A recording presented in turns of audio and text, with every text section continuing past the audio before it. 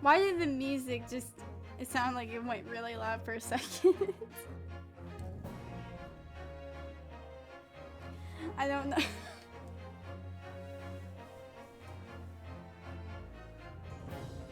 Oh, I hope my mic ain't freaking botched up or anything, I swear.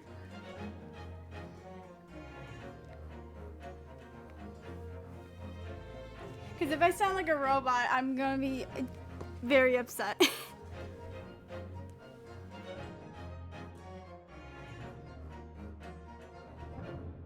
I need to go check.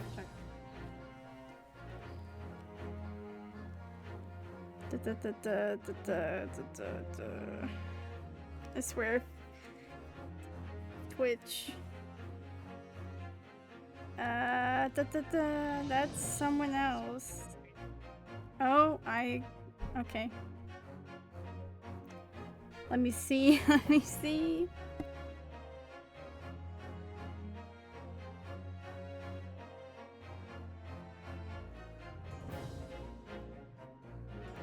Okay, I think it sounds fine. I think it sounds great. I sound fantastic. Yippee.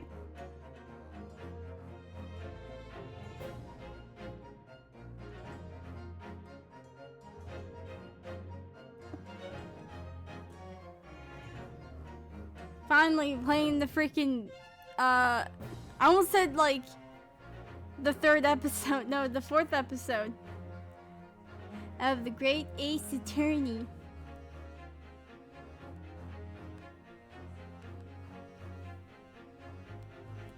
Yippee! It's been a week. I wanted to do this sooner, but there was so much going. Well, not so much going on, but it's like, with the weather changing and everything, it's been making me feel ill. And then like, oh yeah, god awful storms. So that's great. Let me switch over to the game thing. I have to. I'm already here because my brother and I had been in the game before. Wait, actually, hold on. I need to go back to the starting soon, real quick. And you have like a thing. This.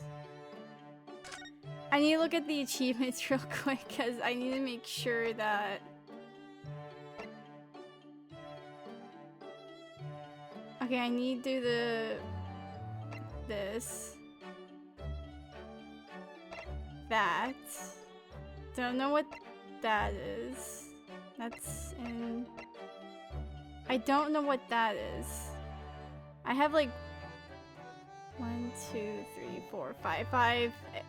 Not counting the 5 achievements left. Not counting the being awarded all other accolades. Okay, it's fine. The ones I know for sure I can do now is the I have to like look at Iris's blackboard, which I'm gonna be doing like throughout this, and also there's like a new version of like the freaking ladders and step ladders debate, which is spades and shovels. I don't. Dun, dun. Okay. Let me do load game. Switch this back before anything. Oh yeah. I went to put Iris amongst the group and I completely forgot I had Zeke's up there. Are my keybinds working? Frick. No, they're not. My mic's not even... God dang it. Hold on.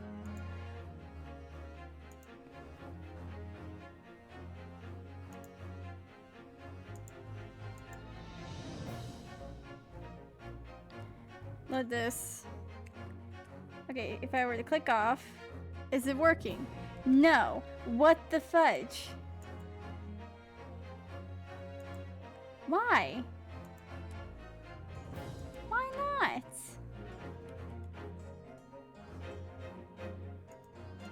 dude?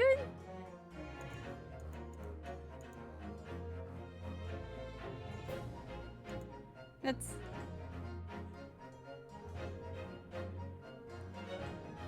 When and where these change?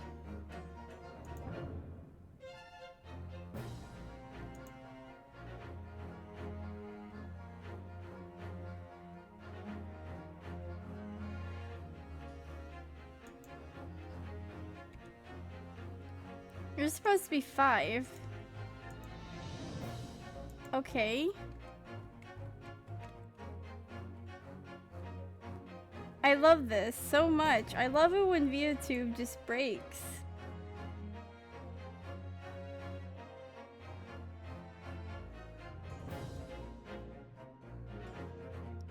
I don't... What? Okay, whatever. It's not gonna work again. Great. Let's just... Well, even then, like, I have to, like, hide it.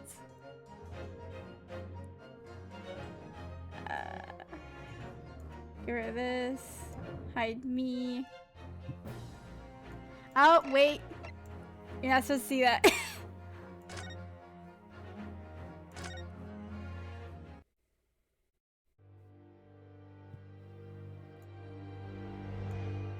The Adventure of the Clouded Kokoro.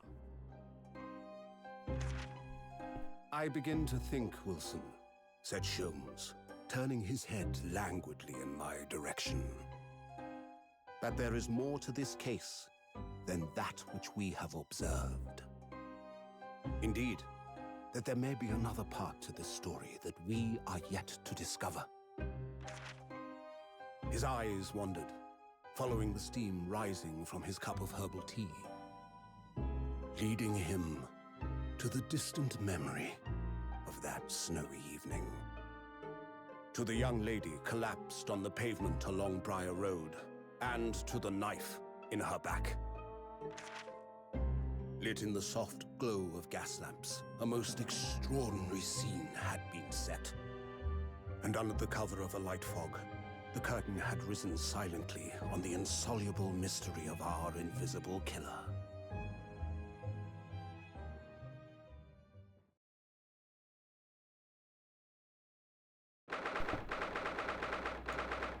Well then. Put this back. I'm back in the freaking building again! Get me out of here. I don't want to see Gant. Or not Gant. Strongheart.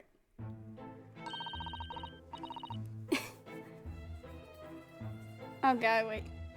Did you sleep last night, Miss Naruhodo? No, not at all. It was an enormous hotel, wasn't it? The rooms were so luxurious. I felt like we were staying in a palace. And with all the gas lights twinkling, it was brighter than day even in the middle of the night. What about the enormous beds? After my time in the Estes Bira, I wasn't going to waste a single inch of that space. I spent the entire night rolling from one side of the mattress to the other. Oh yes, it really was the sort of night you can only dream of normally. Except, when I learned that we owed £3 for the rooms, that dream quickly turned into a nightmare. Oops, sorry about that. The building was so impressive and the entrance so inviting, I just wandered in without thinking. Of course. I'm so anxious about the audio. That, like, if something goes wrong, I'm gonna...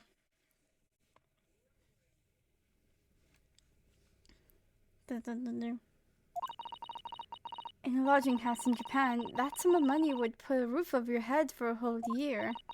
I did try, but I'm afraid I couldn't help my tears when we were presented with the bill. Oh, it's a subtitle! No, it's okay. I really am sorry. Well, never mind. We must find some more affordable lodging straight away, though. If we're not careful, our entire stipend will be used up in 10 days or less. London is a scary place. Good morning to you at this early hour. Frick you! I don't want to see your face! Oh, Yes, well... Good morning to you, Lord Chief Justice.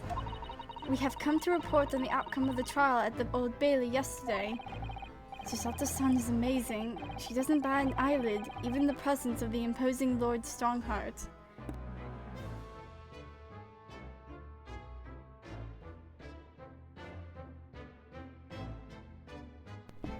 Yeah. Yes, I believe you had a very comprehensive initiation into British courtroom practices. Oh, yes, it was very eye-opening.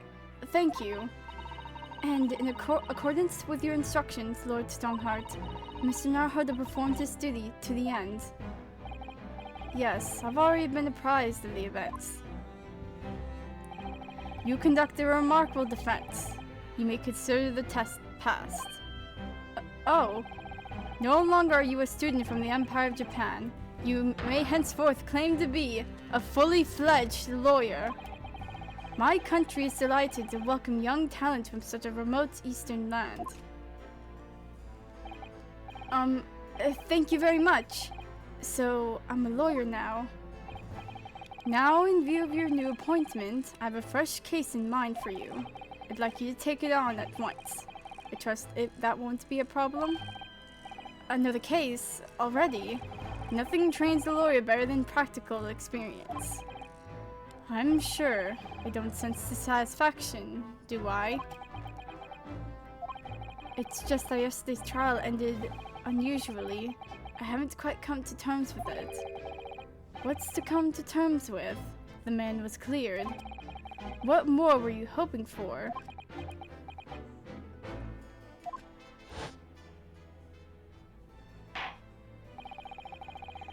The culpability of the defendant has not, at the present time, been established by this court. Consequently, the jury will not be required to prefer a judgment. Well, Lord Van Zeeks, it's been a pleasure, so it does. And as for you, my dear fellow, I couldn't have asked for a better defense.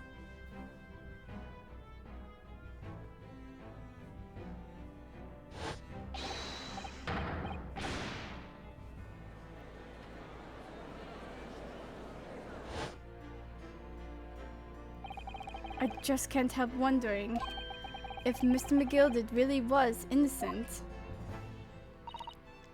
Mr. Naruhodo, it's just that I never managed to ascertain the truth.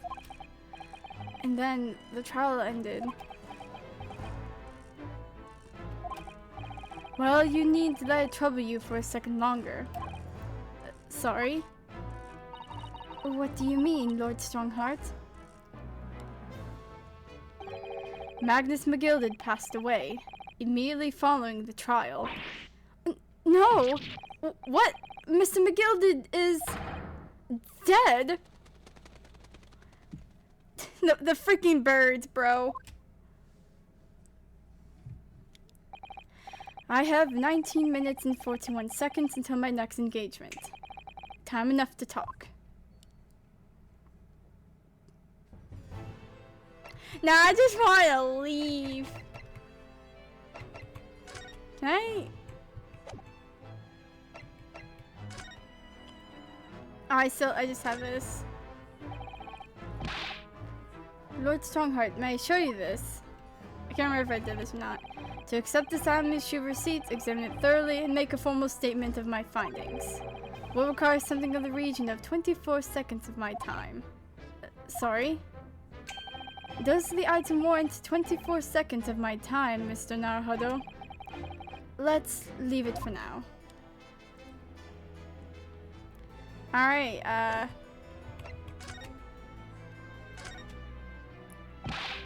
don't understand. What happened? How can he be dead? After the trial concluded yesterday, there was a great commotion in the Old Bailey. As you'll presumably recall, an omnibus had been wheeled into the courtroom. Yes, of course. That was the scene of the crime which Mr. McGilded had been accused of. Precisely. Well, while the bailiff's attention was diverted by some other matter, the omnibus went up in flames. No. How could such a thing have happened? That is being investigated as we speak. But already, the police have identified the corpse, found inside the charred shell of the carriage as that of McGilded. That's awful! The man must have slipped inside whilst the bailiff's attention was elsewhere. That bailiff really needs to pay more attention. And how could that have happened? That is also being investigated as we speak. Thinking back now, immediately after the trial, Mr. McGilda did mention going back into the courtroom to look at the omnibus. Well, I must be making tracks now. 'Tis time for the inspection. Sorry, what inspection? They're going to examine the omnibus again, so I'm told. I asked if I could be present for it myself. An inspection of the omnibus. Not to my knowledge. I don't believe Scotland Yard had any intention of re-examining the carriage. But then who was Mr. McGilda talking about? Never mind that now. The Yard is making a thorough investigation. This matter is no longer any concern of yours. Leave it to the police. Poor Mr. McGilded.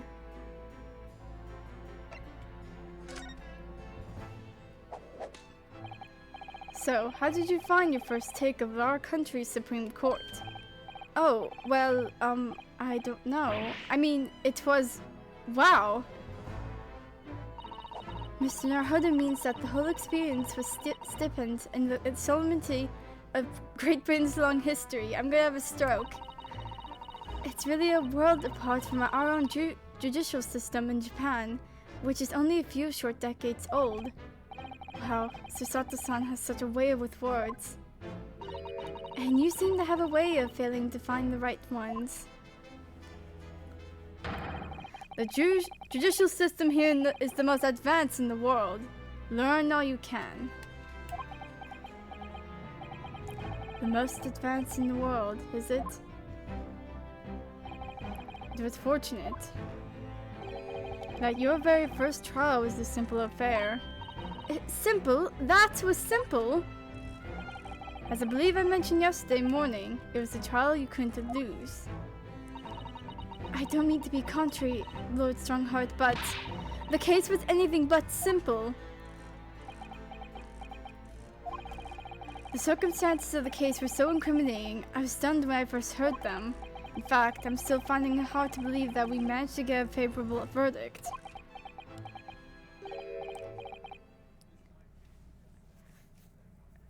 Bro, why you laughing? I wish my thing worked. Oh, it works! Finally! Is something funny? No, my apologies. However, the fact is that you did receive the not guilty verdict you set out to achieve. And that can only be attributed to exceptional talent.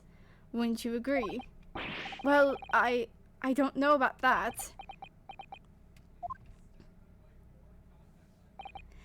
Well, never mind. You exceeded my expectations, I freely admit. That much, at least, is an undeniable truth. Which is precisely why I have prepared the new case for you that I mentioned before. Blah, blah, blah, blah, blah. Words.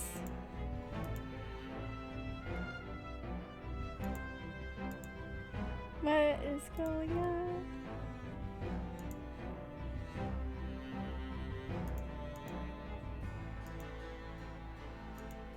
Is everything good? Yeah, okay, cool.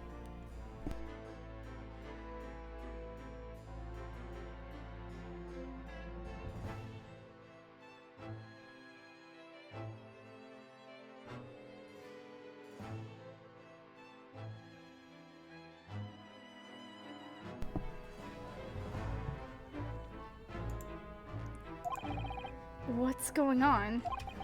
What was he going to say before? Alright, what's the new case, man?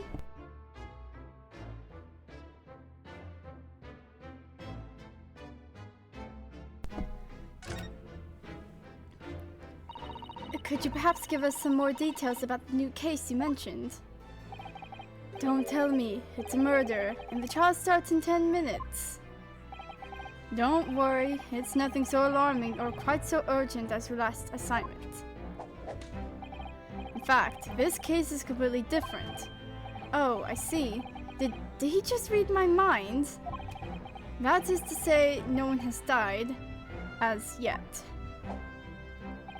And the trial will not be today. There is plenty of time to research the case thoroughly.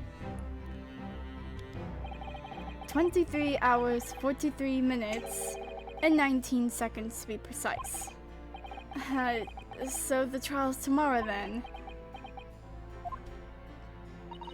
Is everything alright? Oh, yes.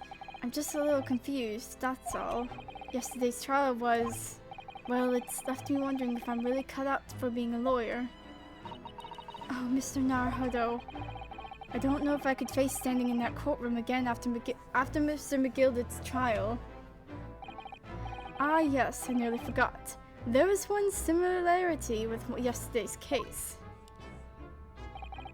Once again, there is currently no one to advocate for the defense. Oh.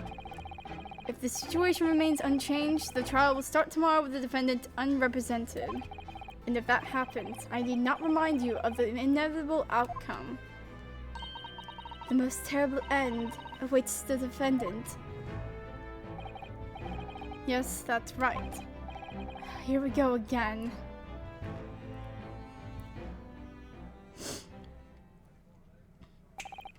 Your time is up. You will have to excuse me. I would advise you to begin making preparations for tomorrow's trial. After all, the clock is ever ticking. There is now but 23 hours, 26 minutes, and 39 seconds until the court sits. Last time he mentioned 23 hours, he said there was plenty of time. And one more thing, Mr. Naruhodo. There is something I should like to ask you. What's that? Yesterday, you remarked upon something. That you intend to see through the will of your late compatriot, Mr. Asogi.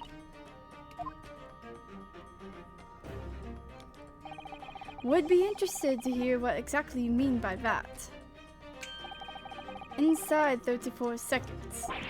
Oh, well, Kazuma always used to say, you see, that he wants to learn how the greatest justice system in the world works so he can manage, he could change hours in Japan. I'm gonna have a stroke. Now that he's gone, I'd like to work towards that myself. And there's another thing. Oh, another thing. Continue. On the way here, on the steamship, he said something to me. There's something very important I have to do. Something very important. And what exactly would that be? He never had a chance to tell me. I suppose he would have done if he ever made it. Oh, come on! Oh. I suppose he would have done if he'd ever made it to Great Britain. You're out of time. Well, thank you for an enlightening discussion. Mr. Naruhodo, what's all this about?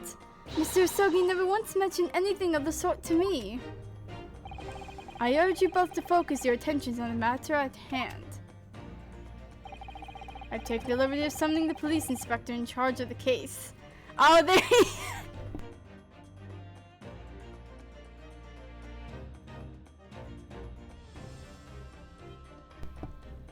he does not look too pleased.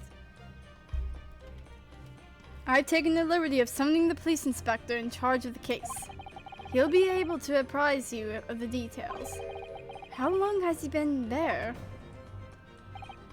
So I wish you the best of luck, and bid you farewell.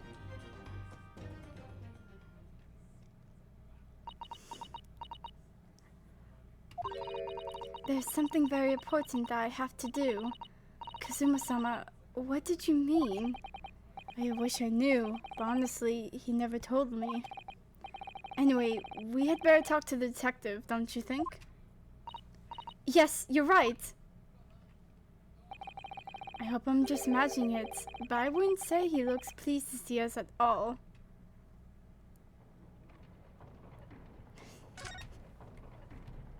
I'm sorry, just standing here. Sup, mate? Could we trouble you? What do you think? Lovely weather, isn't it? What's the weather got to do with anything? Listen to me, you young Japanese upstart.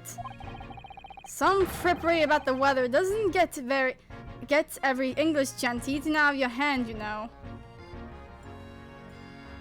This is the best song ever. At least to me it is. The enemy of the great detective.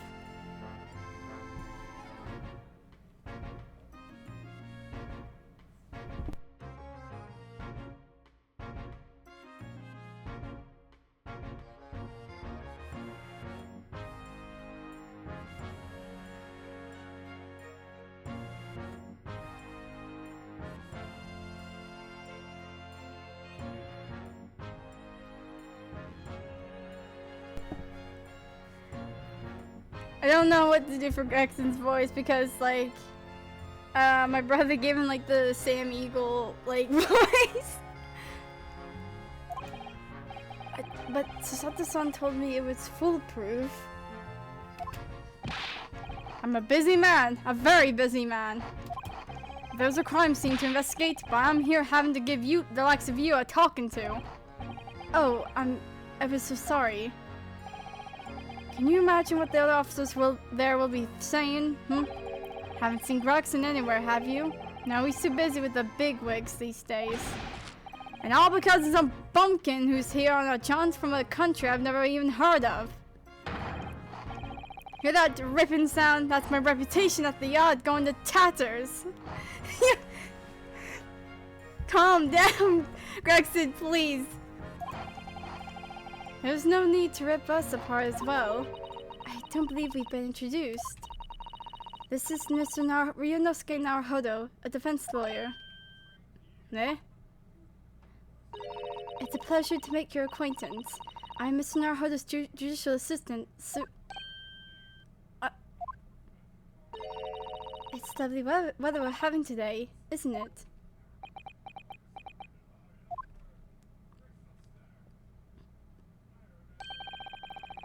It's unseasonably fine, I grant you. London winters don't see a lot of sunshine. Unbelievable! How did she pull that off? So, Lord Strongheart has asked me to fill you in on the case. The name's Tobias Gregson. Inspector Gregson to you. I'm from Scotland Yard. Gregson? Inspector Gregson? What's the matter with Susato-san? Does this detective's name mean something to her? No, I want to present my badge! Maybe we see Gregson somewhere else. I want to present my badge. I don't know what voice to give Gregson, just try my best. Inspector, are you perhaps the Inspector Gregson?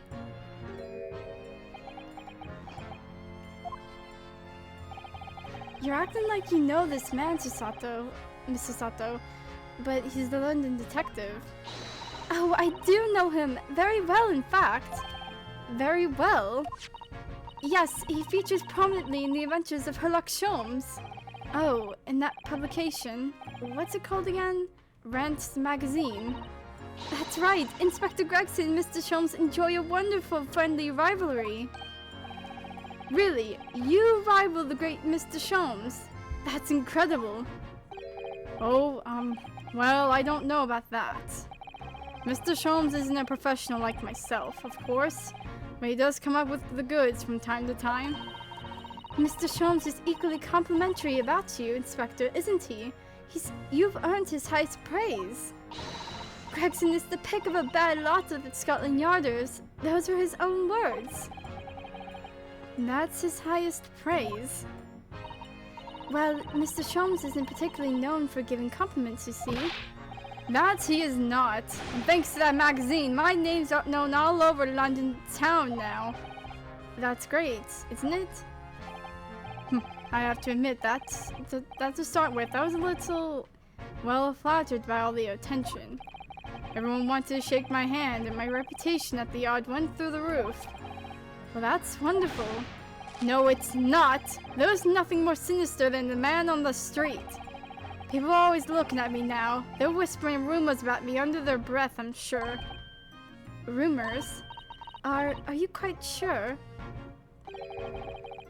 He's changed since he started appearing in those stories. The fame's gone to his head. Stuff like that.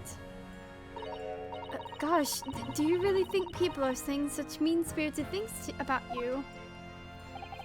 Like I said, they whisper, so I can't catch exactly what they're saying, but I know what folk are like. I'm sure that's what they're saying, as sure as eggs is eggs. What else are they gonna be?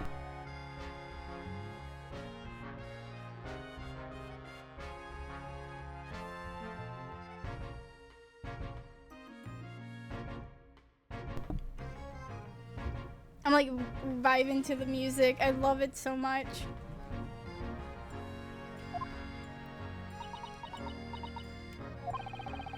I get the feeling this detective could be very hard work. Oh dear, perhaps the sunrise of fame does change people. What's up with the case? So, about the case that Lord Chief Justice mentioned before.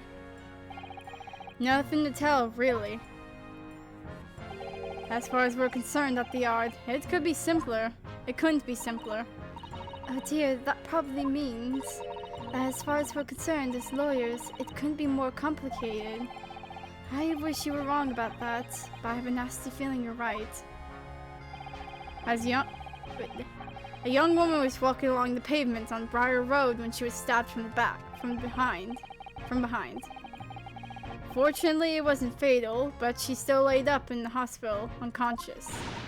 That's despicable! What sort of coward would attack the poor woman from behind? I suppose you would have finished whoever it was off this takedown, would you? That is neither here nor there, Mr. Naruhodo. Brace yourself, Ryunosuke. You've angered her now. Anyway, after something of a whirlwind investigation, the criminal was arrested. He barely had time for a cup of tea after the incident took place, to be honest. So, there must have been something left at the scene that led you directly to the culprit. Or perhaps a reliable witness who recognized the person in question. Let me stop you right there. You're wasting your time on this one. Sorry. There was nothing you can do. There is no way you could help the bloke now. Why ever not? Simple.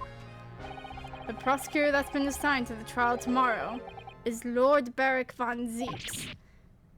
No! Sounds like you've heard of him then. We faced him in court! Oh yes, we are very familiar with Lord Van Zeeks. Believed to be the harbinger of death itself. The Reaper of the Bailey.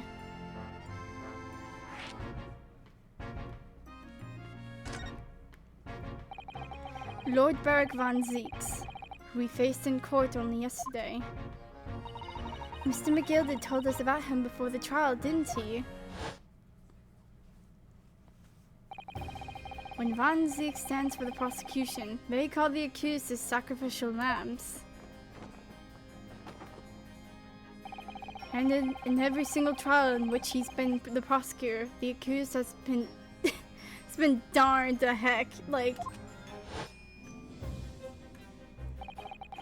this Reaper of the Bailey nickname, I suppose he's earned that because every defendant he advocates against is found guilty. Is that it? Well, if that's the case, we should inform you, Inspector, that in yesterday's trial against Lord Van Zeeks, Mr. Naruhodo secured the verdict of not guilty. And what's of it? Oh, well, I think that means that even against the Reaper of the Bailey, it's not impossible to save the defendant. No, you really don't have a clue, do you? What do you mean? What happened to that bloke in the end, eh? He's dead. Magnus McGilded came a cropper in that omnibus when it went up in flames. So you can't rightly say you saved the defendant, can you? What are you saying? Look, if Van Zeeks could get the dirt to stick on everyone, he'd be a miracle worker. That's not how it goes. He doesn't work miracles, he works magic. Black magic. I'd have a good long think about that if I were you. Are we really supposed to believe that?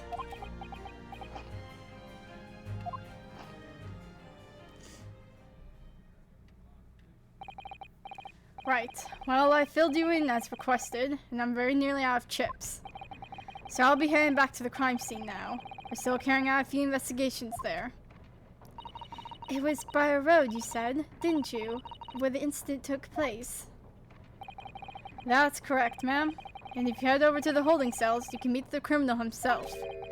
You've branded him a criminal already. He's as good as. Shaking like a leaf in his cell, he is. It'll give you a chuckle if nothing else. He's inmate 53. Speak to the jailer and he'll show you the way. Inmate 53. Thank you. I've lost the Gregson voice. It's gone. It's over. It's so over.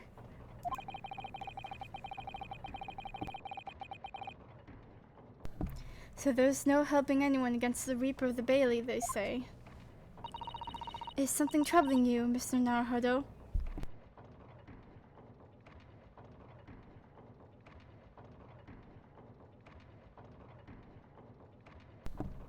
Okay.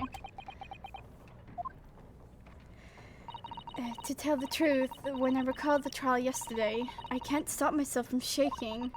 The idea of facing the Reaper in court again is... Well, if you think it's too much for you, there's no shame in turning the case down.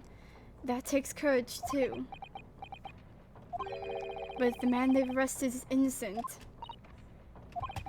you could well imagine he would be shaking like a leaf in his cell. And I, for one, wouldn't find the sight of that funny. So, if I'm honest, I'm still reeling from the shock of yesterday's events myself. And I'm really not sure if I'll be able to if I'm able to help this man, whoever he is. But I'd like to try, so I think I'm going to make some inquiries. Will he help? Did you really think you had to ask? After all, I am your judicial assistant. Thank you. So then, shall we? Yes! Let's go! Yeah!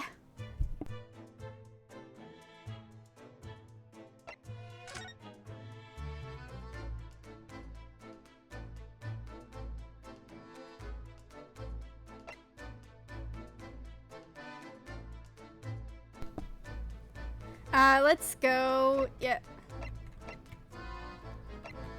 Briar Road, the scene of the crime, and prison. These prison cells are where suspects are held within, are held while they wait trial. Visiting is permitted at certain times. Polygonal investigation outside of the courtroom.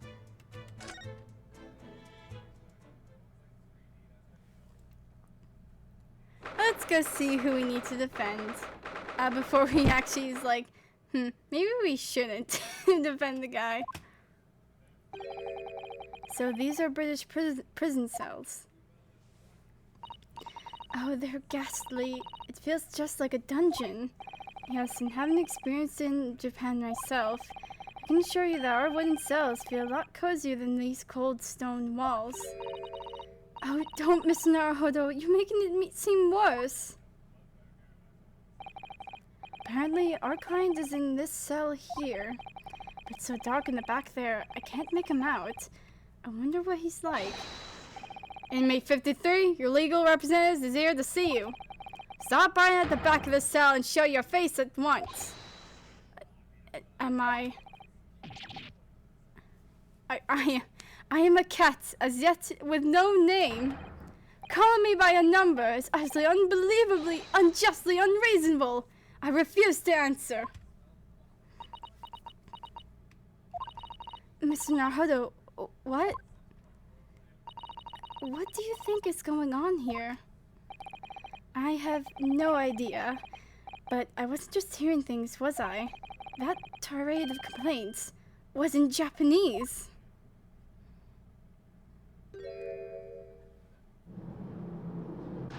Amen.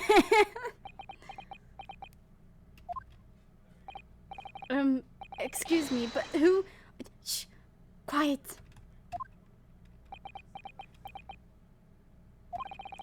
They're all around, hiding. I know they are.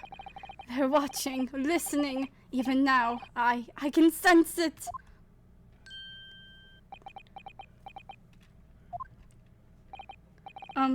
Right. So, could I ask you who exactly... there you are! You've come to curse me, haven't you? Don't try to hide it, you're a ghost! A ghost?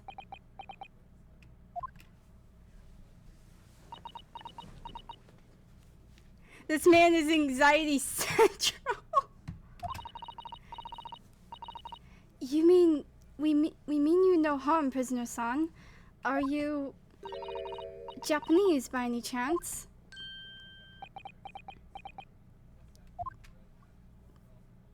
Japanese personnel spotted at British soil. This is beyond my wildest dreams. Oh, it's okay, man. We're gonna help you. And he committed a murder, or kind of, almost. Supposedly. Forgive me for that outburst before. I am so sorry. Oh, it's fine. We're just a little surprised, that's all. Imagine it! It's been 12 long months since I left my hometown, and here I am, in a frightful fix of a foreign land.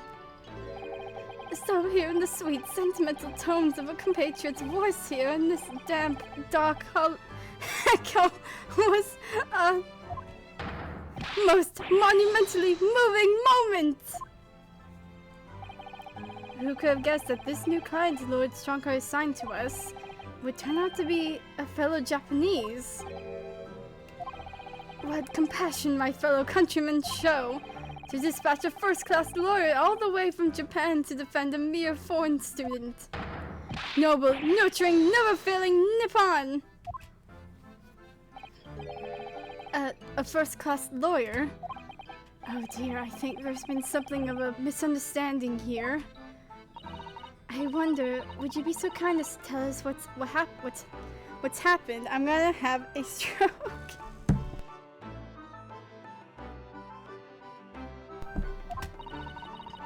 Why you've been detained as a suspect, for example? Yes, I will. Shan't say sullen and silent. I'm not quite sure I understand what he means, but he seems happy. Yes, he does. I just hope he actually has a good reason to be. Thank you for your cooperation. I'm a lawyer, as you said. My name is Ryonosuke Naruhodo. And I am Naruhodo-san's judicial assistant, Susato Mikitoba. I am a visiting student sent here by our government. Notoriously named Natsume. Soseki Natsume. You wanna see my badge? Yes, the symbol of one of our great empire's first-rate lawyers. Which means, of course, you'll stand by my side. You'll defend me. Oh, no, sorry. That wasn't why I was showing it to you. Then why else would you show me that? Oops. In hindsight, that probably wasn't the best idea. I'm so sorry, Soseki. Soseki Natsume-san? What an unusual name. Call me Soseki, please. I'm a poet, you see. A writer of haiku. It's something of a nom de plume. A nom de plume? You mean an alias? And right as that, a cat has entered. What a coinky-dink.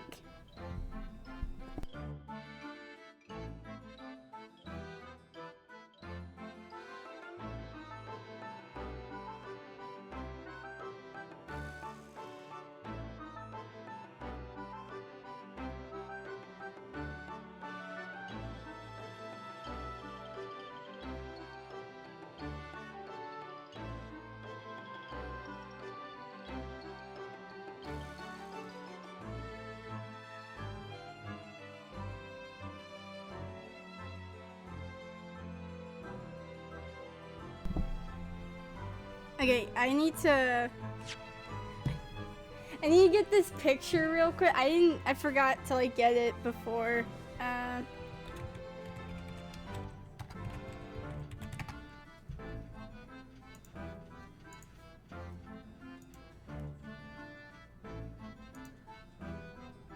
Save this, go there, go here. Natsume.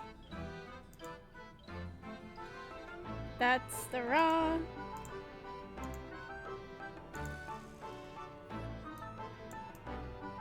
So this guy's actually based off of the actual Saseki Natsume.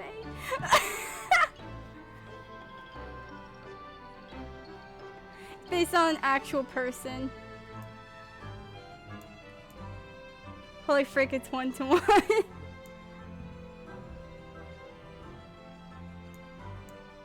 I'm sorry.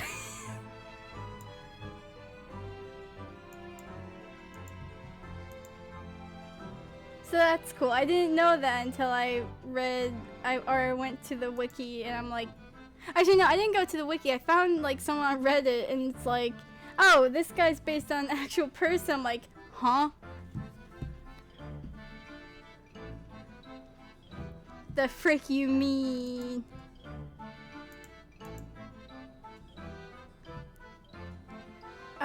Okay. What did he say before? Hold on. That's right, Miss Naruhodo-san. Click this. Okay, he had an alias, yeah. That's right, Naruhodo-san. No! Don't be so prosaic. It's much more refined than that. And haiku, that really reminds me of home. Did I hear you say that you were a visiting student sent here by the government? Yes, that's right. A year ago I was told to go and study English. First I had to suffer that misery, and now this. It's beyond the pale! Suffer that misery. Did you not want to study here? Oh my god, the cat again. They want to see Natsume! Saseki! They want to see Saseki-san.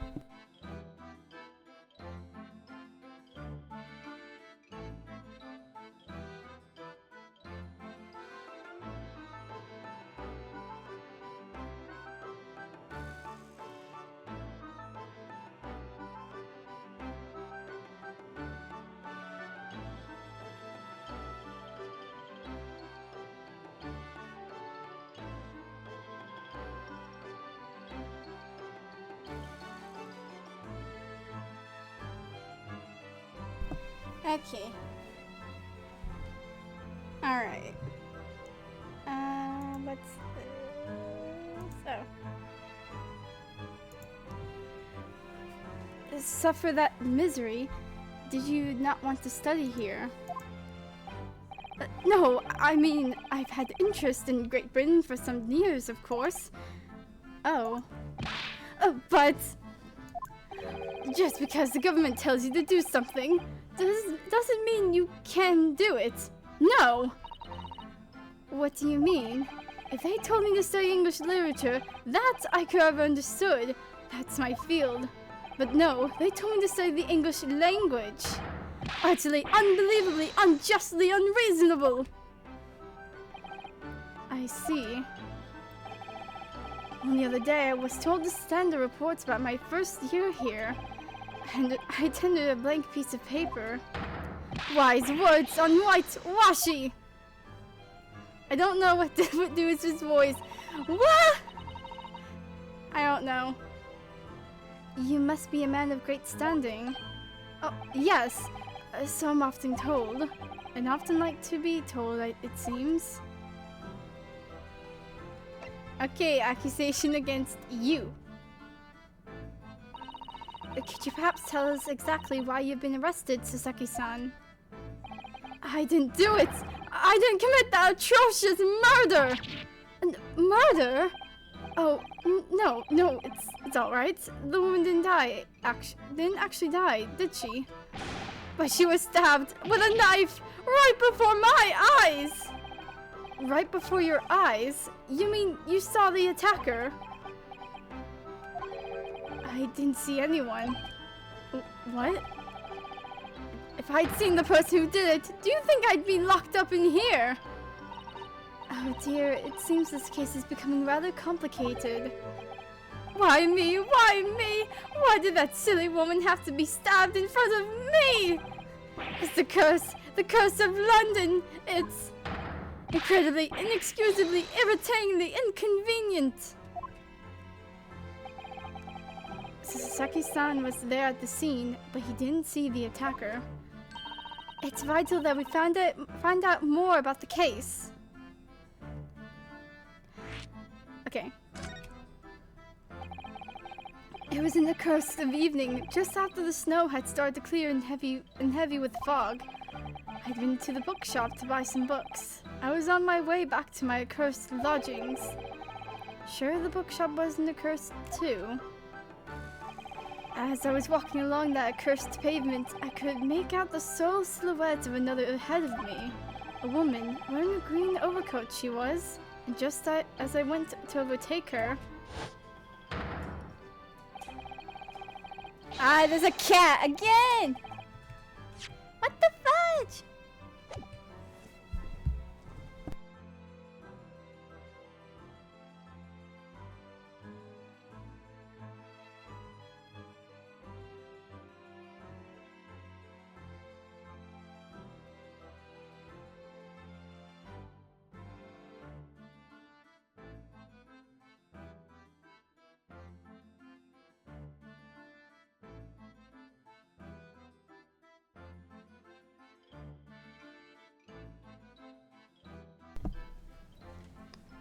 Okay. Jesus Christ, every time I see it, every time, like, I stream, is like, oh, yeah, let the cats just, like, just start being cats.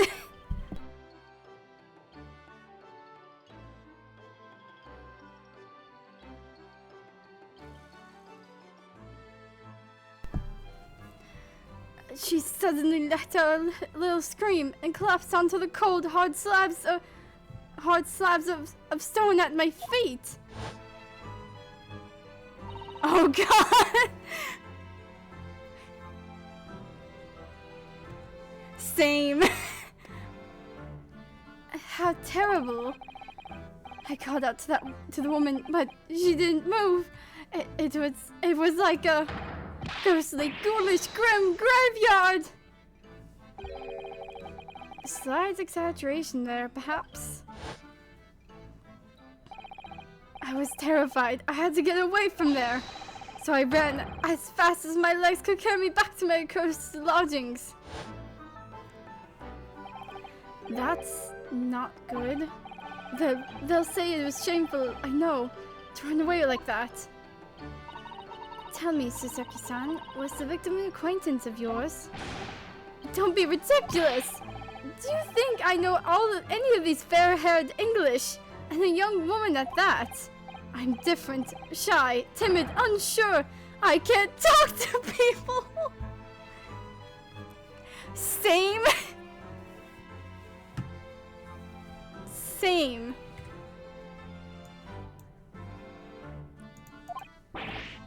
I see.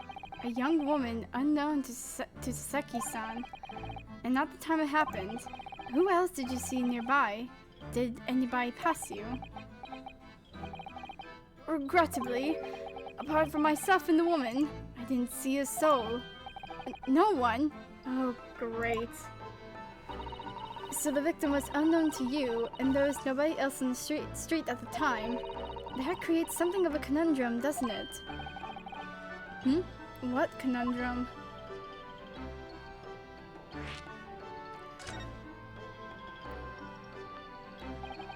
What do you mean, Susato-san? What's the conundrum? Well, if what Sasaki-san has just told us is true, there's something I can't explain. He says that he didn't know the victim and that there was no one else at the scene. Then he apparently fled without having been seen. I did!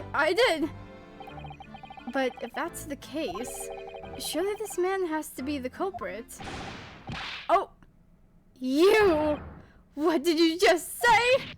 Nothing! I didn't say anything! Oops, perhaps I thought that a little loudly. Actually, that's not what was troubling me. What I was thinking was, how did Sasaki-san actually come to be arrested? Sorry? He didn't touch the victim, and there was nobody at the scene to see him. So how did the police ever discover that he was there in the first place? Oh, yes, she's right. It was him. That accursed great detective. He led the police to me. Of all the bad luck. Accursed great detective. Could it be? I shall never forget that man's name as long as I live. With his haughty laugh and his self-proclaimed greatness. Brass, big head, bushy body be gone. May you be cursed until the end of your days. Herlock Sholmes!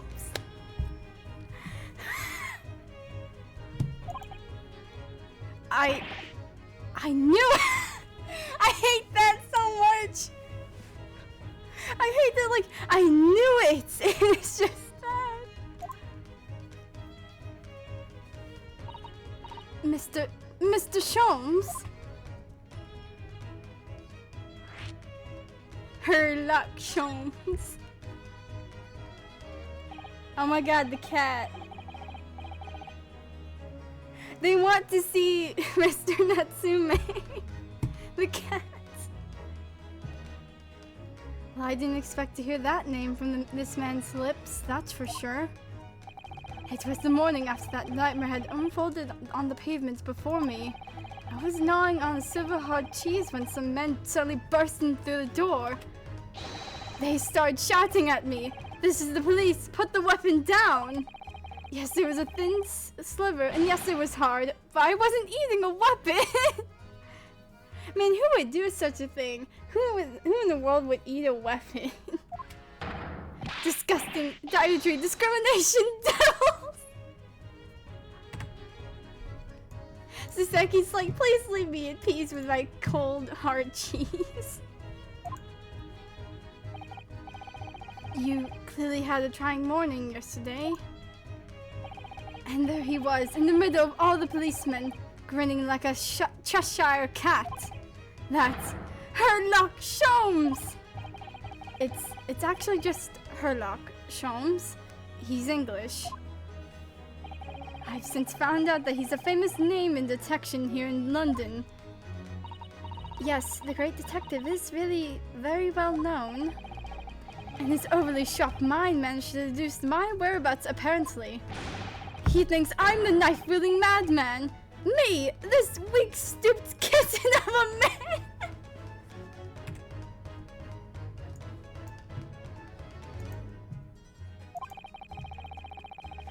I wonder what great deduction process led them to this conclusion this time.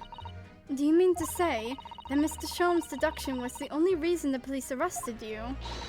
That would be really most unreasonable.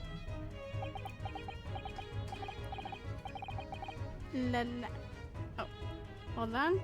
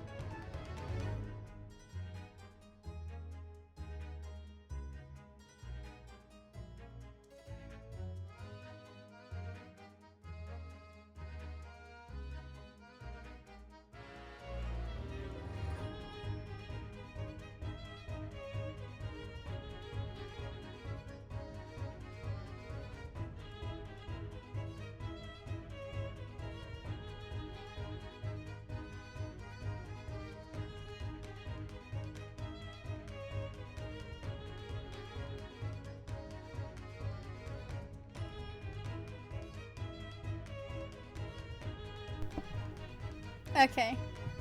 I forgot the music was playing. Like, I blanked out. I'm like, wait, what's... Oh. Well, the thing is, I was thrown into a panic when they barged their way in. Of course you were. That's only natural. I was terrified and trembling, and they kept throwing questions after question at me in impossible English. Fiendish foreign flammery.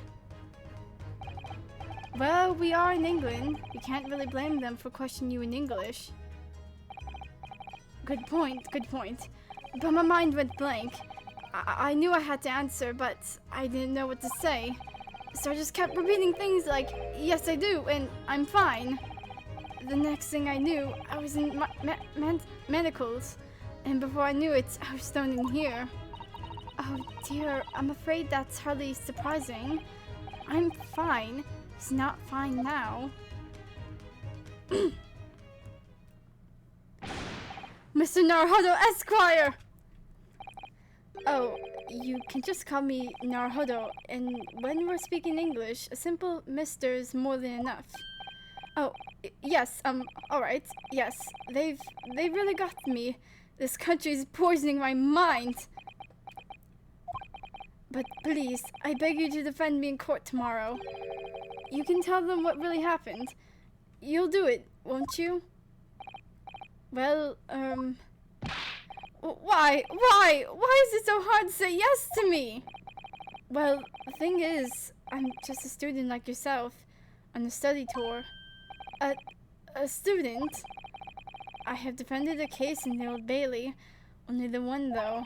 But at this moment in time, I really don't know what I'm supposed to believe in. I'm confused about what justice in this country even means. Oh, Naruhodo-san. I'm not even the foreign student who is supposed to be here. I'm a sort of locum lawyer, I suppose.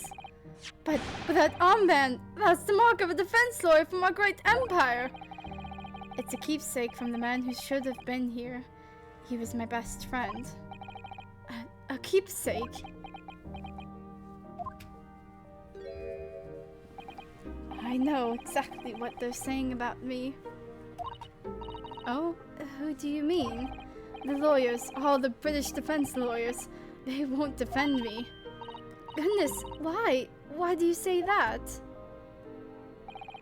For the same reason as you noted before.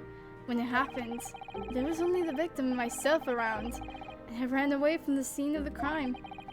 I'm not a fool. I know it looks as though I must be the culprit. It must be very hard for you, Sasaki-san. And anyway, I'm a student from overseas. I'm just a foreign nobody to them, someone not to be trusted. I heard them openly laughing about me before, in my earshot, without any without any compunction at all. Any trial for this man would be a waste of time, they said. And, of course the foreigner did it. They even had the gall to say, the man doesn't understand half of what's being said anyway. That's awful. They're wrong! I've studied more English than half of the policemen out there on the streets. I've traveled halfway around the world to learn about these people's country and its great history. But no one here wants to listen to a man with a strange accent. They all hate me. So, at the very least, I'd like to entrust my fate to someone who can listen to me in my native tongue. Oh. You could do it, couldn't you? When I look into your eyes, I can see it. I can see what you've been through. Sasaki-san, it's just that. Give me a little time, please. I'll do what I can, for the time being. What do you mean? We shall investigate the case as thoroughly as possible. If we can find some clues, it will give us a much better chance, I'm sure. Oh, yes, thank you. I'll be here, all alone, waiting for you. Welcome, student Mr. Naruhodo Esquire. We should be going then, Naruhodo-san. We have a case to prepare for. Don't worry, Saseki, we're gonna help you out. Visiting a cold, dark jail brings home the reality of crime and punishment. The prison cell where the defendant, Mr. Saseki Natsume, is being held.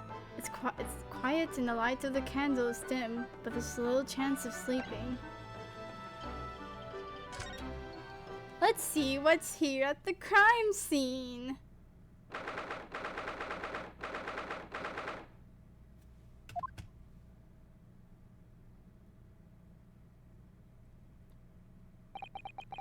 So this is where it happened.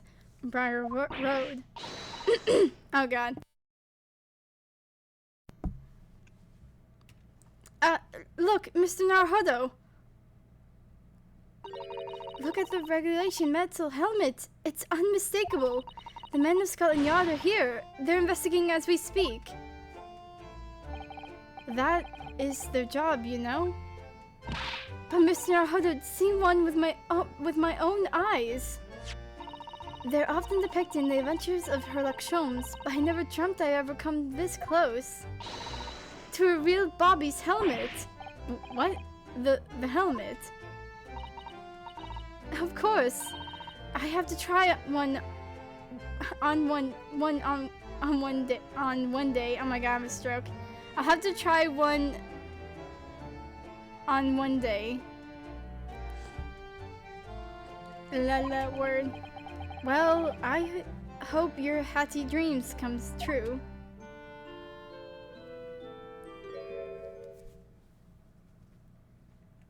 Punk. What's the Japanese delegation doing here? Oh, Inspector Gregson. This isn't on the tourist trail, as I'm fairly sure you're well aware. Yes, of course. We're here to investigate. So you've been up to the holding cells then? What do you make of the criminal?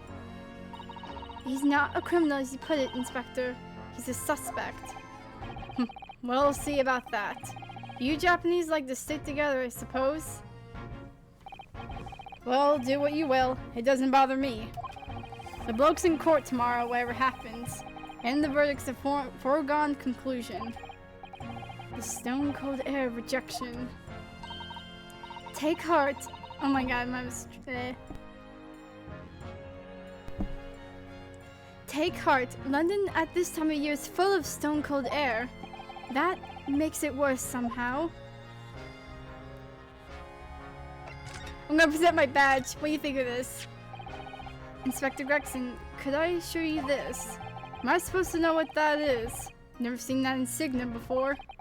It's worn by defense lawyers in the Empire of Japan as a symbol of their profession. In other words, it's a worthless trinket here in Great Britain. Oh, no, it's very important to me. It shows my spirit. An English gentleman keeps things like his spirit very much to himself, I'll have you know. Oh. Don't give up, Mr. Naruhodo. It's too late. He's crushed my spirit already. Please someone say something nice about the badge. That's the bestie's badge. What the fudge? I'm going to look around before... Oh, that's a Scotland Yard carriage. They use vehicles like that to rush to crime scenes and cart away criminals. You're very well informed, aren't you? It's long been a dream of mine to ride one of those through the streets of London. Well, just pick up a stone and throw it through one of the windows then. But that would mean being arrested in order to ride it. Wouldn't it? Still, if it's the only way, help me find a good stone! No, Susato! No! No, I wasn't serious. No, we ain't having that. This patch of pavement must be where the incident occurred. Yes, it's a very wide open space, isn't it? That's true. I can't see anywhere an attacker could have been hiding. Oi, what you foreigners doing here? Oh, we, just investigating the scene. Conspiring with that mustache fella from Japan, are ya? Conspiring? Come here to destroy evidence, have ya? Get out before I give you an Aiden. Go on. Absolute jerkwad. What the fudge? He shooed us away like rats. Yes, we should give him a wide berth, I think. What a disappointing experience. Alright, freak you. Let's see a snowman. What? Oh my god. What a delightful snowman. I didn't realize the English had a tradition of making snowmen as well. It looks a little creepy though. Oh, it has a scarf. Look! You need one if you're out in this freezing cold all the time. I wish I had one. I'm afraid our budget's somewhat frozen at the moment too. We certainly can't afford a scarf. Surely the snowman here wouldn't miss his. But the person who made the snowman certainly would. Yes, I know. You're right. Anyway, even if I... Oh my god. Even if I borrowed it, it wouldn't do much to warm my neck, would it? It's covered in snow.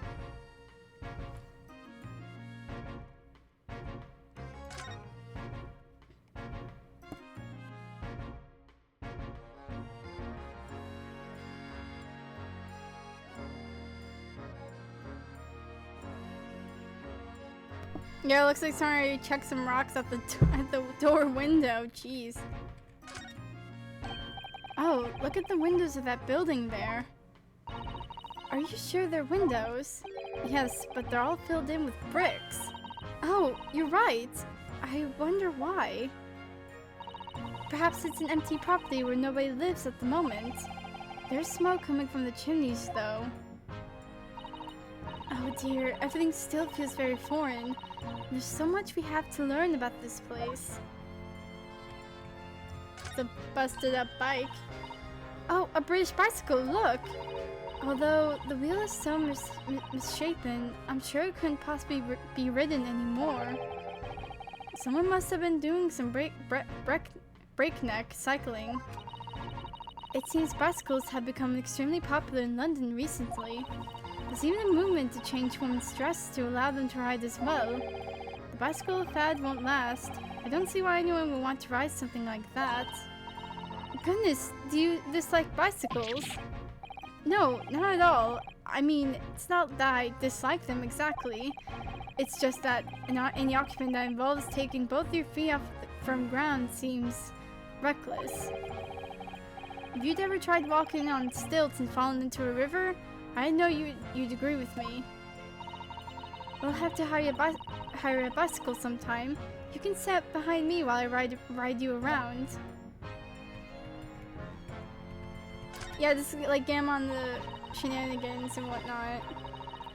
Riding down London streets in the freezing cold on a bicycle. That's a rather typical old brick building, isn't it? I'm sure it has a long and interesting history. Well, time certainly seems to have taken its toll on the place. It's crooked and sagging all over. In fact, it looks in decidedly worse shape than the other houses around here. We must find some cheap lodgings ourselves as soon as possible. Yes, you're right. Cheap, but ideally with reasonably level floors.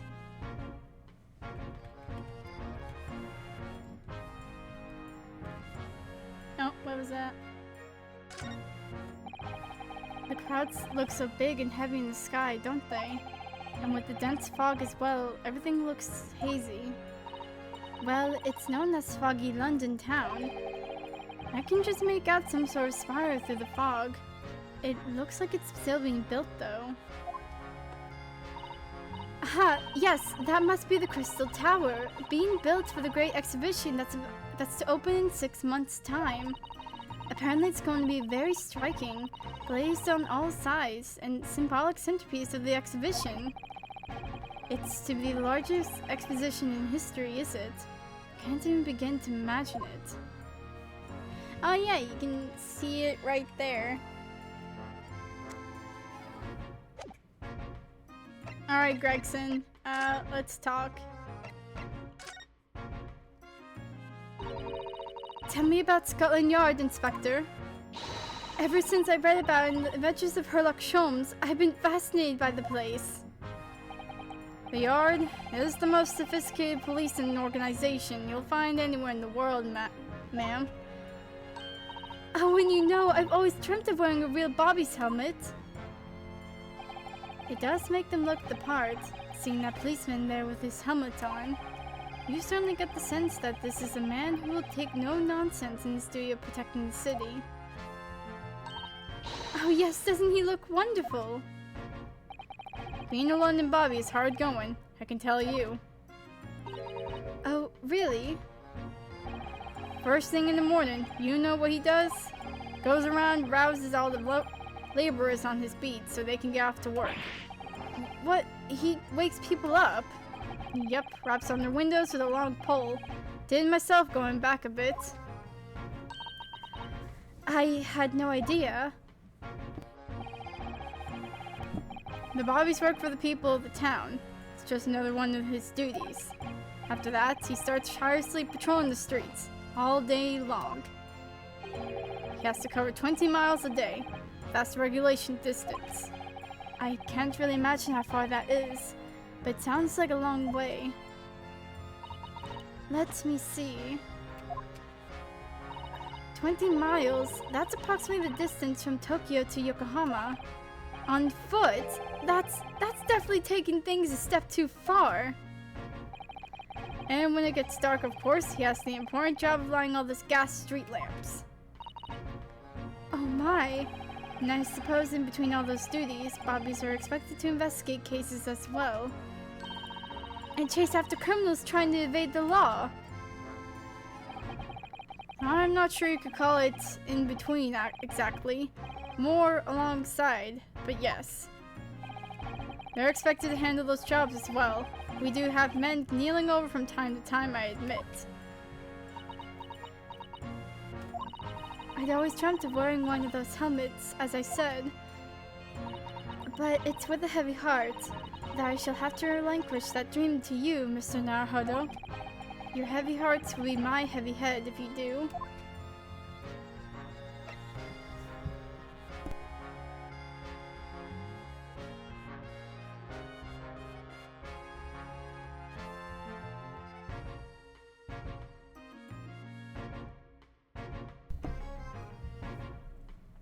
Okay, that's the case. It happened around 5 in the evening 2 days ago, just there on that open bit of pavement. The victim, a young woman, was stabbed with a blade from behind. Is it right that the lady is still unconscious now? You mentioned that she's been treated in hospital.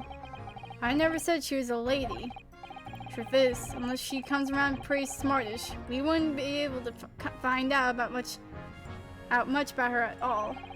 I suppose that means they haven't been able to take a statement from her, of course. Here's a map of the local area. Happen to have on me. You can take it if you want. Really? Are you sure? It's your policy to give lawyers, defendants, suspects the odd bit of information to go on. I haven't actually accepted the job yet, but still. Thank you, Inspector. We gratefully accept. Anyway, as far as we know, there is no one else on the scene other than the victim and your fellow countryman. So, who did it, do you think? Not much of a head-scratcher, is it? Well, I know Mr. Natsume is also claiming to not have seen anyone else around, but just because he didn't see anyone, it doesn't mean we can be sure that nobody else was present. I'm sorry to have to tell you, but we most certainly can be sure. How? Because, ma'am, the precise moments of the stabbing didn't go unnoticed. What?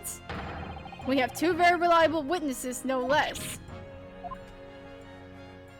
It was a typical foggy London day, and your client obviously didn't see them. There were witnesses now. Let's take a look at the local map. So this is where the stabbing happened.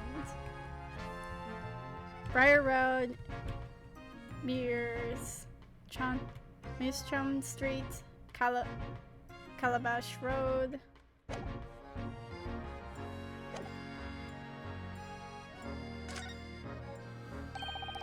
Who are these witnesses, Inspector? Fellow and his wife, and the man's one of the most reliable and respected citizens in all of London. He's a copper from Scotland Yard. A policeman. That might change things. And this policeman just happened to be there at the exact moment the woman was attacked. Nothing peculiar about that, ma'am. Part and parcel of being a bobby. Catching them banging the act and all that.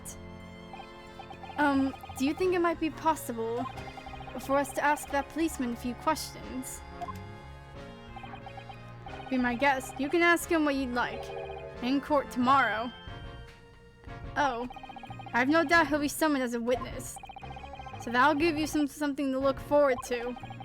That's that then. He's got no intention of letting us meet the man beforehand, it seems. A policeman witnessed the incident. As your judicial assistant, I must warn you that this could make our job very difficult indeed. Yes, as a non-judicial assistant, I could have warned me of that too. Oh yes, one more thing, Inspector. What? The person who led you to the suspect.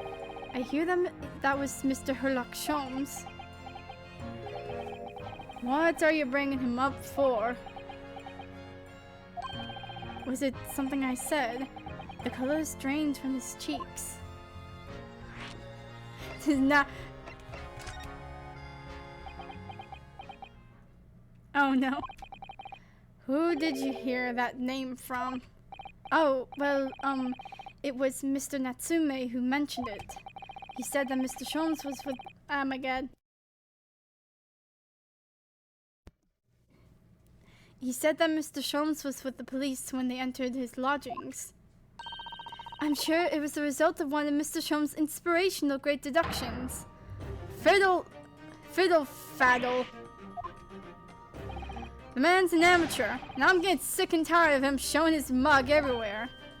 Oh, I don't know where he gets his information from, but he turns up at the scene of the crime, wanders around spouting incomprehensible rubbish, and before you know it, he claims to have solved the case. He's quite astounding, isn't he? He is a great help to Scotland Yard, though, isn't he? Gibble gabble. Ever seen this before? Oh, yes, that's Rent's magazine. The wonderful publication in which the adventures of Herlock Sholmes appears. Yes, well, that wonderful publication, as you put it, sees fit to include several of the Yard's detectives in its stories. And the so-called great detective makes a mockery of all of us. If you ask anyone at the Yard, it's a misadventure to be included in any of Herlock Sholmes' tale at all. Well, I suppose there is an element of that. We work our socks off, every one of us, only to be frumped by the public thanks to that obnoxious detective. The man's as dangerous to us at Scotland Yard as he is to all of our criminals. That can't really be true, can it, Inspector? Clearly the great detective and the police have a complex relationship.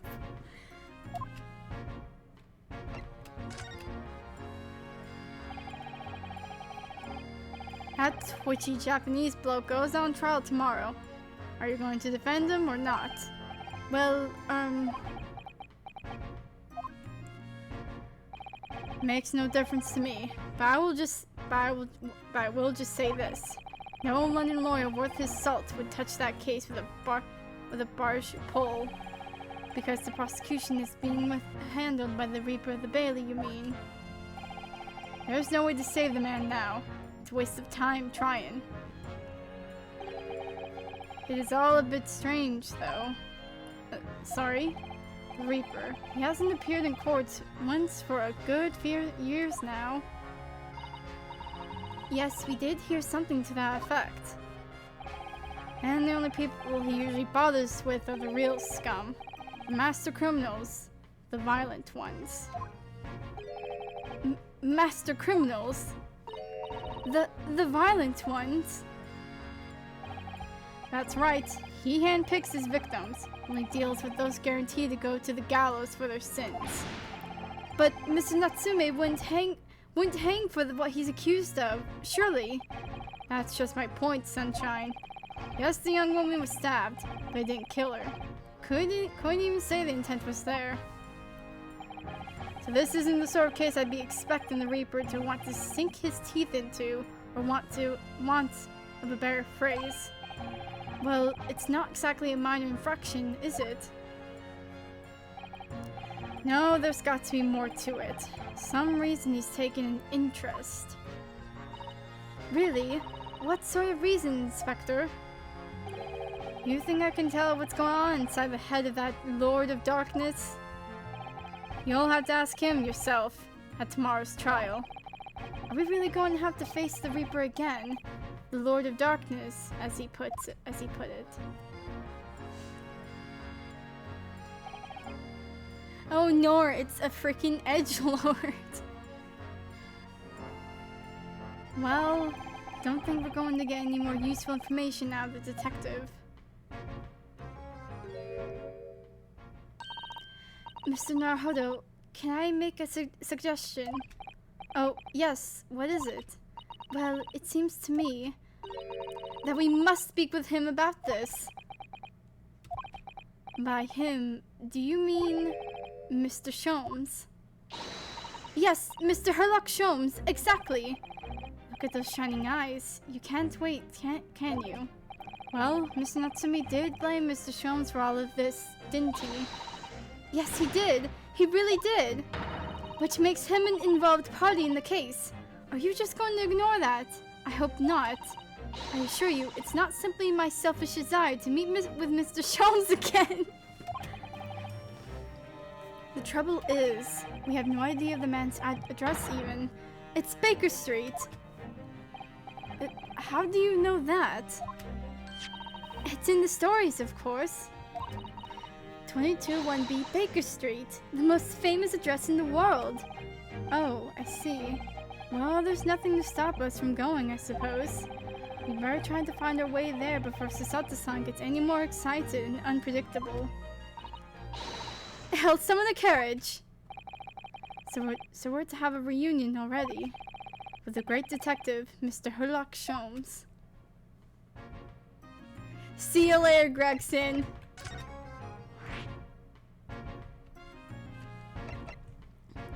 (22-1 Baker Street, the home and office of the most famous detective in the world.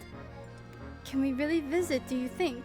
Oh, pinch me, I'm sure I must be dreaming. Yeah, you are. This is all a dream, Susato.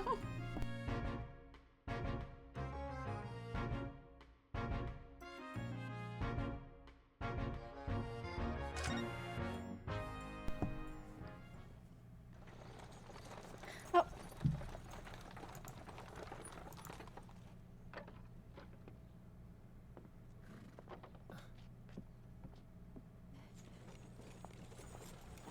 Thank you very much. It's just up there overlooking the street. Good day. Thanks again.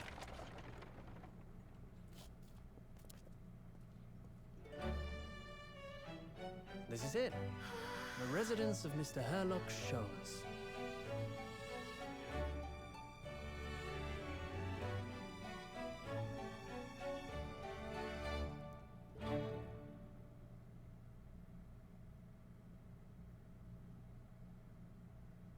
Forgot there was a little cutscene here.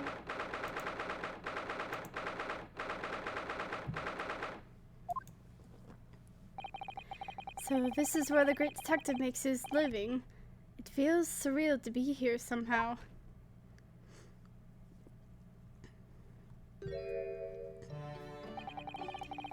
Is it as described in the stories, Mr. Sato? Susato-san? Many famous cases have been solved here in this very room. Oh, I suppose they must have been, yes. I've never read the stories, so it's hard to get quite as excited about it as she seems to be. The detective chases the villain relentlessly as he disappears into the fog town, and And then until London Street. Down an unlit London street. Oh, the thrill of it, the romanticism. Can't you feel your heart thumping in your chest? Can't you, Mr. Naruhodo? Oh, I suppose I can. Yes. So if you don't mind, I'll just stand here and soak up the atmosphere for a while longer. Please, don't mind me. She's obsessed. Well, it looks like our detective friend isn't home at present. Excuse me, is anybody home? Oh, do we have a visitor? Hello, is it a big new case for Mr. Sholmes? Hello. Wait, aren't you? Oh, how rude of me. I'll go and make some tea at once. I'm sure it's the same girl. Mrs. Sato, did you see the girl who was just here? Oh yes, isn't it truly extraordinary? To think that the King of Bohemia came to this very room to ask Mr. Sholmes to take on his case. The King of Bohemia? King William Gotstrich Sigmund von Ormstein, of course. Sorry, I'm drawing a blank. Forget the adventures of Herlock Sholmes for a moment, and look over there. The tea is brewed, and have a freshly baked cake as well. It's you! Also, really good music here. I knew it. Susato-san recognized her too. Ah, there you are! And taking that with you as well. I was looking forward to the trial run of my experimental smoke grenade launcher. Oh, good day to you. I'm, well, the inventor, I suppose, of that machine. It's the girl who turned up at the end of Mr. McGilde's trial in the defendant's antechamber. I've never met a lawyer from the Far East before. Poor you, having to get straight to work when you've only just arrived in London. Oh, yes, it was challenging. Well, try this tea. It's my special blend, you know. Oh, thank you. Is tea supposed to look that color? Oh my, what a fragrant yet mellow flavor. Hooray! It's a winner! I tried blending different leaves designated to alleviate fatigue, you see. If you must be exhausted after your long voyage here, and you have another ticklish trial tomorrow. Oh, and you're to defend the Japanese man. I do wish you lots and lots of luck. Did Mr. Sholmes tell you about us by any chance? Oh, you know Hurley too? Hurley? Mr. Sholmes, to you, surely. Mr. Sholmes was a fellow passenger on the boat that brought us to Great Britain, you see. Was he really? Well, I had no idea. I'm afraid Hurley's out on an errand again today, even though he's just returned from overseas. Wait a minute. We met this girl from the first time ever yesterday after the trial, and only briefly at that. How on earth does she know so much about us? Did she deduce all those things, do you think? And perhaps more to the point, why is she here in Mr. Sholmes' suite? Oh, silly me, I haven't introduced myself, have I?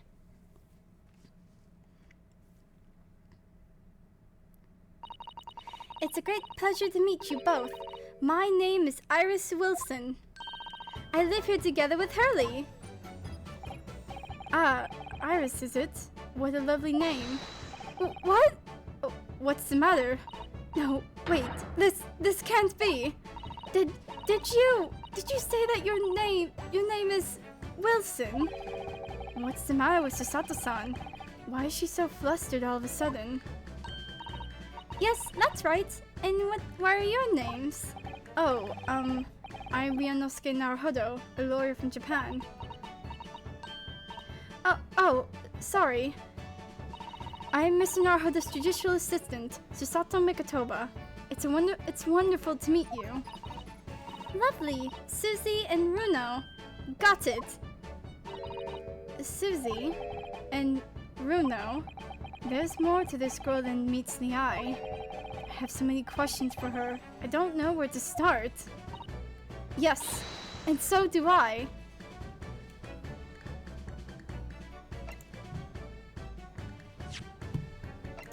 I love this music so much.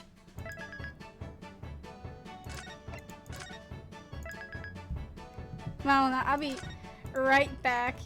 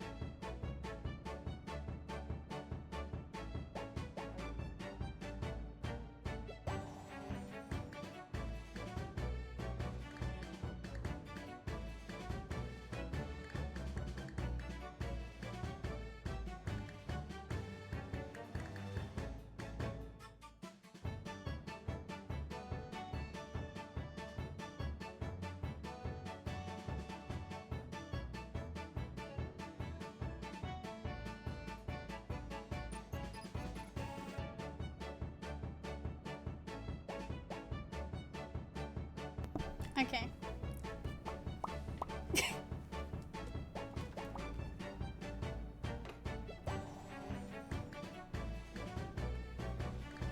I love this music so much. Let's go look around.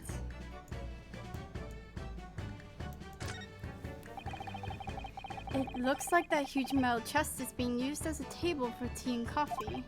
It seems very sturdy, with an equally sturdy lock. Mr. Naruhodo, you mustn't go around opening things. I always have to keep an eye on you, don't I? You're very mischievous. How did you come to that conclusion? When earlier I made this suggestion, you should go throw a rock at the freaking, at the carriage.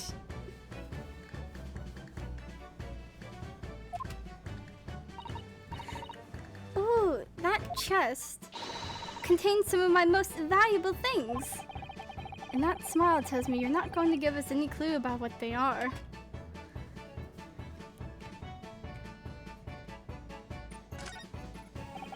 I do like this fireplace. It's one of the best things I've seen since we arrived in the country, in fact. Lingering beside the fire and watching the flames flicker and dance in the grate. It's so relaxing. We can't relax, not when there's so many interesting things on the mantelpiece. Oh, it's just as it was described in the stories. It is. Yes, exactly. Inside that Persian slipper, for example, are my chocolates for 11's. 11C. 11's? Wait, what? I have a stroke. And transfixed by their large jackknife is my shopping list for the market. Oh, it's not quite how I remembered it being described in the Adventures of Sherlock Holmes. Poor Susato-san. She looks crushed. Oh. A mystery shoe, a curious hammer, and some mysterious dancing men. A bust of Napoleon. What an entrancing collection! This is the first time in my life that I've seen a lonely old shoe displayed as an ornament. Oh, those are all mementos that Hurley has collected from his past cases. Really? Even the bust? Yes, that's right. When the mood takes him, he likes to throw it on the floor and smash it to dust. The poor, defenseless emperor? Mr. Sholmes destroys it. Yes, and then he buys a new one. You make it sound like he has the temperament of an insane sculptor. How entrancingly bohemian of him. What? Yeah, a shoe, a hammer, and like some chess pieces.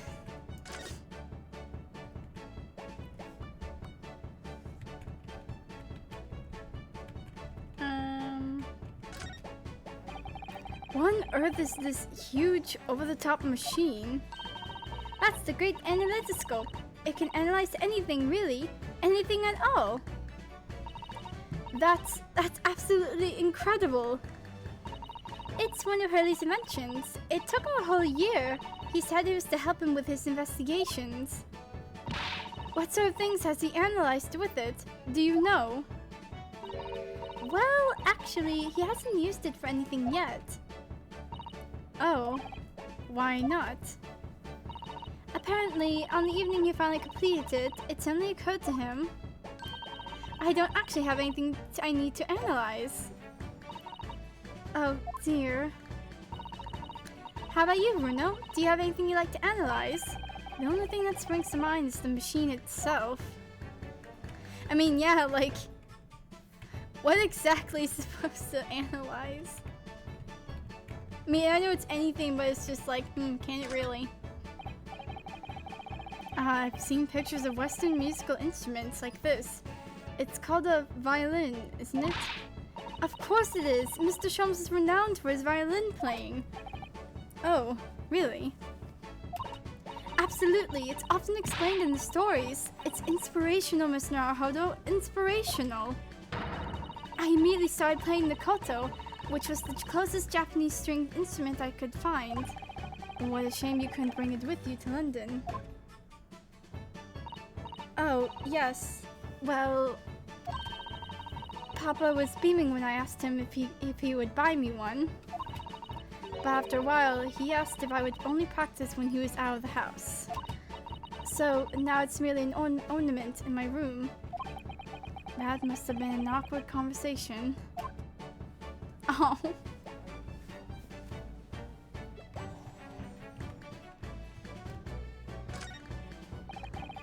There's all sorts on these shelves.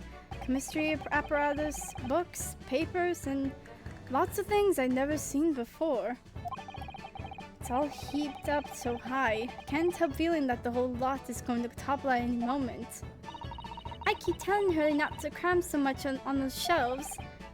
Good advice. He wanted to look something up in one of those books a while ago. But it was so tightly wedged in, he couldn't get it out. So he went and bought a new copy instead. Oh my... This man. Why are there all those bullet holes in the wall up there? Was Mr. Sholmes trying to shoot a pestry fly or something?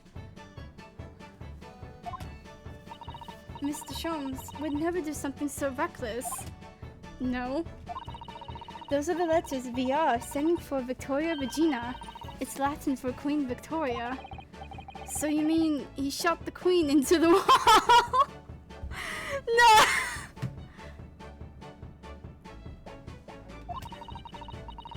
In a moment of boredom, Mr. Sholmes adorned the wall with a patriotic sign. That's all, as pistol practice.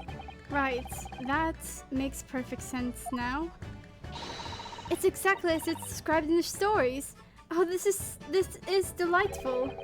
I'm not sure that the real explanation is any less reckless than shooting at a fly, personally. It's patriotic, Mr. Naruhodo. Patriotic. The most patriotic man ever to say.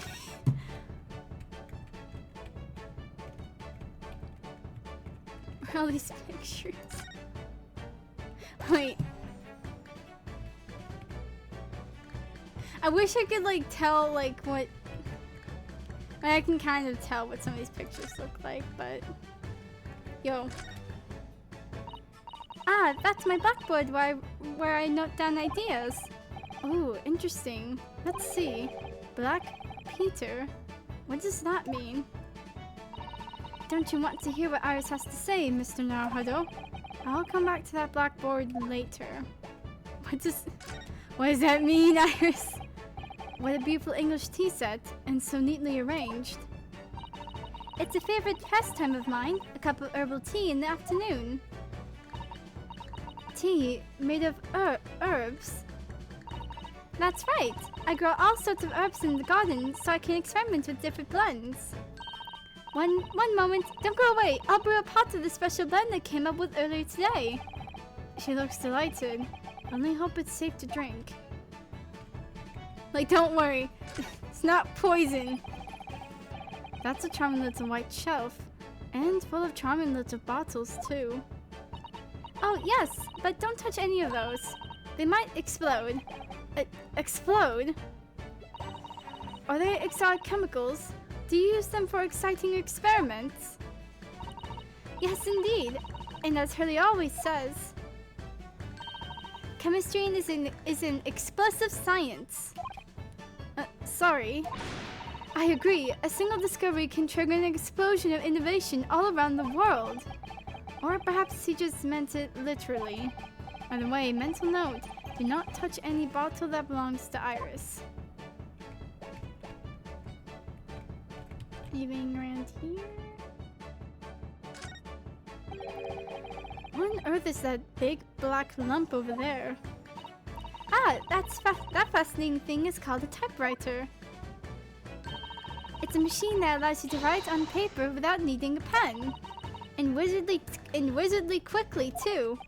Oh, that sounds like it could be very useful for someone like me with terrible handwriting. Oh, wait. Quality mistakes, thank you for the raid.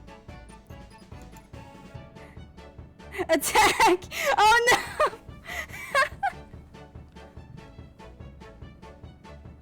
Oh god. Oh, and thank you for the follow.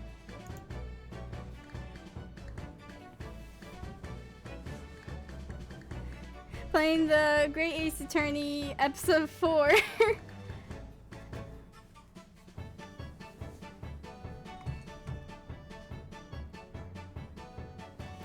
Gotta support the Ace Attorney streamers, heck yeah.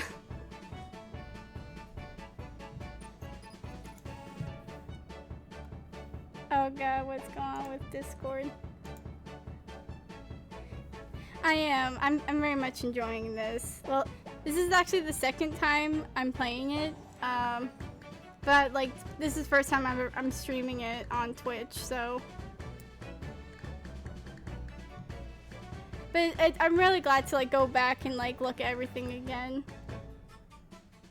Cause it's probably a lot of things that I've missed. But I love this game a lot. It's amazing.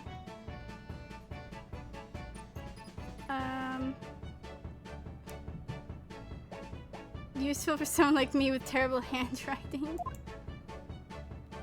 Okay, is that everything in the room?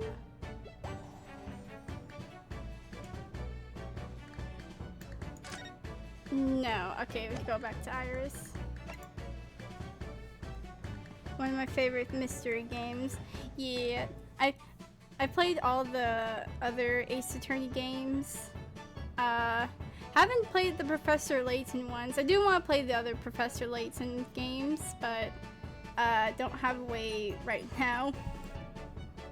But all the other Ace Attorney games I've played, and I love them so much.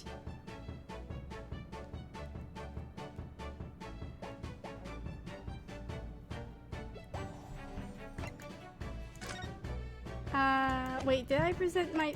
Gotta present the badge every single time. Oh, wait. Hopefully put a remaster of the Layton one up. That'd be really good. That'd be cool if they could.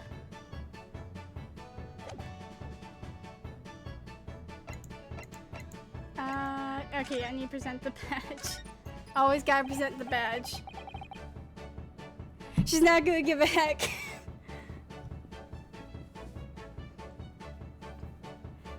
Iris, could I show you this? Oh, how exciting! What is it? Tell me all about it. Oh, actually, I was hoping you might be able to tell me something about it, if anything comes to mind. Why would it? Well, no, I suppose it wouldn't. Tell me! I want to hear everything! This hasn't gone according to plan. No, please, Brenna, please tell the story about that band. Please.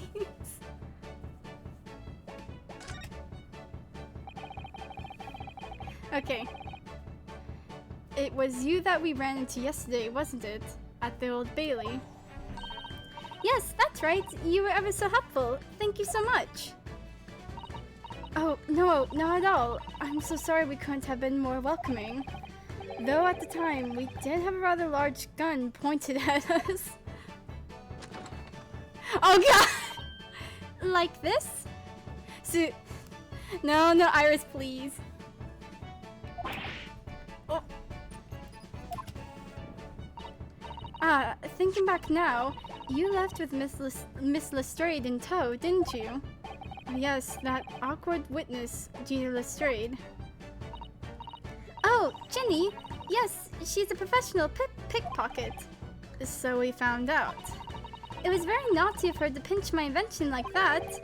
Are you referring to that trial disrupting gun-like contraption? Exactly. So I followed her, you see, to get it back. Perhaps I should think about fitting a self-destruct mechanism in my inventions. Dr. Doofenshmirtz, like, freaking type invention.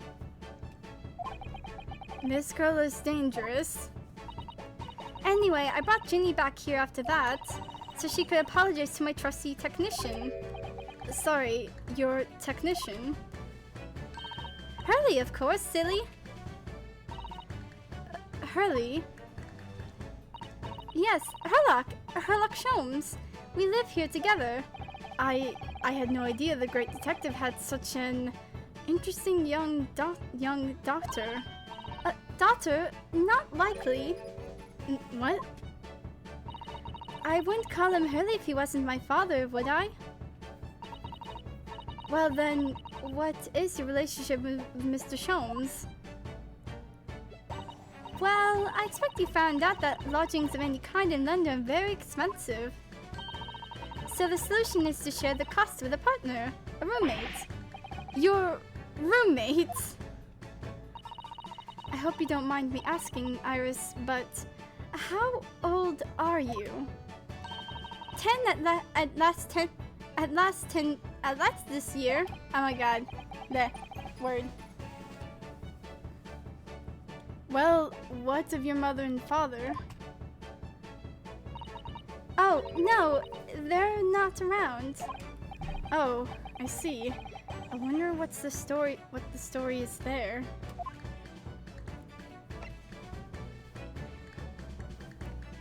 Every time, like, they say the roommates, like, my heart just, like, dies a little bit. Oh yes, there's something I must ask you. Of course. Go ahead, Susie. I'm a very great fan of the adventures of Herlock Sholmes, and... Oh, you have a copy of Rant's magazine? Yes, I read every issue. It's delivered all the way to Japan on the ship. Oh, this is so exciting! My stories are being read on the other side of the world. My stories? That's right. Hurley is always solving such amazing cases, you see, and he tells me all about them. They really are quite fascinating.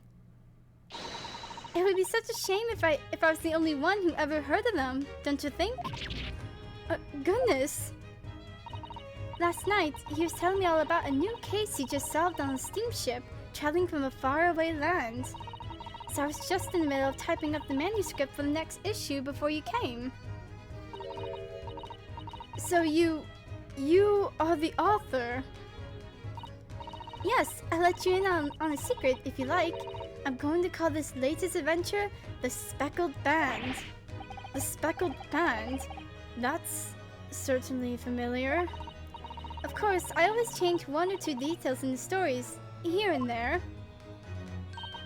This time, I had the idea of making a venomous snake be the cause of all the trouble. Oh, that was Mr. Sholm's first thought as well, actually. Yes, and of course I know that a snake might not be a credible fit for the facts of the case exactly, but it's a story. Some poetic license is justified to make it more thrilling, I think, don't you?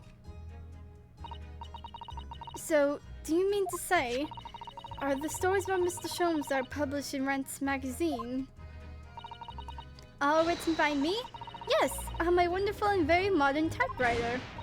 But all the stories I've ever read are written by a doctor of medicine, Dr. John H. Wilson. Sato-san's getting more and more worked up. Ah, yes, that's me.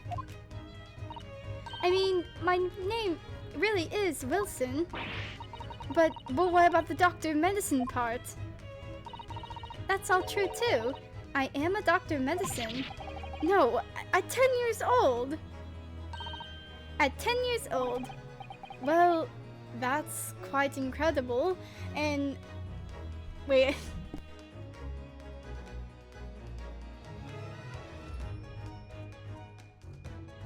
I still question how. How do you become a... That's the thing I'll never understand. How do you become a doctor at medicine at 10? But, Dr. Wilson is an English gentleman.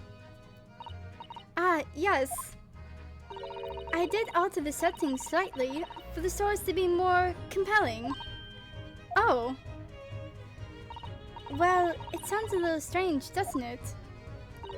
A great detective with a 10-year-old girl in tow. I suppose it does. Yes. Poor Susato-san. She looks like her whole world has just fallen apart. And on that note, the funky little, like, bubbly music.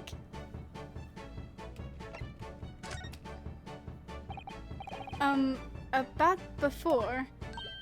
Yes? What's on your mind, Bruno? Do tell me. How did you know that I was a lawyer and we just arrived in London, I mean? Yes, oh, and that we have a difficult trial tomorrow. How did you know all of that? Oh, that's what you mean. Please, tell us how you did it. Explain every detail. Of course, I'd be delighted. Although there's really no mystery. Now, let's begin. Iris Wilson is proud to present her logic and reasoning spectacular. First of all, I knew already that you were a lawyer, Bruno. After all, I met you yesterday at the Old Bailey in the defendant's antechamber. But you also said that we'd only just arrived in London. How did you know that? I observed a passport and travel ticket protruding from your breast pocket. Oh, so I was reasonably confident that you must have only just arrived in the country. And on top of that, you accepted a case against that particular prosecutor, telling me you were unaware of London's court affairs. The Reaper of the Bailey. I walked right into that one, didn't I? And then I noticed a red ink stamp on the back of Susie's hand. You were given that when you visited the local prison to meet with a suspect, weren't you? Earlier today. They used those stamps to keep a close eye on comings and goings, you see. I didn't realize. And the red stamp is only used for people visiting foreign inmates. So, that told me that even though you had only yesterday concluded the trial of Magnus McGilded, the two of you had already had cause to visit a foreign inmate at a local prison. However, neither of you was wearing a particularly sad expression on your face, so I concluded that the prisoner was unlikely to be a friend or a relative. That led me to believe that you must have accepted a new case. I see. But how could you have known that the trial is tomorrow? Well, having barely been home a few hours yesterday, Hurley solved yet another case. It obviously amused him. He told me that he caught a Japanese man who was bawling and trembling. A Japanese man? Well, clearly that must have been... Mr. Natsume. Now, Runo has that fancy Japanese sword. And I think your outfit is called a kimono, isn't it, Susie? Well, anyway, it was clear to me that you both come from Japan yourselves. So I put two and two together and decided you must be defending the Japanese man Hurley caught. And there was only one conclusion those facts could lead me to. You both came here to ask Hurley about the case. There's a note on the mantelpiece that says the man's trial will be tomorrow. Hurley's always stabbing his notes with a knife, you know. He is silly. And that's all there was to it, really. Thank you for listening. I'm Iris Wilson, and that was one of my great deductions.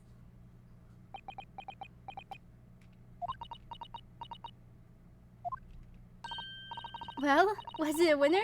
Were my deductions correct? They were spot on. What an amazing... That was amazing, Iris. Truly a great deduction.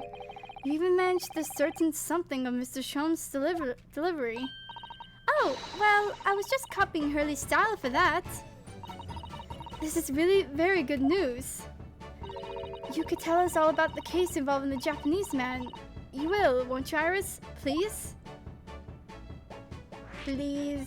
Yeah! So, yesterday, Mr. Sholmes apprehended a Japanese man, you were saying. Yes. Hurley had just arrived back in London after his sea voyage, but the police were waiting for him at the railway station to take him directly to the crime scene. The great detective is a popular man, it seems. Apparently a woman was stabbed on a quiet street somewhere in town. There were witnesses who had seen a short, shifty-looking stooped man running away from the scene. A short, shifty-looking stooped man. Mr. Natsume, beyond any doubt. Seki-san said that he didn't see anybody else on the street at all. It seems there were witnesses after all. Hurley used his great deductive powers to determine the man's address. It was a lodging room very nearby.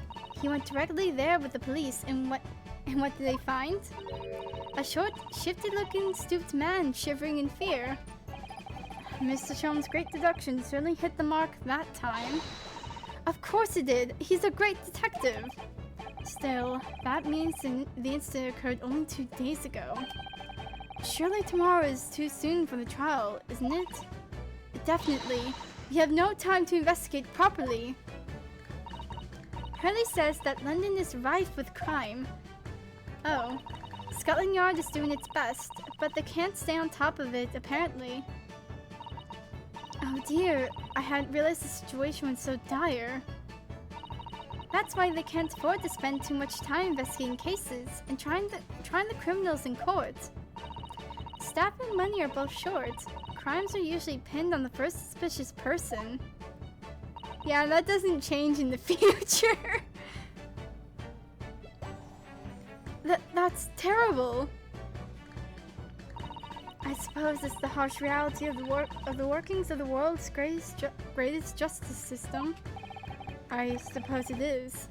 But in that case, don't hold out much hope for Saseki-san.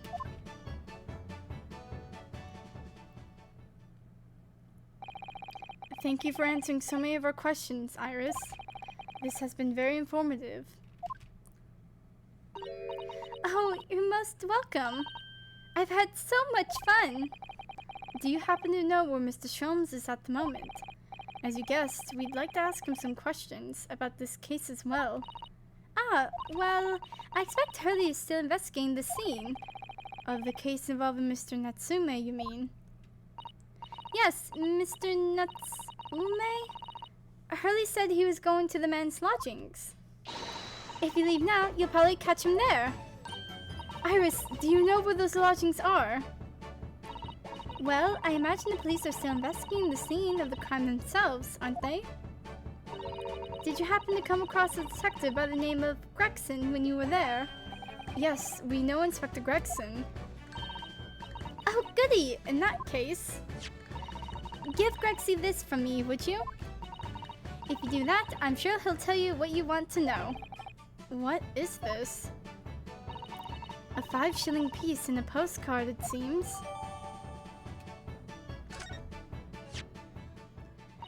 It reads, "Tell the gentleman in black whatever he wants to know. I trust that won't be a problem." Gosh, this will make the inspector help us, will it? Well, thank you, Iris. We'll give it a try.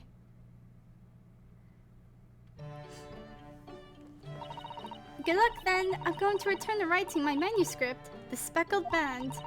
And I'll be making more special blends of tea. So come back again soon. We'd be delighted. Thank you so much, Iris. She's so freaking sweet. Well, Mr. Naruhodo, it's back to the scene of the crime. So, somewhat dubious that they would exert any influence over the man of Scotland Yard at all. We head back to the scene with Iris' curious note and one of the world's heaviest silver coins in hand.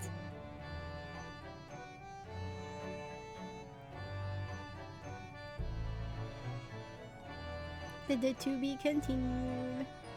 But I'm gonna continue because I want to at least investigate a bit more.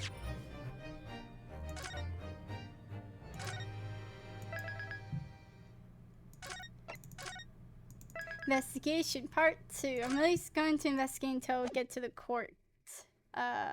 courthouse.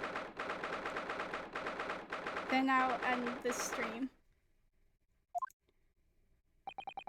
It looks as though the police are still here, carrying on with their investigation. Perfect, so let's find Inspector Gregson as quickly as possible. Yes, and let's see if he'll take a break from his chips to look at that silver tip Iris gave us for him. Everyone just freaking disappeared. What the fudge? Everyone is gone. Actually, no, frick you, Gregson. I'm giving this note to society. Well, I just want to go back here because... Yep, okay. Look at her go! Iris is hard at work at her desk. Look, she's tapping away on her typewriter so fast, her fingers are a blur. Sorry, I can't stop. I have to meet the deadline for the next issue. Oh, I see. You must be very, very busy then. Don't disturb her, Mr. Naruhodo. I won't.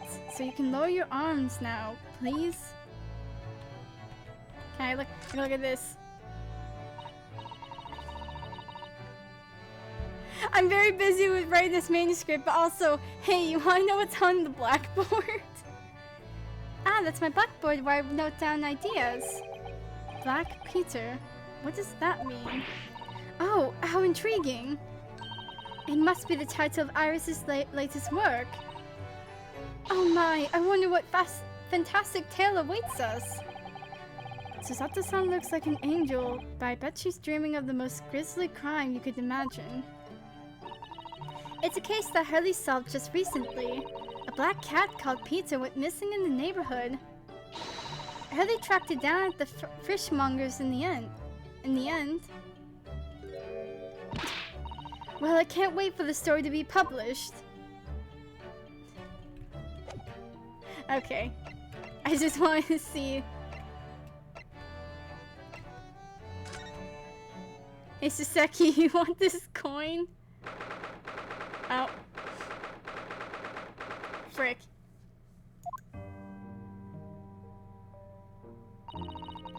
It seems that we can't meet with Mr. Natsume at the moment. Frick, I wanted to give him the coin! Oh. He's being briefed about his appearance in court tomorrow, apparently. I see. Yes, the trial is only a day away. Alright then, let's come back later. Yes. I really hope he's not answering any more questions with inappropriate textbook answers like, yes I do. We just gotta pray and hope. Alright. I know I didn't investigate everything, I just... Why y'all come back like ghosts? Yeah. Okay. Actually, let's look at this. This is a 5-shilling piece, isn't it? I believe it's called a crown. Yes, and you can train a Scotland Yard detective to do whatever you want with just a single one. Iris must be the most powerful 10-year-old in the world. That's a really scary sentence. The most intimidating 10-year-old in the world. How much is 5 shillings in, by the way? What's it really worth? Well, it's probably enough to buy all the chips the inspector could possibly eat in a whole month. That's greasy.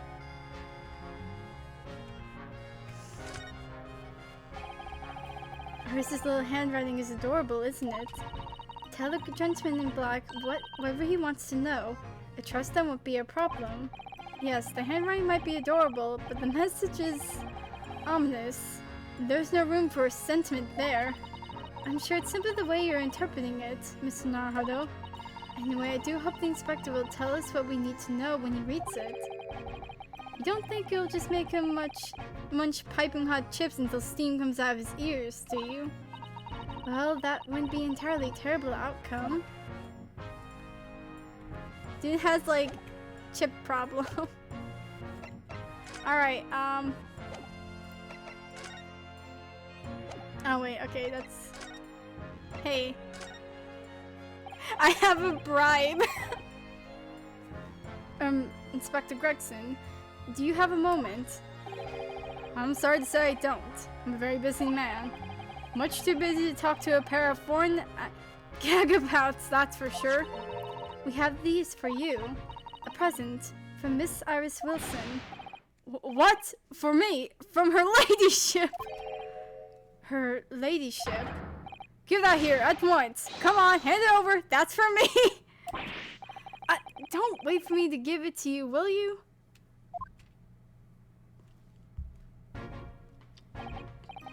What was that coin exactly?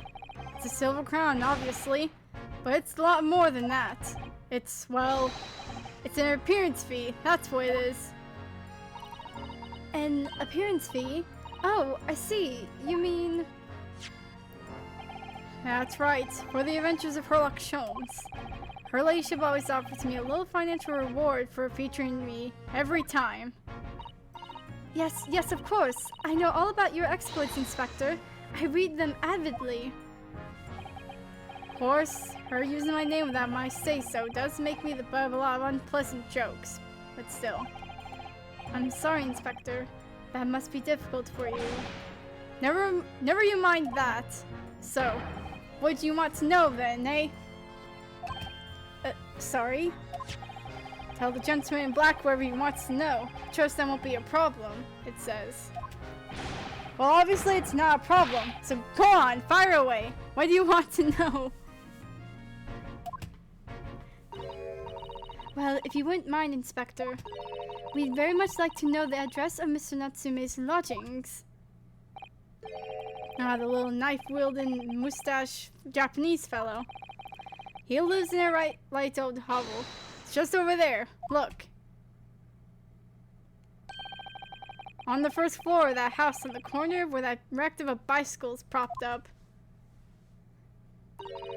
That is nearby indeed. If I remember rightly, the landlord is a Mr. John Garadeb. Right? Well, if you see her again, you make sure you give her ladyship my regards, you hear? I mean it, you tell her that Gregson sends his very best wishes. She is the most powerful 10-year-old in London. In the world. Don't worry, Inspector. We will. Bye for now, then. Long live her ladyship! He was not referring to the Queen.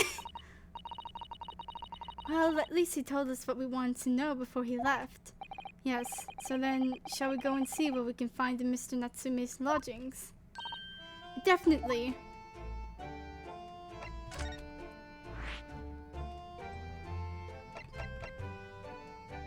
The lodgings of Mr. Saseki Natsume, according to information gleaned from Inspector Gregson.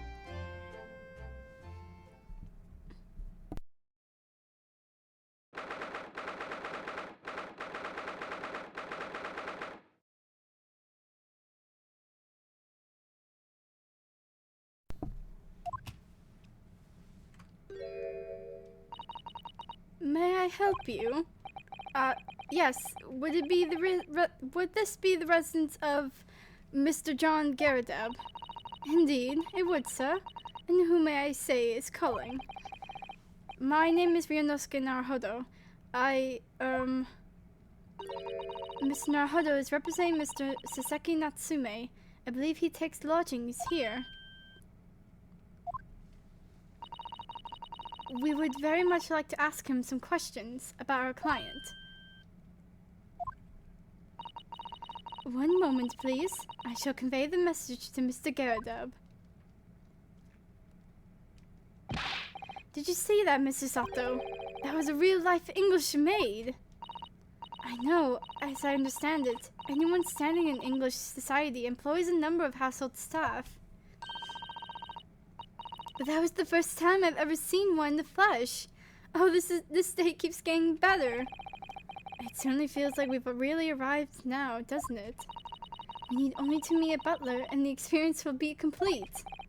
Well, I'm not sure if I'd go that far, but I understand the sentiment. Last time I saw a butler, he was an assassin. I don't think I want to. Thank you for waiting. Mr. Garadeb will see you now. This way. There he is! With his head that looks like a crescent moon. Good day to you. John Garadeb at your service. Pleased to meet you, sir. This is Ryunosuke Naruhodo. He's a defense lawyer. Do excuse me not getting up. Took a shot to the knee a few years back in the battle of my wand, don't you know? Earned a medal for my pains, but had to withdraw from service. Handed over the reins to the up-and-comings. So he's a retired soldier. It's a heck of a job getting up and down stairs now, I can tell you. Don't get out much, as you can imagine. Yes, it's quite a climb up here to the second floor, isn't it? I was panting at the top of the stairs. You really must take more exercise, Mr. Naruhodo. Do you think so? Well, Mr. Garadeb, no doubt you were very courageous to earn yourself a medal. Oh, it was nothing. The medal's just a folderol, really. Wouldn't like to offend the general, though, so I grudgingly displayed it on the wall. Why don't you fetch it down, Joanne? Let these good people see it properly. Joanne, fetch the... Dash it all, woman, be careful! Oh, dear me, I do beg your pardon, sir. You jolly nearly took the skin off my hands. I shall be more careful, sir. So anyway, there you have it. Living the quiet life now. Yes, I see. Now then, here you want to know about the chap lodging downstairs. Is that right? Yes, we would be very grateful if you could answer some questions for us. Only too pleased, naturally. Especially if it helps to keep the peace here in Blightsea. We've forgone an alliance with the Empire of Japan recently, as I'm sure you're aware. So this case is very much in the public eye, as it were. Oh, is it? You even had some famous detective poking around, you know? In this whole old house, would you believe? Yes, in Mr. Herlock Sholmes. Could have been. Didn't catch the chap's name. Not really my cup of tea, all that detective business. Oh, but you have a copy of Rent's magazine here, so... Or, no, Anyway... Oh, that's me. Anyway, the chap's investigating the foreigner's room as we speak. So he's in Saseki-san's room. It's a bawling nuisance, that is what it is. The whole neighborhood's twitching its currents now. I don't like all this fuss. It's jolly unsettling. I can imagine. Oh my god, my microphone.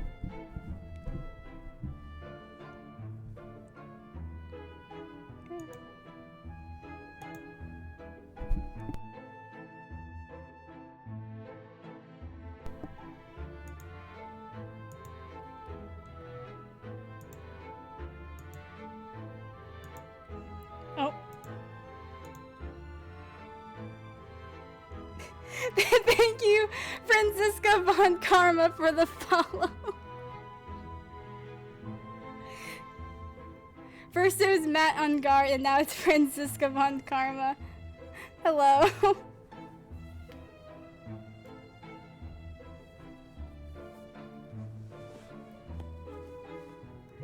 Welcome to the stream.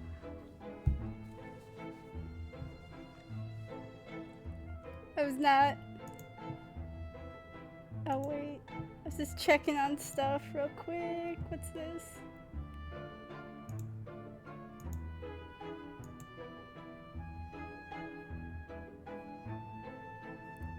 Imagine getting a follow from someone who's actually in jail. If jail allows prisoners on social media, that is lol. Yeah.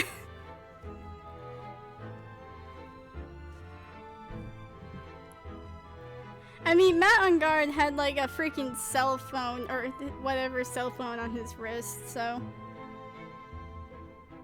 I legit thought you were dressed as a pope.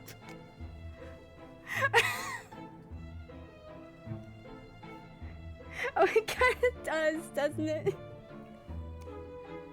I'm not a pope. I'm not. But I can see where you get that. Oh, hello, mage. I think the ears give it a pope hat.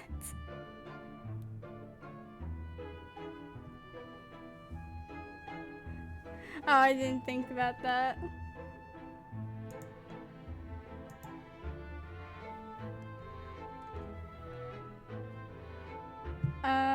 What's going on?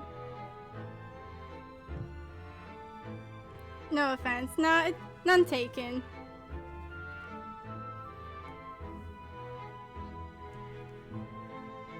What is? About Mr. Natsume then, Mr. Garuda, please do tell us. I don't have a Discord server. I've been thinking about making one, but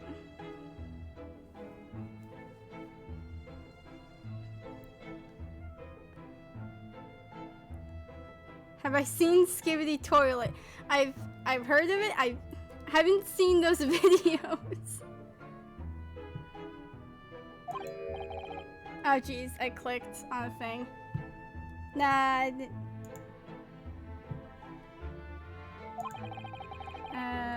Dang it.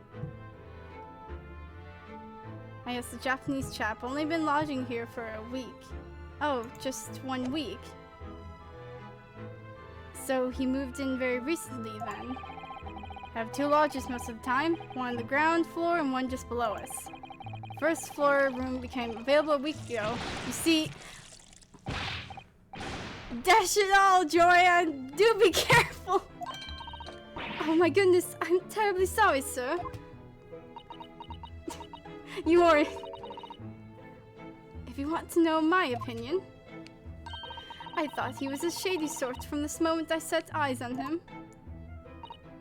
Can you look up something on Google, please?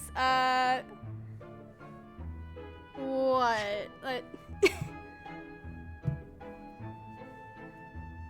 If it's skibidi toilet, I swear.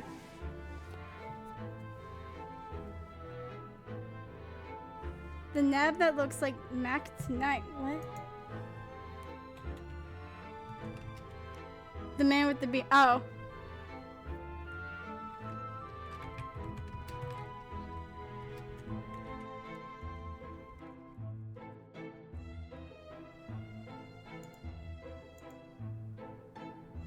Oh my god. Oh my god. What the? Oh my god, it's Mr. Garrett. Hold on, I need to get this. His head looks like a crescent moon. Wait.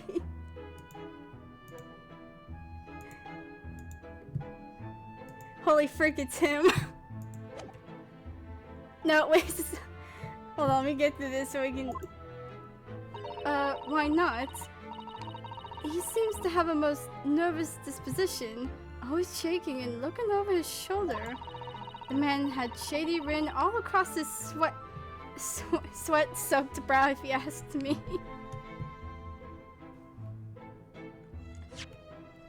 Okay, open this.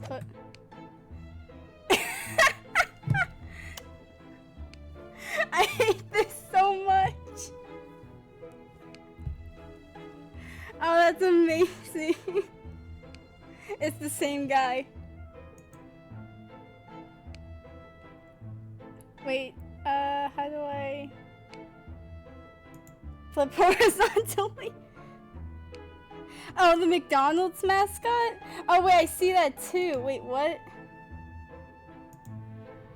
Oh god, what is this guy? I don't like him.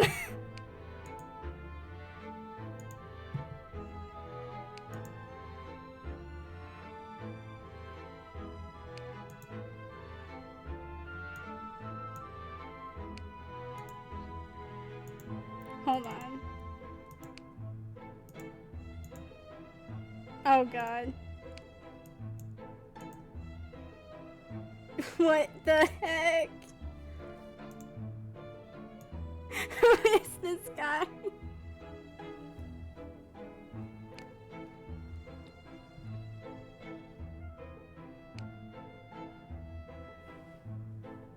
What is this mascot? I've never seen him before. What the fudge? Oh god. I can't. But still, that other guy is like, oh yes, that's... They're both, that's both Mr. Garrett.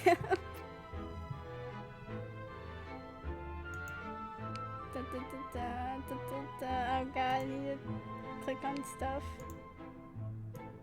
There we go. Okay. The man had shady written all across his sweat-soaked brow, if you asked me. I said to myself, Joanne, that man is trouble. Sooner or later, he's going to do something untoward. And I'm rarely wrong about anything. Lee won't be calling this maid as a witness, that's for sure. Was there anything else that struck you as suspicious about the man at all? Yes, oh, yes, indeed there was. And she's dying to tell us. This shady lodger. Had you noticed anything else at all about your lodger, Mr. Natsume? Oh my word, yes. The man was shadier than an orchard.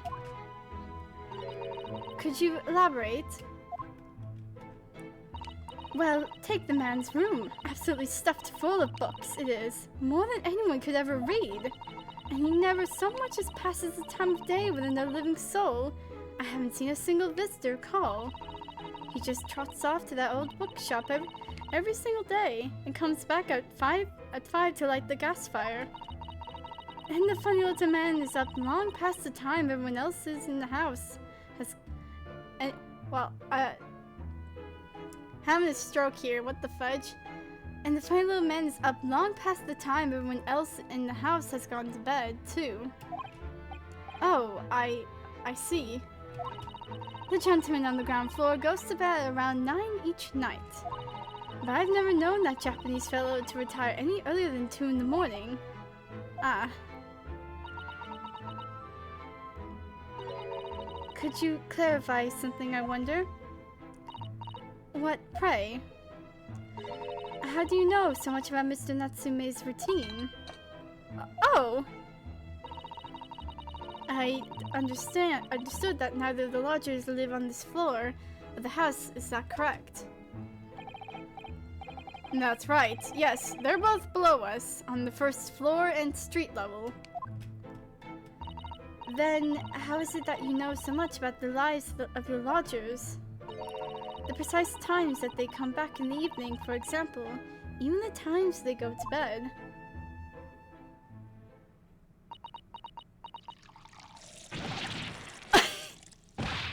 Good grief, Joanne! Be more careful, woman! Oh my goodness, sir. I'm terribly sorry, sir. Something doesn't add up here. Especially since, is one of you up at 2 in the morning? How would you know? Why would any of you be up at 2 in the morning?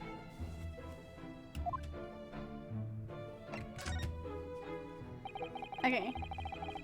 It seems that the incident took place at around 5 in the evening. Did you happen to look out the window at around that time? The window? Yes, we noticed that the window over there looks out over Briar Road. The incident took place on the pavement just on the far side of the street. Was there anyone suspicious loitering nearby? 5 o'clock is dinner time in the Garadeb household, so I'm afraid I don't remember seeing anything. How about you, Joanne? No, sir, it would have been dusk outside already at that hour. And with the fogs as well, I should think it would have been quite impossible to see the other side of the road. Oh, I see. Did you notice anything else out of the ordinary then? Such as? Anything at all, even if it seems unrelated. Well... yes, was there something then? It's nothing particularly significant, but around that sort of time in here, there... For the love of God, Joanne, watch what you're doing! Oh, dear me, what have I done? I'm awfully sorry, sir. Do be more careful, woman. Of course, sir. If I may, Mr. Narrow Hollow. Oh, yes. I have an extremely good memory, and as far as I remember, nothing of any significance took place here at that hour. Nothing at all. Oh, really, Mr. Garadeb? The way you were talking before, it sounded rather like there might have been. Well, as I was saying, it was just a trifling matter, really. Nothing of... Joanne, dash it all, what is the matter with you, woman? Begging your pardon, sir. Nothing happened. Yes, quite. Nothing happened. We sat down to a quiet, uneventful meal. Joanne? That's right, Mr. Garadeb. What's the matter with these two? A lot. It sounds like something happened here in this room on the evening of the incident. But what? Wish I knew. Yeah, can we please go to his room? Could you tell us which floor Mr. Natsume's room is on? Why, certainly. Just below us on the first floor. And Mr. Sholmes is investigating there, even as we speak. Yes, told me Natsu's name had asked him to look into the matter, so I gave him the key. Mr. Natsume has engaged Mr. Sholmes' services. That's a blatant lie. Would it be alright if we also had a look around? In Mr. Natsume's room, I mean. Don't see why not. It's just down one flight of stairs. Who knows if we'll find anything that could help us with the case. But we have to try. We need all the clues we can lay on our hands on. Shall we? Yes, and while we're there, we can speak with Mr. Sholmes again. Perhaps he'll be able to tell us more.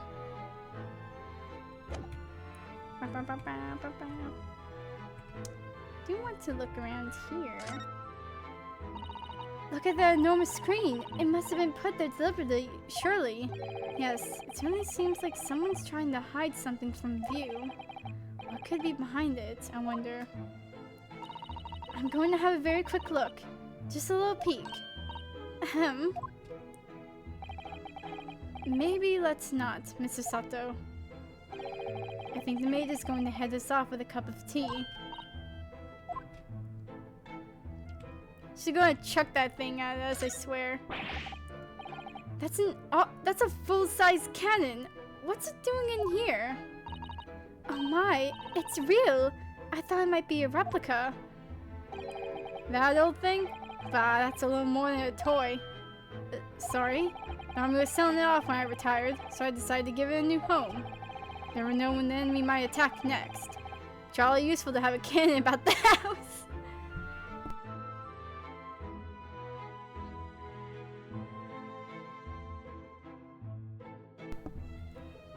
What, so you have a cannonball at the ready inside of it? Really, it isn't overkill? Or isn't it overkill? Be prepared, I always say. You never know what this twisted world is going to throw at you next, boy. Do you think there may be trouble brewing, Mr. Garadub? Always is. Take Joanne here. Never fails to have a clean apron in reserve. Dries them over the barrel, you see. They dry very well in the cannon there, Joanne tells me. Which rather proves my point, I feel. It's been reduced to a drying rack. No wonder the huge cannon looks like it's hanging its head in shame.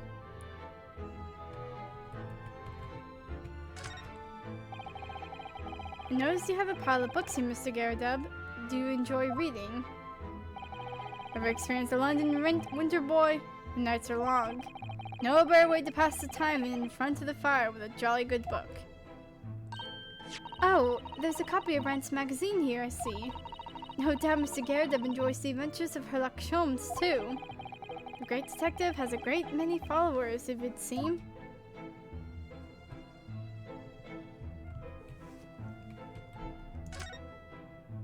Oh wait, mantelpiece.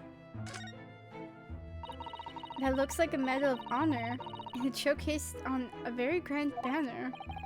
Yes, it's displayed with some pride, I would say, although it bothers me that it's not straight. What, that old thing? Sorry? I should be glad to see the back of it, but the journal would turn in his grave if I dispose of it. Wall's the best place for it. Keeps the bally thing out of my way. So it's just been polished to shine by accident, I suppose. There appears to be an inscription on the medal itself. Look. Let me see. It says, "For distinguished participation." Sounds like the kind of honors even I could be in the line for.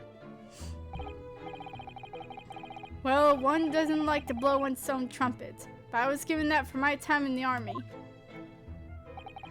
Can't measure an officer by the number of medals to his name, of course. Common knowledge in military circles.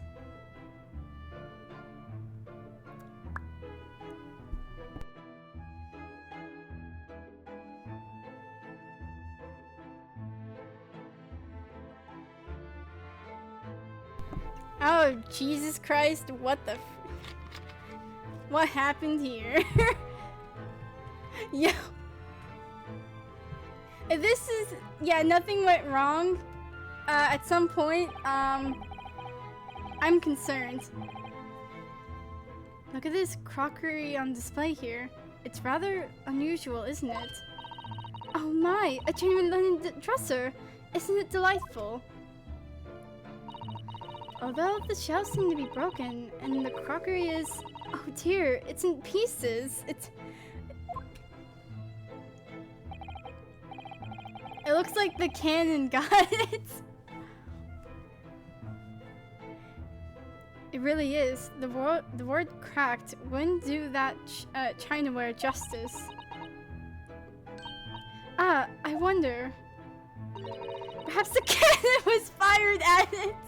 I forgot she said that. Yes, probably something like that. But let's not delve too deeply here.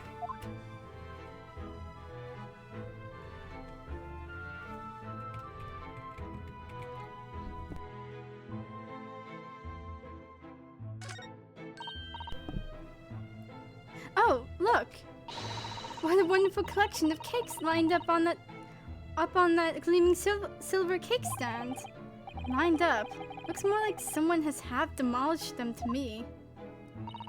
Afternoon tea is a time of indulgence, you know. It is quite the English way. It is Mr. Gerda's custom to take 2 cakes with his tea. That sounds delightful. Oh, wait a minute though. There are at least 10 cakes on this cake stand. Well, naturally, and it would never do to waste the leftovers. So when Mr. Gerda doesn't eat, I say to myself, Joanne, you shall have to tidy up.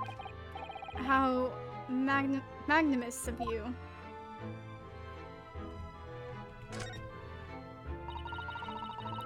This window looks out over Briar Road, where the young woman was attacked. Yes, I can make out the policeman on the far side of the road investigating the crime scene. The glass is rather murky, isn't it? You can't see very clearly. Does this thing open at all, I wonder? I shouldn't underestimate the bitterness of a London winter, sir. Sorry.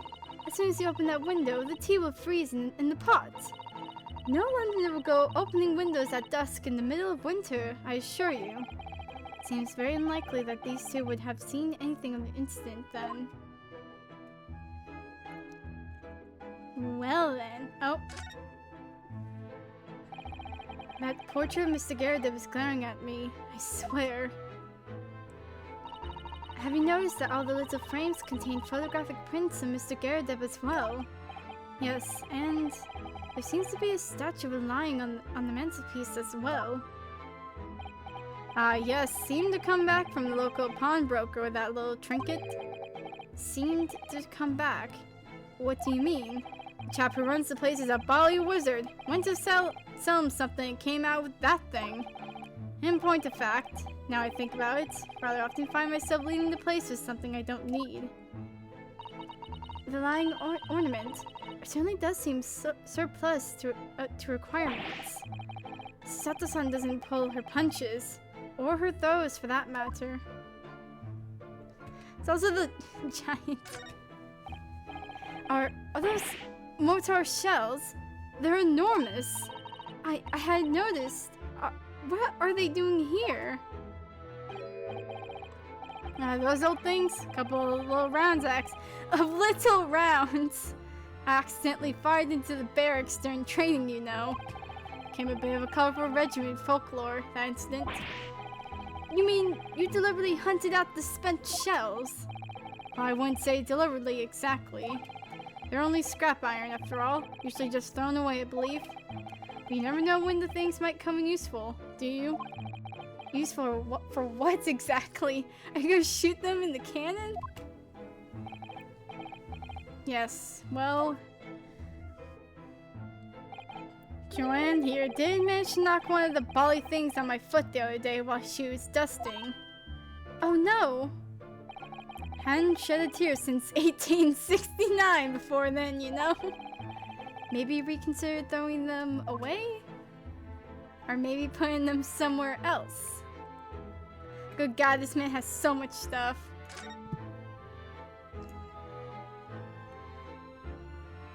I say as like there's only like his outfit.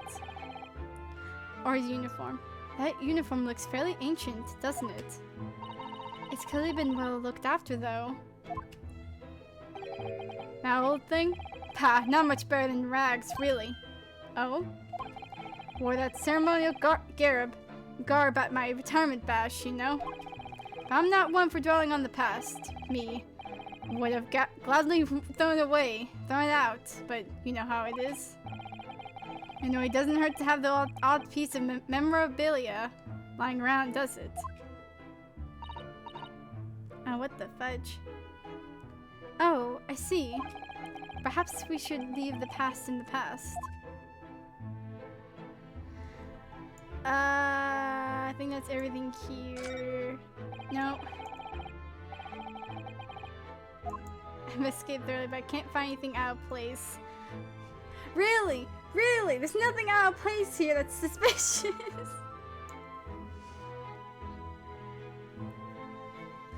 Oh, like the little figurines. That's the thing. Nothing suspicious at all here. Yeah. Alright, I'll see you later. The suite on the top floor of the Garadeb household, occupied by the landlord, Mr. Garadeb, and his wife. The window looks out over Briar Road. Even when they're a little worse for wear, English rooms are so splendidly colorful. Well, get ready to see Mr. Natsume's room. A small dark room and rented by a visiting scholar from the Empire of Japan by the name of Saseki Natsume.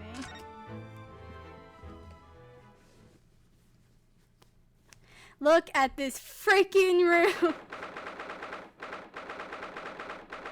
There's a kitty! You can barely see the kitty. Kitty! No, get rid of the text box. We want to see the cat. What? Just look at this place! And smell it. It's so musty in here. Suppose it's the mountain of old books that are responsible for that.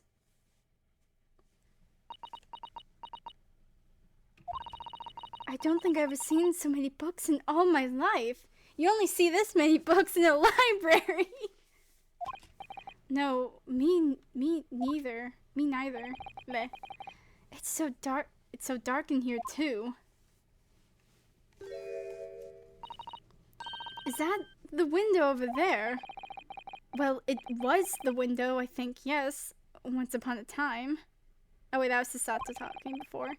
But for some reason, it's been closed up with bricks and mortar. So this is where Mr. Natsume lives. By the way, I haven't spotted Mr. Sholmes anywhere, have you?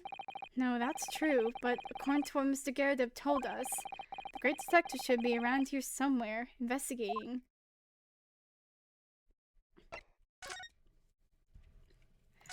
Where though? Where the frick? It's gonna like pop out. Brother, how do you live?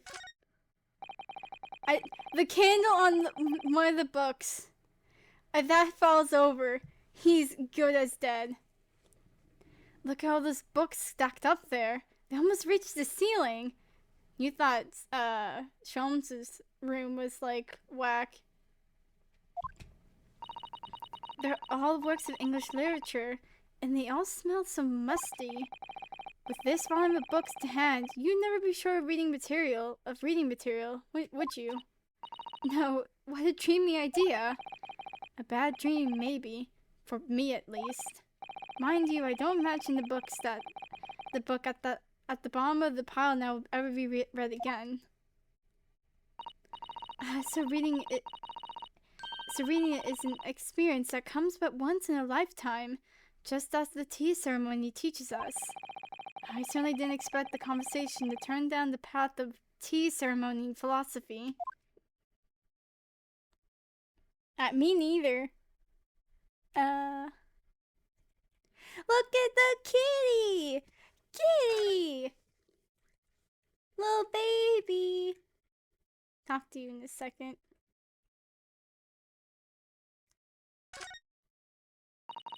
That desk seems to be weighed into a crevice between the mountains of books on the other side. Suppose Mr. Natsume would sit there and read while stroking his cat. But surrounded on all sides by these towering old tomes, Surely he dreamt of books every night as well. Yes, he must have done, mustn't he? Oh, what's this? It's a receipt from a second-hand bookshop. Your books.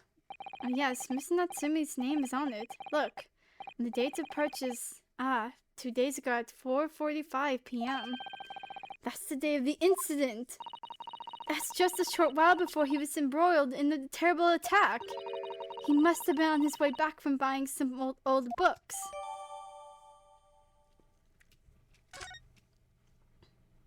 Look at the kitty. Let's look at this receipt real quick. Sum of 2 shillings, tender receipt, picture of Monsieur Lecoq. A meal for Gabarayu, Canterbury Yearnings.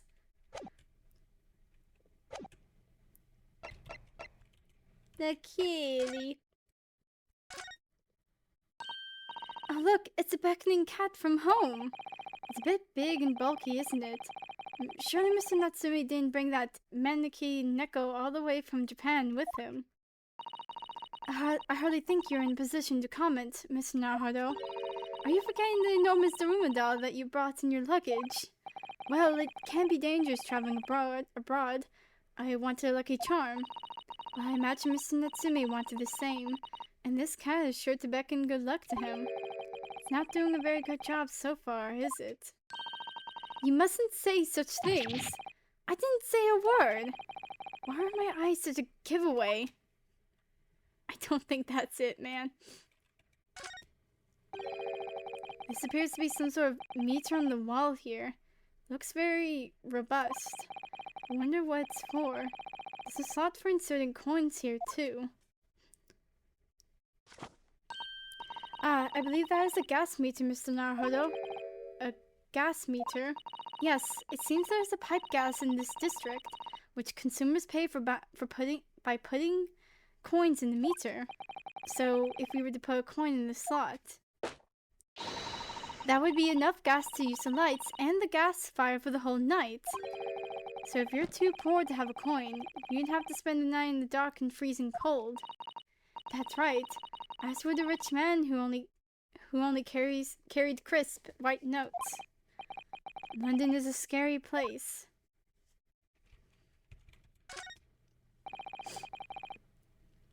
Could you even call this a window? I think so. It was a window at one time after all. Though, all that remains is a frame around some bricks now. So really, it's just a wall then, isn't it? But why would anyone deliberately brick it up like that? I'm afraid I have no idea. Perhaps Mr. Natsume painted the bricks design on it in a fit of whimsy. That's alarmingly feasible. Anyway, whatever the reason, the lack of ventilation here makes the place very oppressive. It does. I imagine being cooped up in a room like this would be extremely trying. Let's look at the kitty. The kitty. Look at the baby! Where you going? Where? Oh my, what an adorable little cat. Perhaps he's looking after all the books while his master is away. I don't know about that. He disappeared into that pile of books as quick as a flash. It was a tricolor Mickey, wasn't it? Do they even have that sort of cat here in Great Britain? Perhaps Mr. Natsume brought the little creature with him from Japan. That's made me feel homesick now. Already, we've only been in the country for 2 days. Aww. Where did the cat go? Where did he go? The baby. Yeah, I don't see Sholmes any... You motherfricker!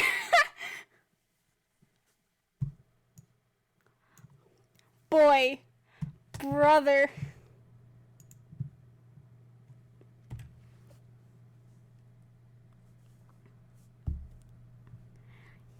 Even despite playing this game again, I'm like, bro, why are you like this?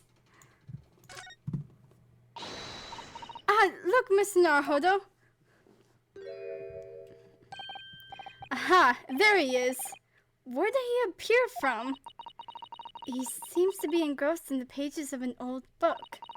I hope you won't mind if we disturb him. Hello, Mr. Sholmes. Ah, you two. Good day. Now, let me see. Where was it that we met? Oh, Mr. Sholmes, we were together on the SS Bira. Yes, of course, the Bira. And let me see, what happened on that voyage? It was Kazuma Sogi. He died tragically. But you were a great help to us. Ah, yes, but of course, the case of Mr. Asogi. It was the one with the snake, wasn't it? Oh. Well, you seem to remember something of it, at least. What an honor to be remembered vaguely by the great Herlock Schultz.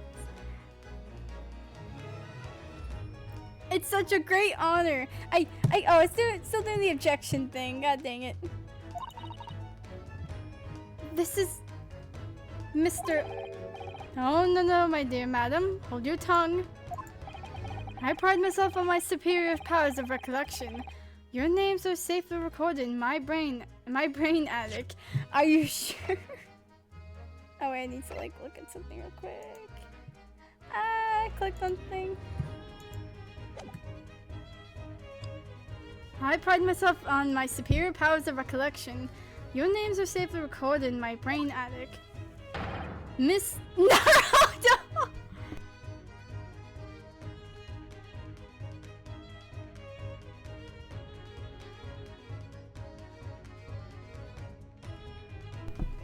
Miss Naruto and Mr. Sasato. Try the other way around, Mr. Sholmes. I lose the first round. Yo, do you know where that cat went? I'm more interested in the cat. In truth, I was hoping to invite you both to my baker's street suite the day we arrived in London. But some Scotland Yarders ambushed me at the railway station and whisked me away to a crime scene. It was entirely a trivial case, of course. I saw the matter in no more than 13 minutes. So they apprehended Saseki-san in that short of an amount of time? I'm afraid the pursuance of a new case has dulled my recollection of my past involvement a little. A little? It is a mistake to think that one's brain attic has elastic walls and can dispense it to any extent. I do my best to forget useless facts, lest they should elbow out the useful ones. Yes, those are my own words in intimidable wisdom, you know, from an adventure entitled A Study in Scarlet. Please, there's no need to quote yourself. I don't always remember my pearls of wisdom, but fortunately my associate pens them beautifully. He means Iris, I suppose. Mr. Sholmes, we have some extremely important questions to ask you about the trivial case you just mentioned. Goodness, what an earnest expression! My dear madam, I should be only too pleased. This murky room is an apt place to discuss the murky case. First up, my badge. Mr. Naruhodo, please. Despite aspirations to the contrary, I am a professional. If I am to unleash my deductive powers in that trinket, I must ask for a sum of £3 in cash. Bro. Oh, I don't need you to make any deductions about it. I was just wondering if you might know. Mr. Naruhodo, as a professional, I insist that if I am to offer my opinion on that trinket, I must ask for a sum of £3 in cash. Bruh. I believe Mr. Sholmes has his eye on an expensive copy of the complete works of Shakespeare. Yes, to stand on the stage amid rapturous applause. It has long been a dream of mine, as you know. I literally had no idea. Alright, let's talk. We know this to be the lodgings of a Japanese foreign student by the name of Soseki Natsume. It seems that you assisted in his arrest, Mr. Sholmes, for the stabbing of a young woman outside here on Briar Road. Natsume. Yes, I believe it was a name rather along those lines. But Mr. Natsume denies it. Was it really justifiable to arrest him on so little? I'm sorry, Mr. Sato, but I have not the slightest idea what you mean. What? I can't believe he's looking Sato-san squarely in the eye while feigning ignorance. I assure you, I'm not really feigning ignorance. It would appear as if the pair of you are under some misapprehension. Oh? How? I assure you I have no recollection of accusing your astute compatriot of the crime. But that doesn't make sense. The good detective of Scotland Yard made the following request of me, and I quote verbatim. We need you to ascertain the identity and whereabouts of a man seen fleeing from the crime scene. Ah, a man seen fleeing. There were a number of books scattered on the pavement at the scene. From the book plates, I was quickly able to determine the bookshop from which they had been purchased. On speaking with the proprietor, I was immediately led to this address. Elementary, wouldn't you say? I believe there was a receipt around here somewhere from the establishment in question. So you don't think Mr. Natsume is the culprit then? That I could not tell you. But it was not weighing on my faculties, hence why I returned here. However, this place is such a trove of fascinating books. I found myself quite lost in bibliophily. Bibliophile, whatever. Words. Ew, words. Surrounded by books. I say that and they'll topple on top of me. Do not be deceived into believing that I'm a man of leisure. No, no, no. Oh dear. It is just a day of revelations.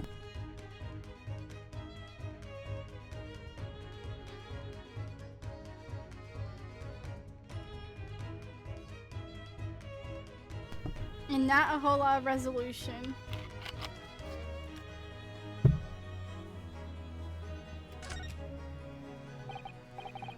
Tell me, have you encountered the landlord of these lodgings? Yes, Mr. Garadeb. He a retired military man. It was the first time I ever met a soldier from the Great British Institution that is the services. And it was the first time I ever met a maid from the Great British Institution that is service.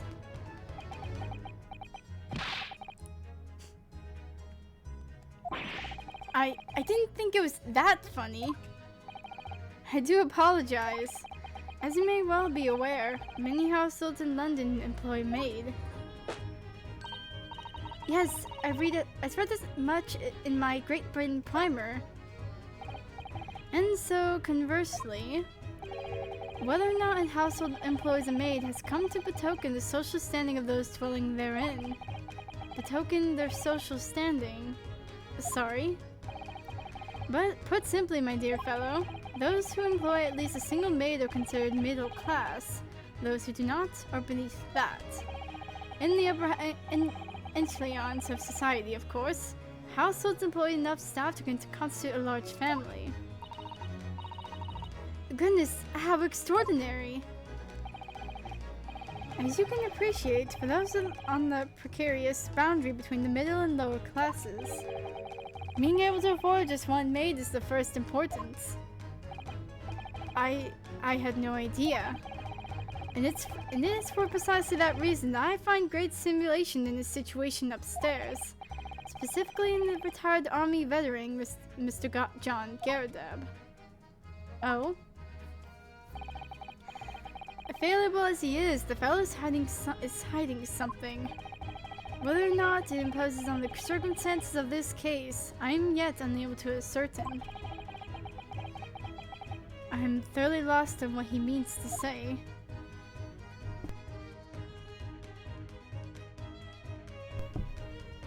The dingy room. This room is thoroughly suffocating for the soul, my dear fellow. I assure you, any man whose lot is to dwell in a place such as this will stab somebody sooner or later. Mr. Natsumi has stabbed no one. Ah, but sooner or later, as I said. I don't believe that's the issue here. About this dark little room, Mr. Sholmes. Why is there no longer a window? Do you have any idea? No window? Well, I mean, I can clearly see that there is a window of sorts. But it's been completely blocked with bricks. Ah, I see. The answer to that question is quite simple. Window tax. Window tax? What is that? Surely not a tax on windows. Precisely that. Oh my goodness! Until relatively recently, a tax was levied on households in this country by the numbers of their windows. Those or lesser means having inherited a sizable and costly family home perhaps rapidly closed windows up. While the rich opened windows here and there and everywhere, in an effort to curry favor with those in power by furnishing them with large sums of tax money. How awful and unjust! Forcing people to live in rooms devoid of light! Indeed, disease was rife as a result. So, some 40 years ago or thereabouts, the window tax was abolished. But its legacy remains, as you can see, in squalid lodgings such as these, for example.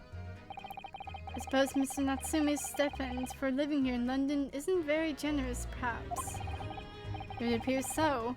I've done a little digging, and discovered that these lodgings were offered at an extraordinarily low price. Jeez.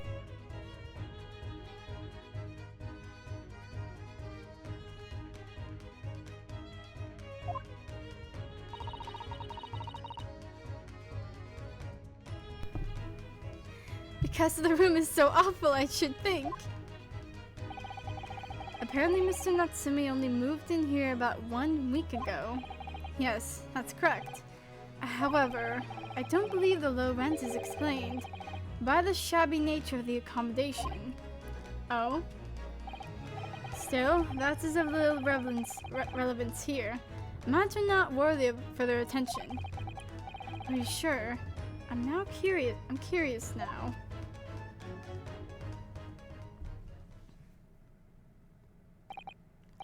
Well, I believe I've told you all I can now. Thank you, Mr. Sholmes. Ah, yes, Mr. Naruhodo.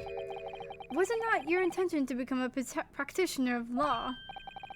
You remembered that, did you? Will you perhaps be offering your services in this very matter, I wonder? Hey, did you hear about, yesterday? To the occupant of this room, Mr. Natsume, was it? I'm not sure. Not sure. On what grounds? Well, I actually defended someone in court here only yesterday, and what a doozy that was.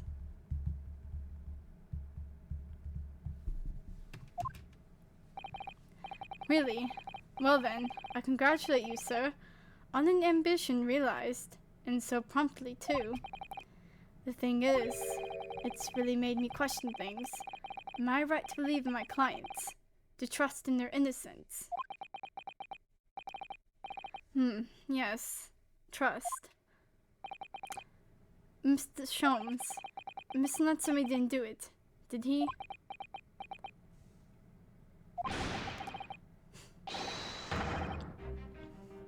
My dear fellow, I haven't the first idea. Oh, but I thought that's why you were here. Didn't you come back to investigate? Ah, yes, that was indeed my initial intention. But there are simply too many fascinating books here. I couldn't possibly ignore them. Oh, I see. I love the music here. The music in this game is so amazing. Nevertheless, there are two facts that I can state quite unequivocally. The man who fled the scene of the crime 2 days ago was the Japanese occupant of this room, and there are witnesses who swear to have seen the same man commit the crime. That is all I can say.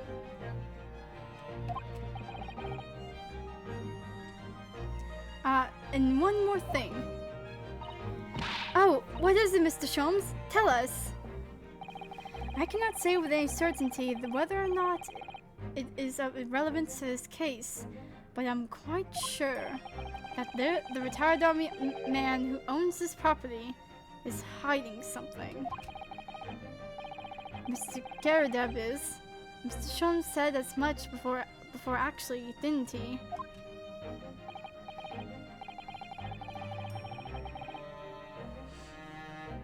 Anyway, at present, that is really all that plays on my mind in relation to this case. Mr. Naruhodo, as yet, our investigations have uncovered nothing that could help establish Mr. Natsume's innocence. No, you're right. Perhaps it's time we probed a little deeper into Mr. Garadeb's secret. Just remember, I cannot be sure whether the landlord's secret will prove to be of relevance or not. But I wish you every success, of course, to Mr. Naruhodo. He's going back to reading? Busy man indeed. He's gone back to his book in the corner of the room.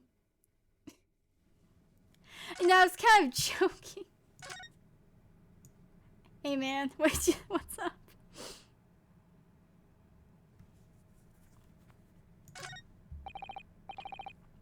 Excuse me, Mr. Sholmes.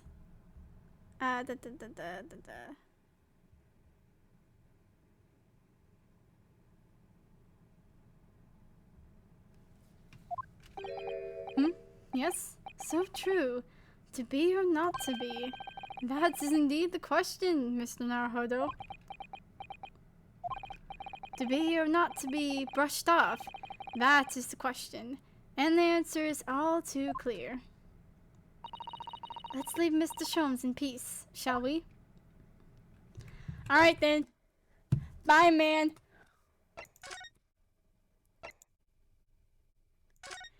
Let's go back into this place.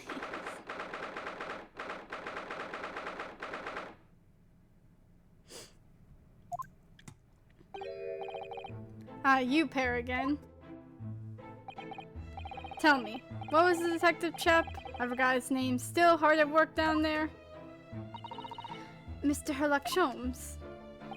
Yes, rings a vague bell. All that detective business isn't really my thing, I'm afraid. Well, Mr. Sholmes is in his element down there. Jolly good show!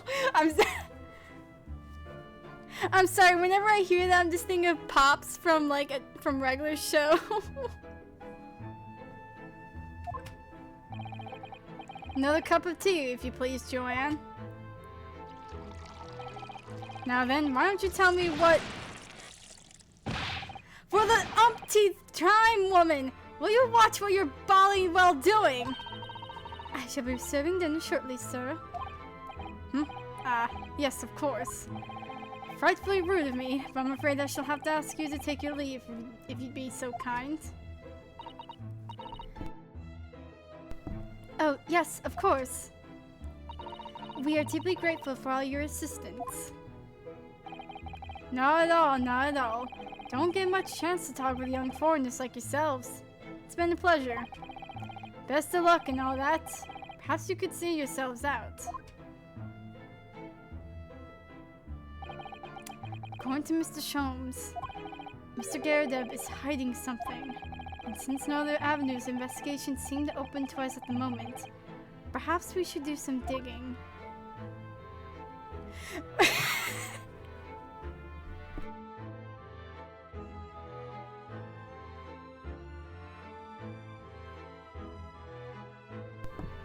I'm so sorry, but like I just see him like when he phases into existence, it's like, oh god.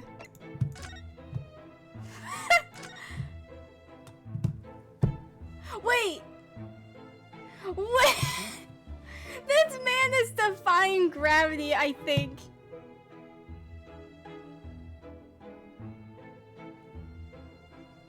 Sir, your feet are not on the windowsill. Maybe they're supposed to be, but like, they ain't. Okay, it's gonna be a dance of deduction. It's gonna be a dance of deduction thing. Oh, I didn't mean to talk to you. Okay, it's gonna be a dance of deduction thing, but I'll be right back. Before I need to process. And also I need to get another drink.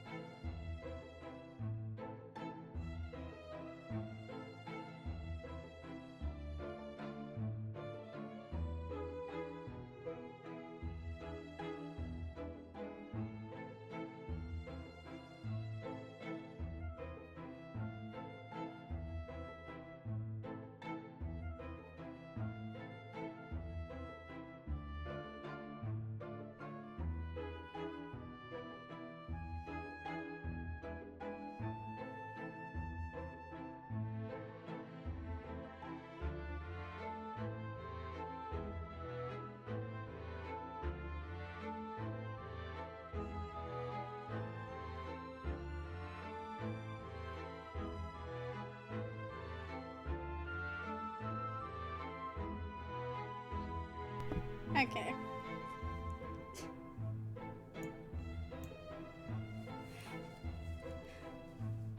Is Naruto like sure that like it's just the picture that's glaring? Dude's defying gravity. I swear he's like God or something.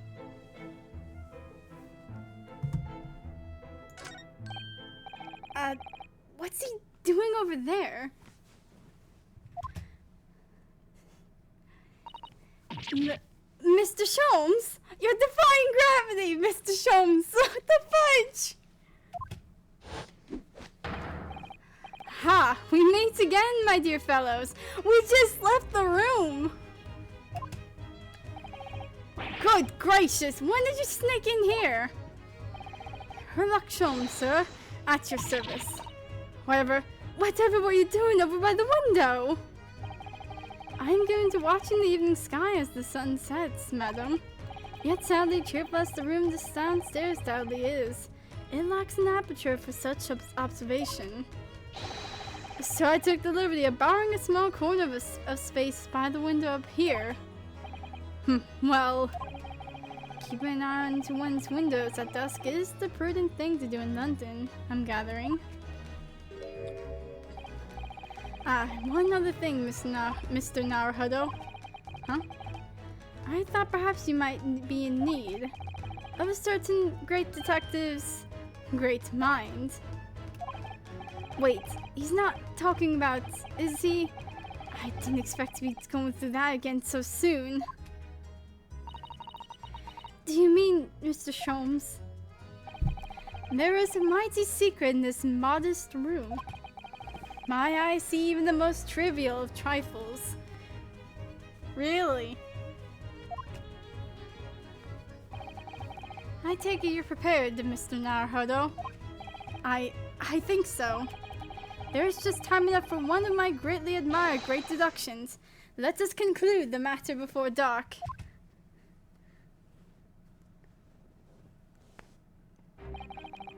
Mr. Garrideb, though it would seem you are a military man of considerably distinguished service, your standing as a landlord is most certainly not what one might call first-rate. I'm afraid, sir, but it's all too clear to me. There are two conclusions I've been able to draw by careful observation of your living arrangements. I beg your pardon. The first is that even as we speak, you are concealing the presence of a ferocious beast in your care. And the second is that as a result of the beast's violent rampage, you have lost something very dear to you. Mr. Naruhodo, look! The old man's broken out in a cold sweat. Unbelievably, it seems Mr. Sholmes' conclusions are both spot on.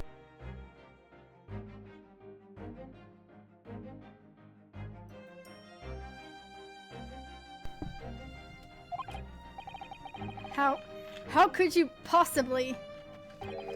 How could I possibly know? You mean to inquire? The answer couldn't be simpler, sir. For in the dense jungle of logic and reasoning, I am the king of beasts. And I know only too well that wild beasts are not easily tamed. So, shall we begin? Once again, Herlock Sholmes is proud to present his Logic and Reasoning Spectacular. The Great Deduction. The game is afoot. Topic 1. Nature of the beast. It certainly shouldn't take a great detective to see. That fearsome beast has been on the rampage of late within these four walls. Thus we are faced with the question, what form might this beast take?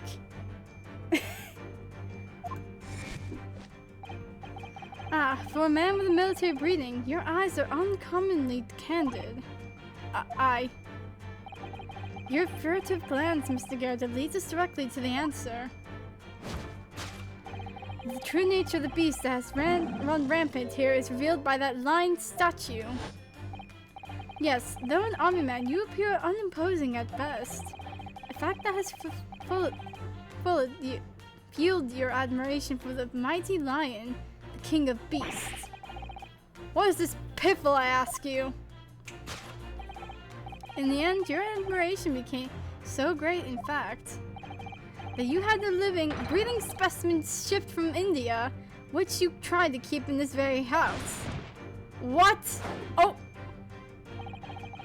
Yet living with such a wild beast proved more difficult than you had imagined. The chilling traces of a wild rampage are still very much in evidence. Well! Yet as we look around, the beast in question fails to present itself. Where could this angry creature have disappeared to? Madam? Me? I pray you do not consider me unchivalrous, but it is plain to me that with one glance in your direction, it is. Your dress pocket gives us a handsome clue as to the beast's current whereabouts. For protruding from it is a handbill advertising a circus show. Yes, you sought to dispose of this terrifying lying, Mr. Garrideb, at Batty's Circus. A traveling show currently sojourning in a nearby park have observed the tents. You sold the savage lion, sir, to the circus troupe. I most certainly did not. I believe I have made my point. The fearsome beast which ran amok in this room was an Indian lion. And a simple visit to the circus now will reveal the lion prancing jubilantly through a ring of fire. A rampaging...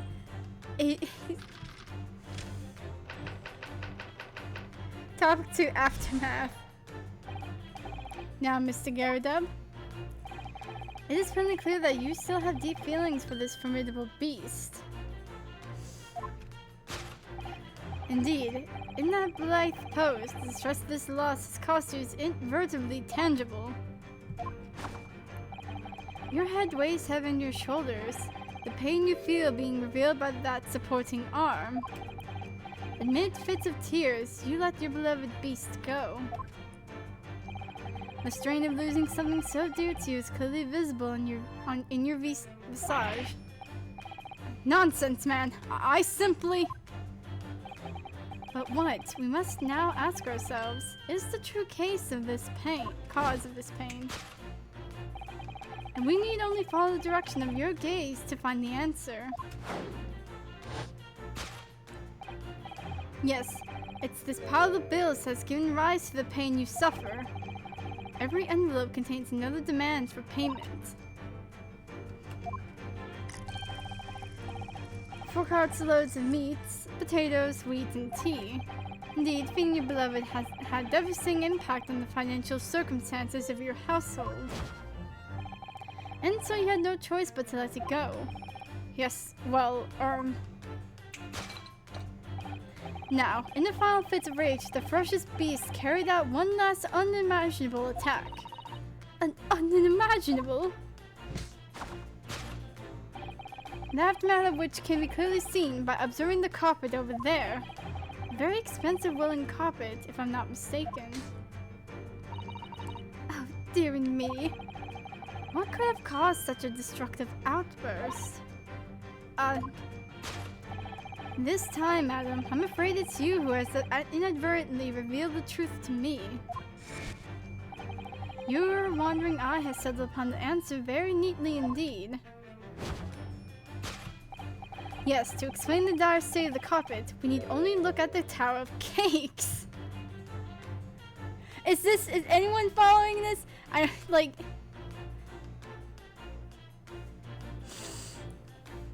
What? The cakes? There is no creature more dangerous on this earth than a beast with an unsated appetite.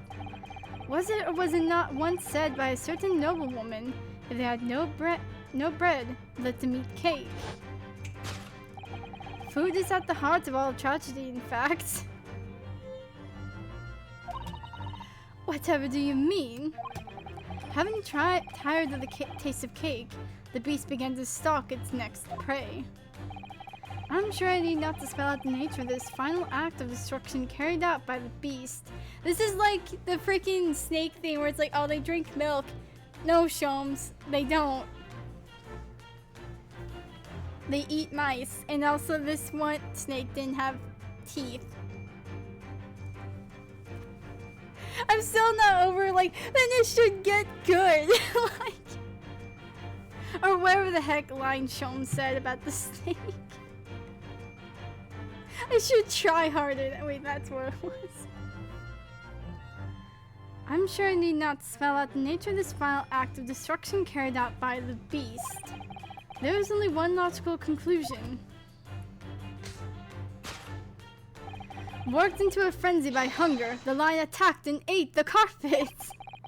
The teeth marks on the carpet are a perfect match with those of a lion I once saw in India.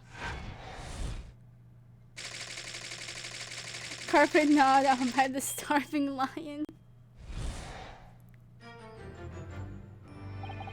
Thus concludes Herlock Sholmes' great deduction of this beastly puzzle. This is just the snake thing all over again.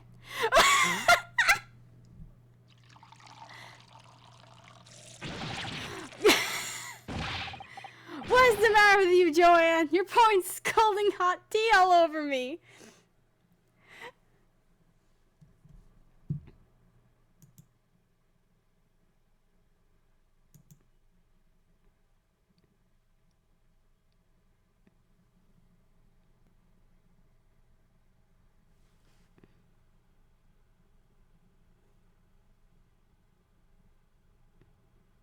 What in the world?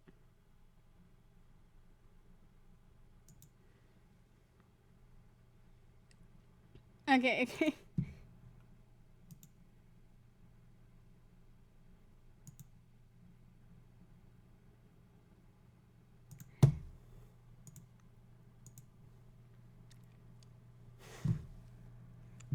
I had to like take a moment.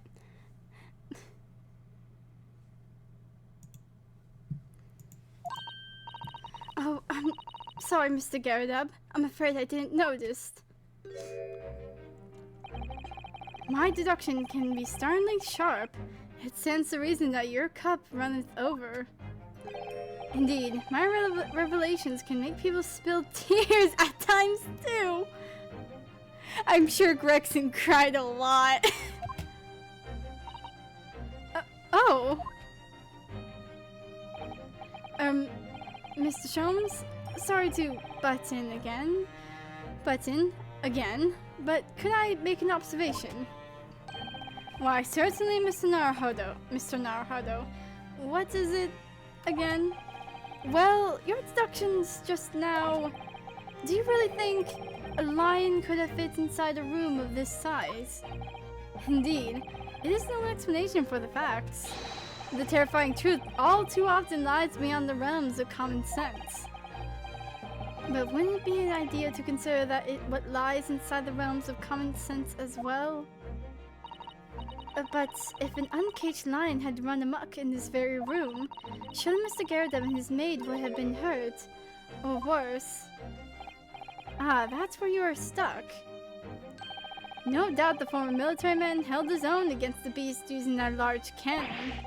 I thought you said they sold the lion to the circus. And what about the food? Meat and potatoes are one thing. But I don't believe I have ever heard of a lion that drinks tea. Ah, my dear Mrs. Sato, it occurs to me that with some regularity. That irrespective of race and breeding, whenever anyone lands on Great British soil, they are infused with a highly appropriate taste for afternoon tea. What? Just seeing a lion sit in a chair drinking tea, like... Dude starts speaking English.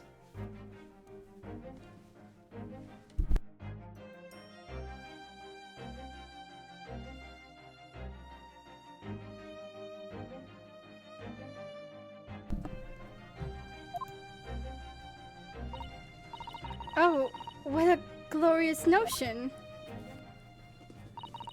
Well then, Mr. Naruhodo, it's your turn to shine again. I had a feeling that was coming.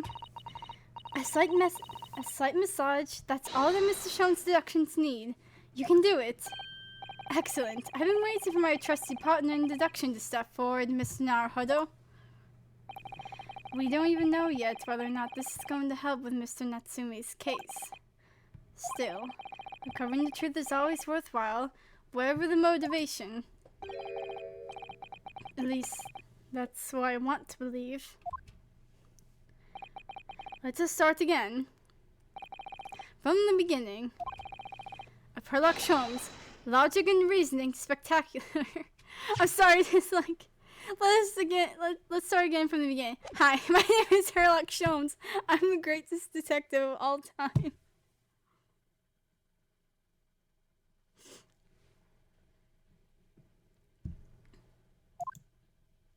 Sherlock Holmes, logic and reasoning spectacular. Course correction. Hold it, Mr. Holmes.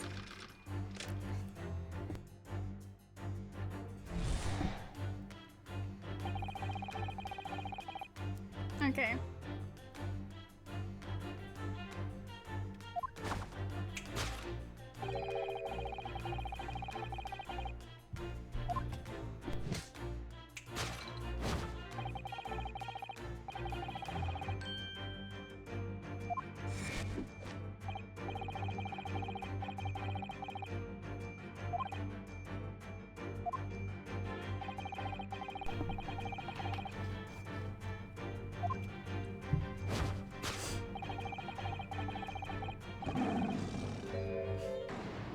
The lion statue. Yeah. Really didn't see the lion thing coming.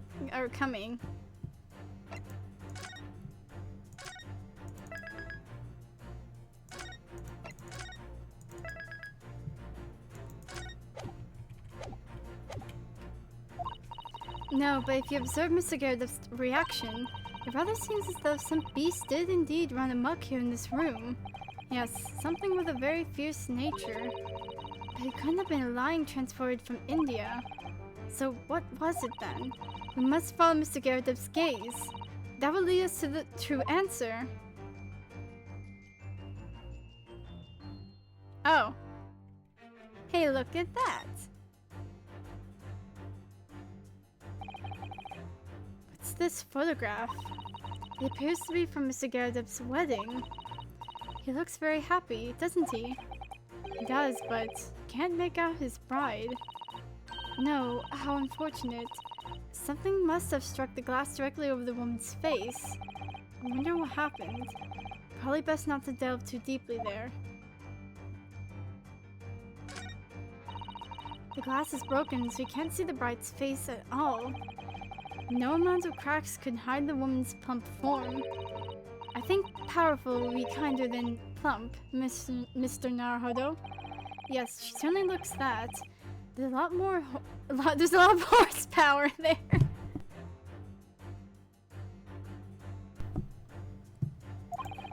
Not someone you'd want to upset, that's for sure. Oh look, have you noticed her wedding ring? It's very large, isn't it? Yes, that's an unusual design. It looks like some sort of embellished sunflower. Take that!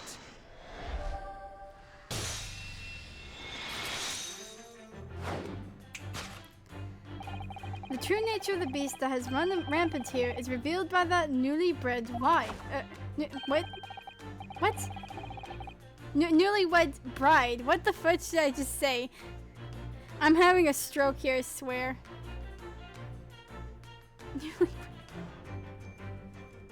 That's a word. I swear I know English. Precisely, Mr. Naruhodo. No other explanation could possibly fit. Newlywed bride. Yes, this framed print pictures your wife, Mr. Garredeb. And while we lament the fact that her face is obscured, we can still make out her mighty arms and note the considerable horsepower they must contain. That's...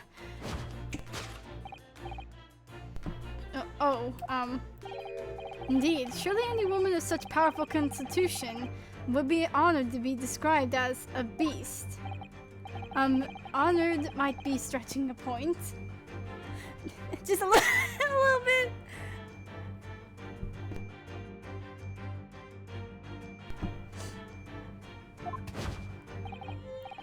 Too late. The fact remains that the beast, which is so clearly established this room, was your wife, Mr. Garredeb. The chilling traces of a wild rampage are still very much in evidence.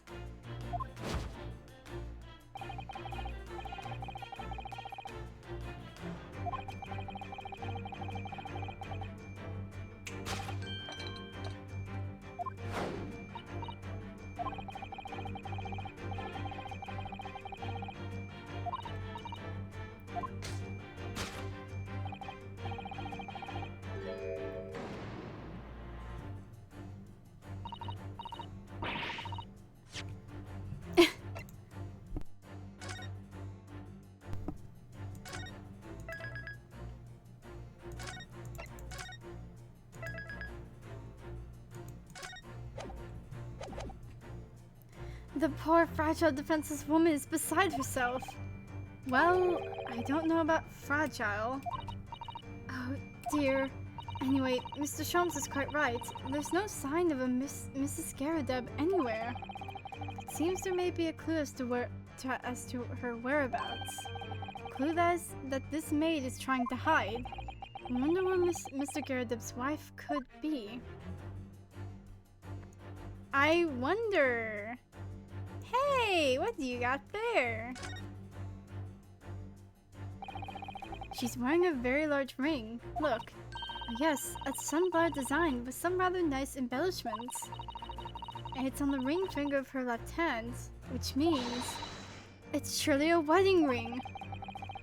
It looks like it's on there for life, too. Can't imagine it would slide off a finger of that size. That's something to think, Mr. Naruhodo, not to say. Do you know Mr. Gyarados' wife in the photograph had a ring very much like this one? It was a large sunflower design as well. Really? You have a great memory for these things. A large sunflower wedding ring. It's quite a coincidence that they have the same ring, isn't it? Yeah, very much is. Is there anything else I can look? Oh, yo, what happened?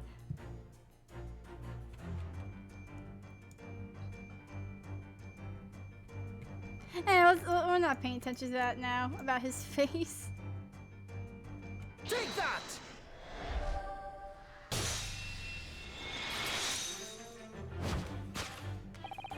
Your wedding ring gives us a handsome clue as to the beast's current whereabouts.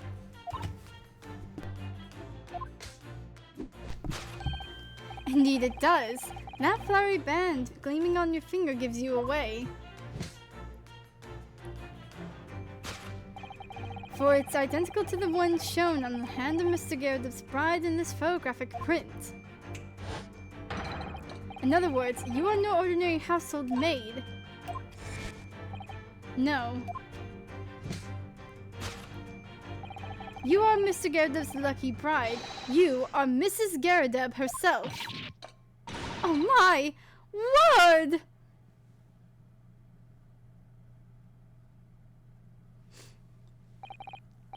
Well, jolly fine detecting, sir. As you rightly surmised, this is the wife. Yes, my Joanne. Rather let herself go, you might say, but she was a bally corker back. It would appear that you don't live in the most comfortable of circumstances.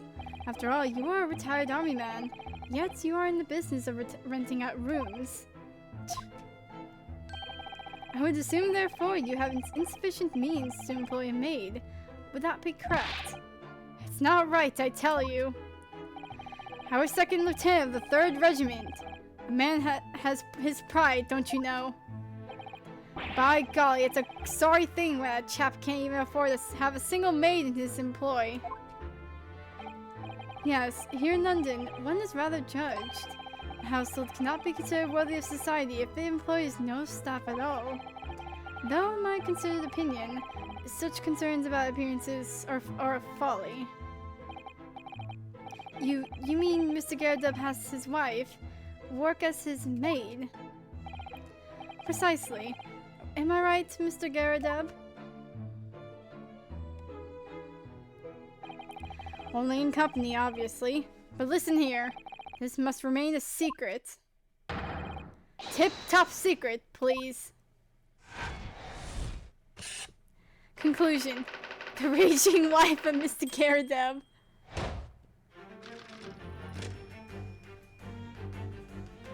So how is this gonna work out if it's not a lie? Now, Mr. Gyarados. It's plainly clear that you still have deep feelings for this formidable beast.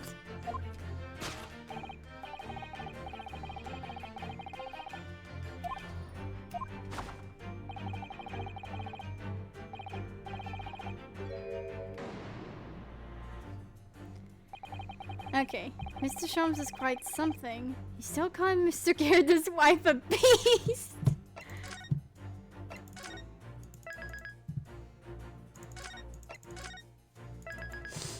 I'm gonna cry. Yes, as a woman, that feels rather uncomfortable. But Mr. Gyarados is standing beside her husband as we speak. In other words, he hasn't lost his beloved at all, has he? Oh, how true. So perhaps that supporting arm that means to be propping up. Oh my god. So perhaps the supporting arm that seems to be propping up his head has some other significance then. According to Mr. Sholmes, Mr. Gyarados' pain is tangible, though what could that pose of his really signify?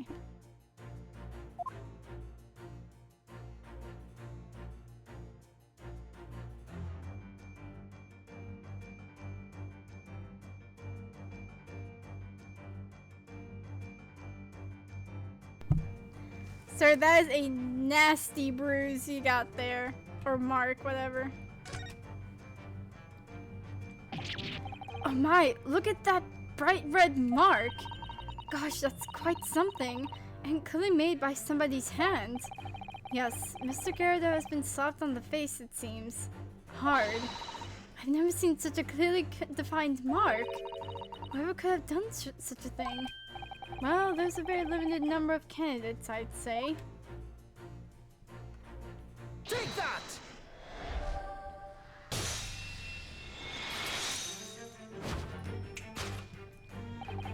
Your head weighs heavy on your shoulders, the pain you feel being revealed by that slapped cheek. And of course the delivered of that impressive mark on your cheek that refuses to fade. Was you, Madame Joanne Gyarados? Well, yes. You have been desperate to hide the slap mark on your cheek, sir.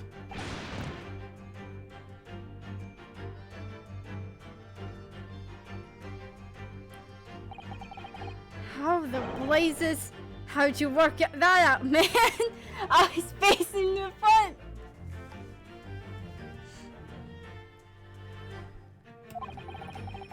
Nothing escapes the notice of one trained in the art of observation, my dear fellow.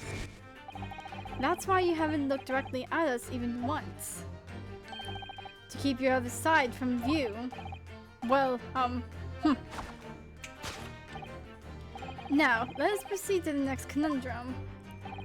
Why were you subjected to such a violent slap?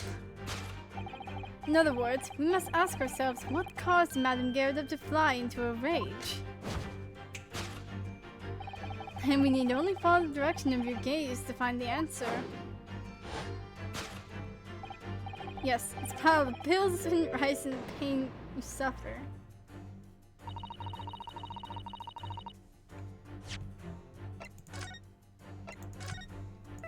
They were lion fodder, but now it's not.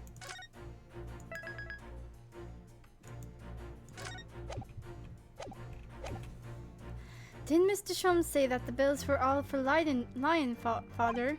Yes, but now we've established that the lion never existed. Which can only mean that the thing responsible for gobbling up all that food was Mr. Gyarados' wife, Mr. Naruhodo. She is a person, not a thing! Yes, well, she's also a person who gave her husband a mighty slap around the face. One so hard that it left a perfect hand mark, in fact. Yes, why would a woman want to hit her husband with such force, I wonder? I'd love to know the answer to that question. What's up with all these bills, though? Looking at all these bills, it certainly amounts to a great deal of food. Meat and potatoes by the cartload, wasn't it? While looking at the two of them, you can tell immediately who eats the lion's share in this household. Well, at least we're no longer talking about an actual lion anymore. Hey yo, what the? Someone must be reading this book at the moment. There's a bookmark here. Look. Mr. Gyarados is clearly an avid reader.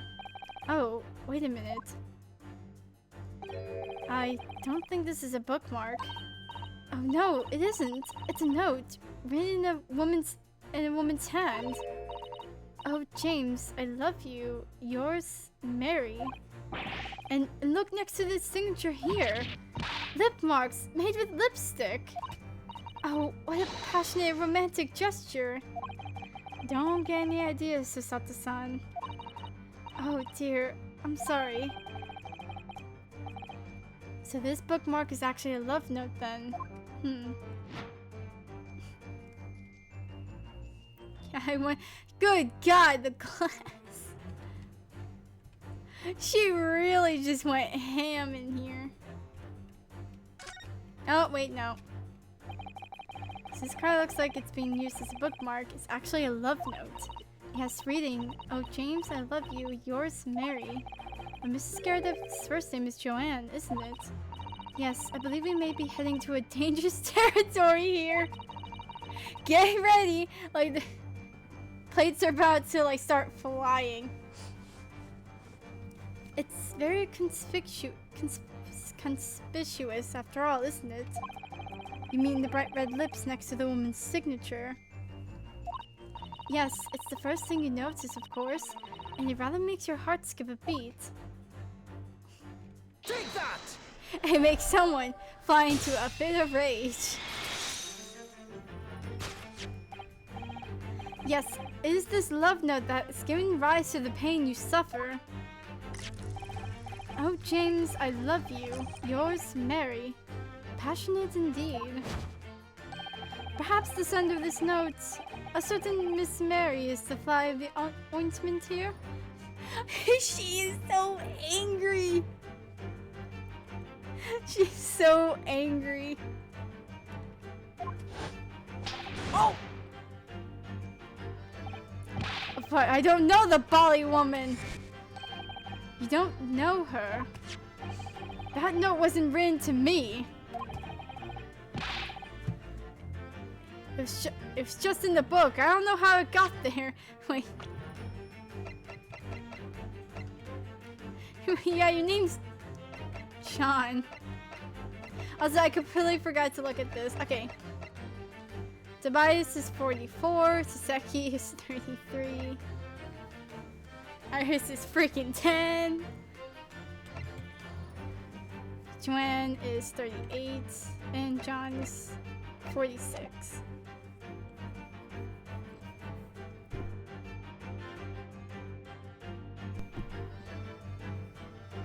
It was just in the book. I don't know how it got there. It was just in there, you say? That's right, that's why I've been sick! A likely story. Now listen here, Joanne, old thing. I explained at the time. I bought the book at the second-hand place, and the note must already been in there. So, the previous owner of the book was using the note as a bookmark, you mean? The infinite T. That's right, that's what I've been saying! A likely story? For heaven's sake, woman, look at the name! It's written to James! My name, in case you've forgotten, is John! A likely story? Are you questioning my name now? And there we have it. Arouse the suspicions of the female heart, and you unleash a beast with a most ferocious bite. Getting knocked out of that chair promptly, like. Now in a final fit of rage, the ferocious beast carry out one last unimaginable attack.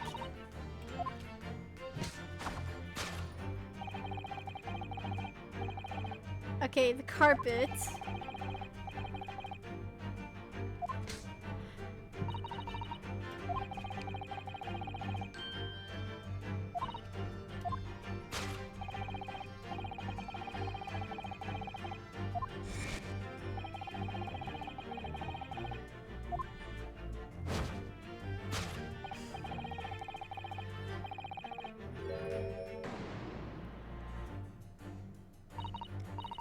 But surely Mrs. Garrett didn't eat the carpet? No, of course not. But there doesn't seem to be any doubt that the state of disarray that this room is in is a result of her wild temper. No, that's true. So, this is the last part of Mr. Sholmes' seduction that we need to fix. We need only to follow Mrs. Garrett's gaze, and that will tell us the real answer. Alright, let's see what we can see. Yes! This place is a mess. Also, hey, what's in this?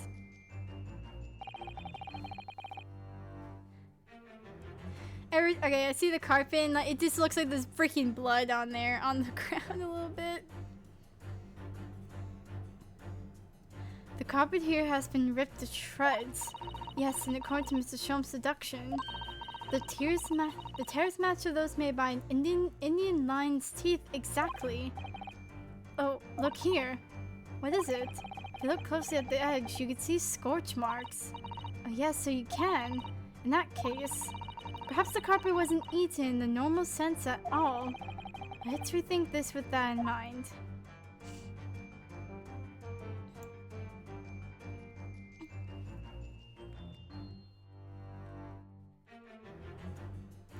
Oh my god, I want to like just move the thing.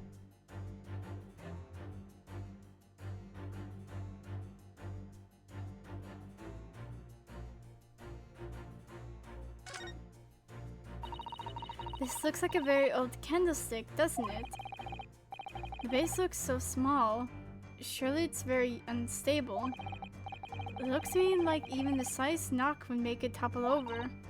Oh dear, that would be dangerous. Wait, take a closer look at this. There's one candle missing. Yes, I didn't notice that before. Why is that, I wonder? Why is one candle of the three missing from its holder?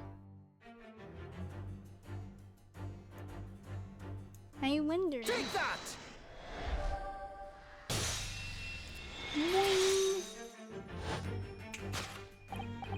Yes, to explain the dark state of the carpet, we need only to look at the candlestick.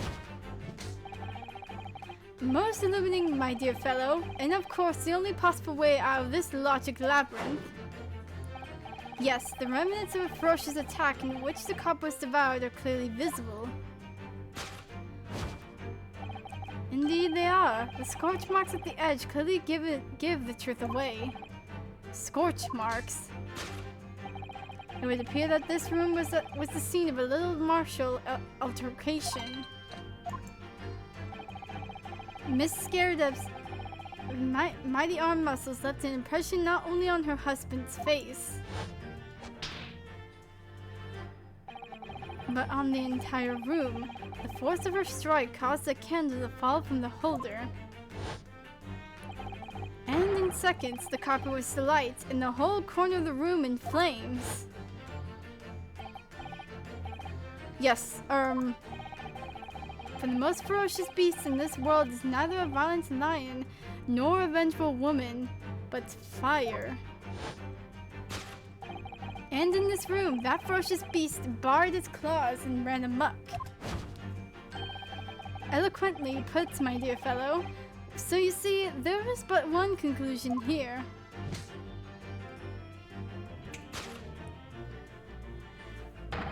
After the sparks of martial discord flew, this room was a scene of fire. Of a fire. Holy frick, it's me!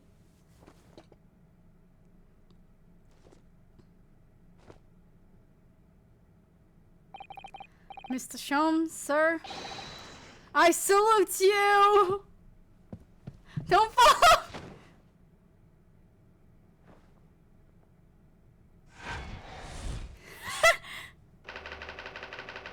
Carpet scorched by a small fire.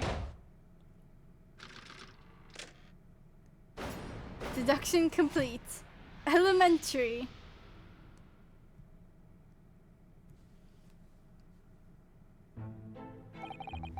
It's these dashed long winter nights, you know. Nothing to do but read in front of the fire. Luckily, there's a jolly good second-hand bookshop just around the corner. Buy all my old novels there.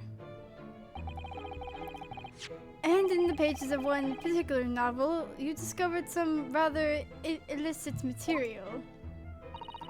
For which your wife admonished you harshly, it seems. Don't know about admonished, but demolished might be rather closer to the mark. And beast is most certainly an apt... Here we go again. And the carpet. Was that destroyed by fire when a candle fell on the floor? Afraid to say it was.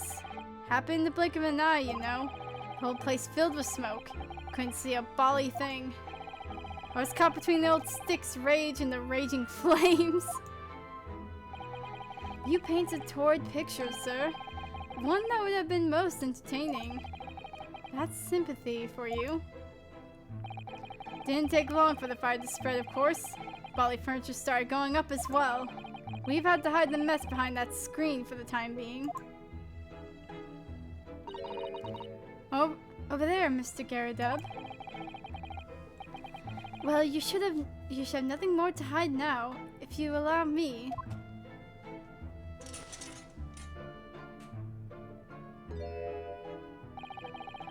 Had all my fairy old novels in that case. As soon as the fire got hold of them, that was it. Whoosh, up in smoke. Gosh. Then the wife started hurling things at me. What a terrible sight it must have been. There was I, backed up against the window, under heavy enemy fire. Incendiary books coming 10 to the dozen. Worst of it is, I lost my favorite. Book called The Lion's Pride. The Lion's Pride? Ah yes, your notorious love of big cats coming through again. I assure you the title didn't influence my choice in the slightest. So the poor man really did lose something dear to him as a result of the ferocious beast rampage. So Mr. Shum's deductions turned out to be correct once again. It can only be described as a great British wonder. I tell you, it was total carnage. Flames everywhere and the old stick in the full fettle. Out of interest, what time of day was that? Not sure I can remember. It was 2 days ago now. Let's see, around 5 o'clock, I think. So at exactly the same time, as a terrifying incident was unfolding outside your window on the street below. Even more terrifying on the inside, I can assure you. The whole Blighty could have been flying outside my window at the moment, and I wouldn't have noticed a dashed thing. Oh, really?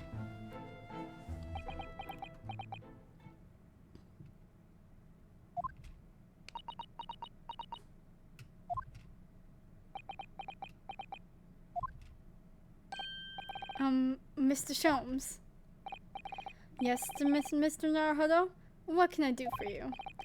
Well, I think we've got to the bottom of Mr. Garridub's situation now. But what does it have to do with Mr. Natsume's circumstances? I can't help you there, I'm afraid. What? My dear fellow, if you recall, I did say as much from the outset. I warned you that, although I knew the retired army man to be hiding something, I could not be sure whether his secret would prove to be of relevance or not. I just knew you were going to say that. Now, Mr. Naruhodo, you mustn't lose heart. Bear in mind that all things fall into one of only two categories: those relevant to the case and those not. That makes no sense to me. Well, no matter. It is of far greater importance that you make up your mind now. Sorry? Visiting hours at the prison will soon be over. Oh no, is it that time already? If we're to accept Mr. Natsume's case, we have the official paperwork to attend to. So that's it. No more time to think. Perhaps you'd like to partake for yourselves in bidding us farewell now. I must prepare supper for Mr. Garridub. Oh yes. I'm so sorry. I thank you both very much for your time. Shisaki-san will be waiting for us, and I'm going to have to give him an answer.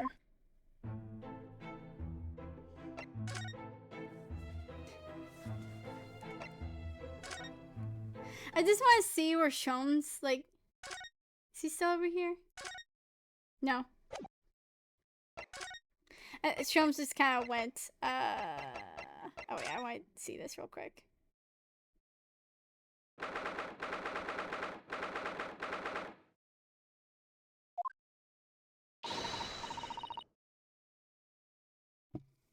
It's time, Mr. Naruhodo. We must hurry back to the prison.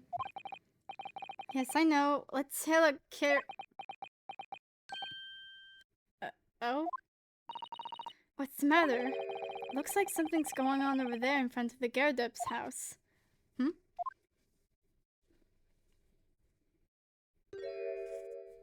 Oh god.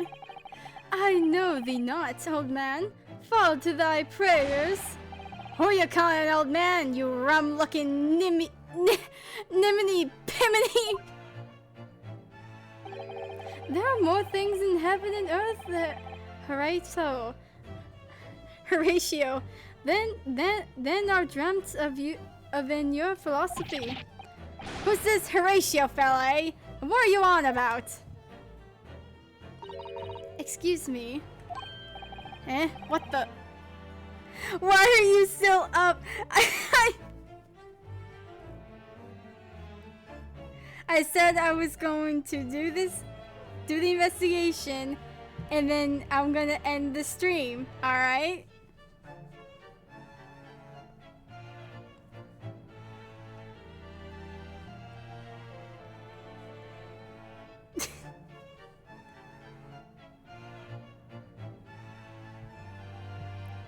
What? Why?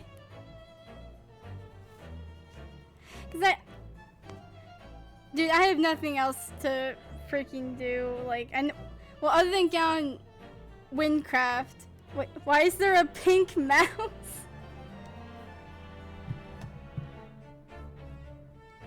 That's Iris.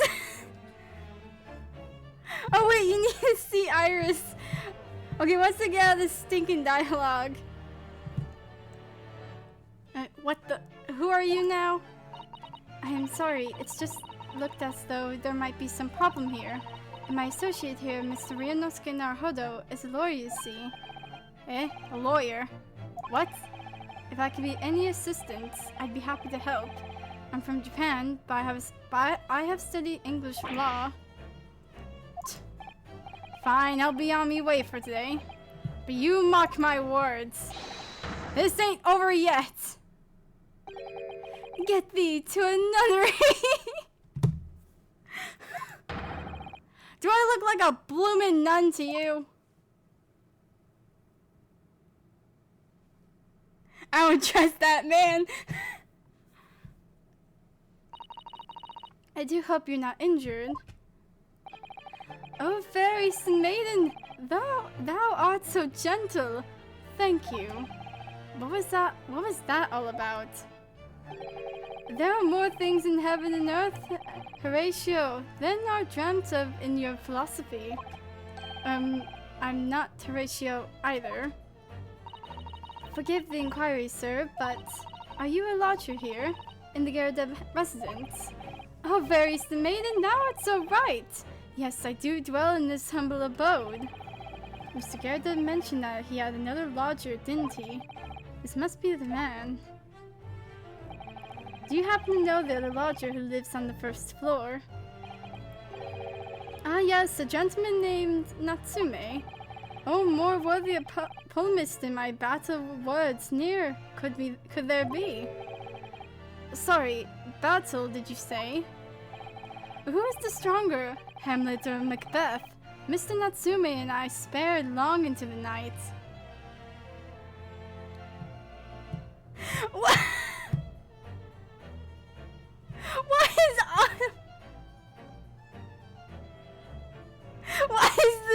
Why is Jester so gay though? Dang. Hold on.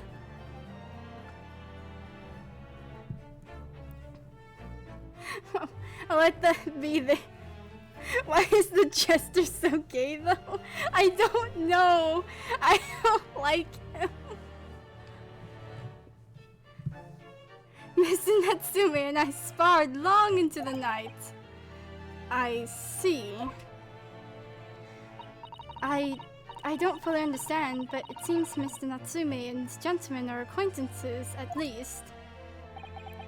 I hate this Jules being mismatched.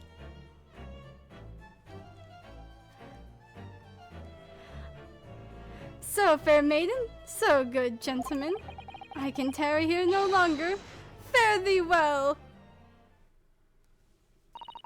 I didn't really understand him, but I think he's returned to his room. It seems he's unaware of what's happened to Mr. Natsume, so he can't really help us. With Saseki-san and that man as lodgers, the Gyardup house is certainly full of eccentrics. Anyway, I'll go find a carriage. Yes, I'm sure Mr. Natsume is eagerly awaiting our return. Let's hope we can get to the prison before visiting hours are over. Ah, frick, wait, we're not gonna be able to see Iris.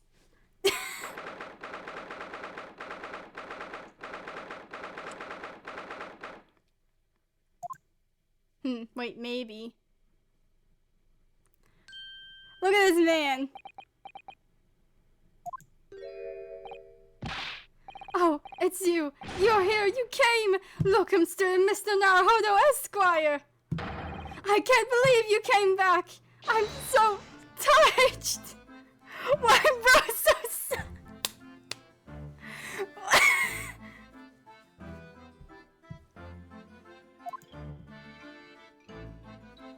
I'm gonna cry!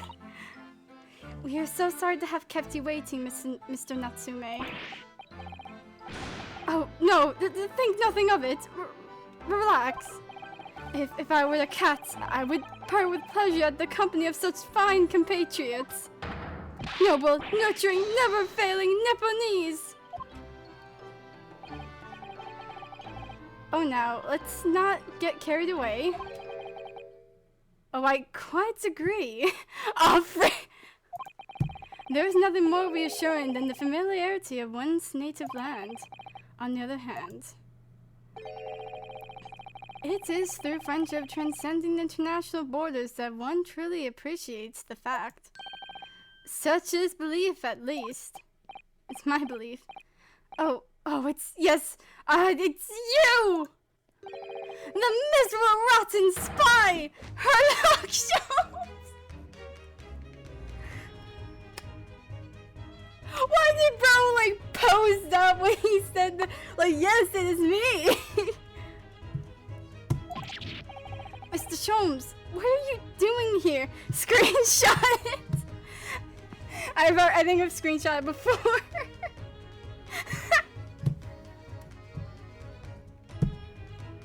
I love that so much.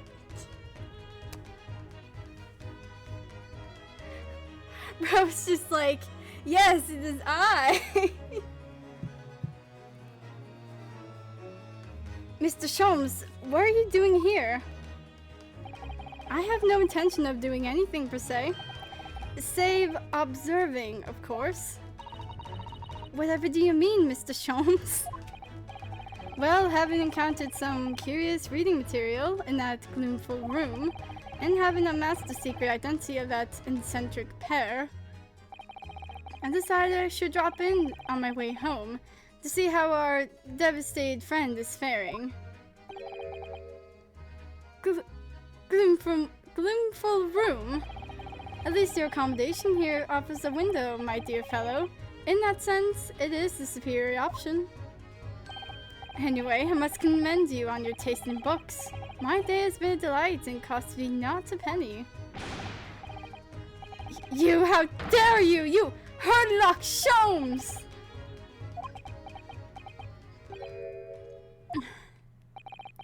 I've had it. I'm through. I'm at the end of my rope. I should never have come to Great Britain. It was a terrible mistake. Haunted by spirits in those accursed lodgings. No doubt my luck will be cursed in tomorrow's trial as well. My whole life is oh my god!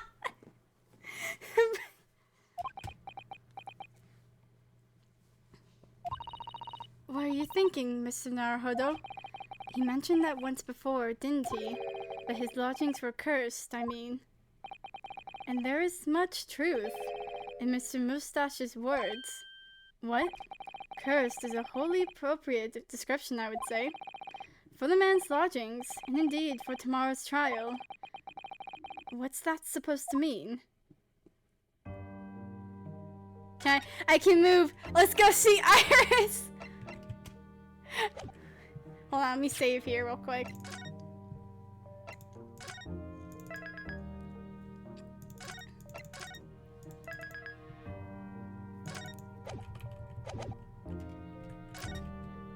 Mood.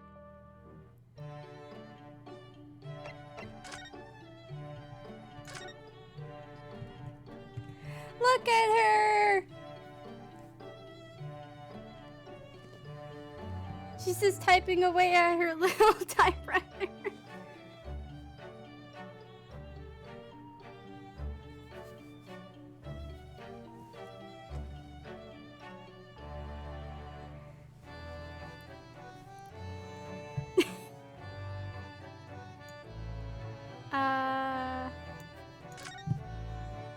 Oh yeah, this is like Sholmes' suite.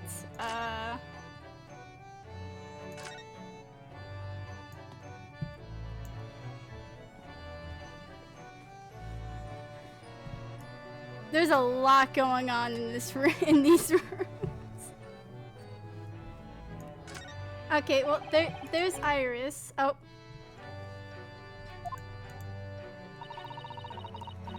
Bean! Little techie gremlin.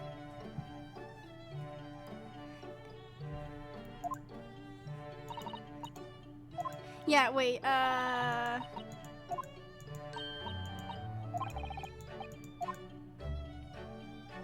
and right back to typing. If I were to go to, yeah, okay, here. Iris Wilson, 10 years old, an extraordinary young girl who lives with Mr. Sholmes. She has a degree in medicine and is the author of a popular series of short stories.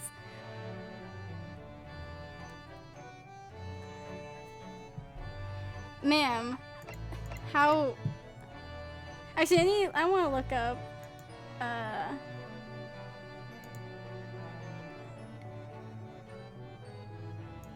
yeah, this still, like, baffles me to this day. She has a doctorate in medicine. How?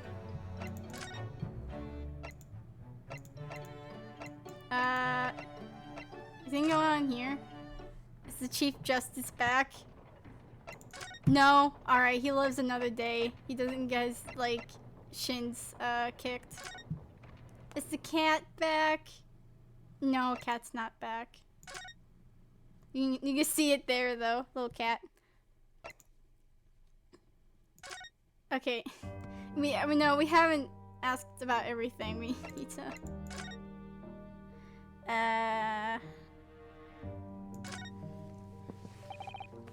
Why is any Ace Attorney game filled with such young girls? I mean, really? Why all the kids?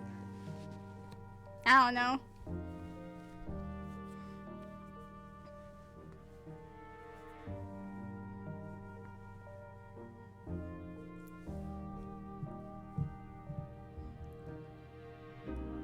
I have no idea.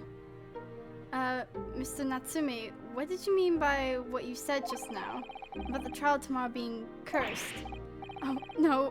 Why are you looking so grave? You're making me nervous. I was just getting carried away, that's all. I didn't mean anything by it. Oh, I see.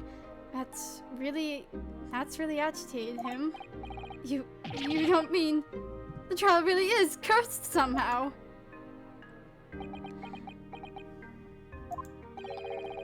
Are you referring to the prosecutor? The Reaper of the Bailey? The Reaper? Oh no, what do you mean? Please tell me, summarize it succinctly in 16 salient words. No defendant has ever survived a trial in which the Reaper stands for the prosecution. Ever. Count that. 1, 2, 3, 4, 5, 6, 7, 8, 9, 10, 11, 12, 13, 14, 15, 16.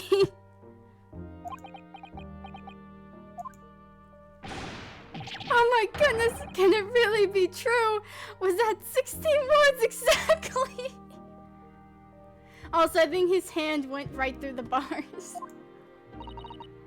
Yesterday, Mr. Naruhodo successfully defended someone against the Reaper. But then, after the trial was over, the defendant passed away in unusual circumstances. Oh yeah, Mr. Magnus McGilda died in a fire in the omnibus. Mr. McGilded. What? What? Ah, I am impressed, Mr. Sato. You have an eye for detail. Actually, the Lord Chief Justice told us. Mr. Sholmes, surely it can't be that, having failed to have the accused convicted, Lord Van Zieks killed the man himself. Oh no, he couldn't have. Surely. What? You have some wonderful notions. Sorry? The man isn't a mass murderer. He's a court prosecutor, my dear fellow. Oh, yes. Why, of course he is. Of course he is? Then why are you trying to scare me?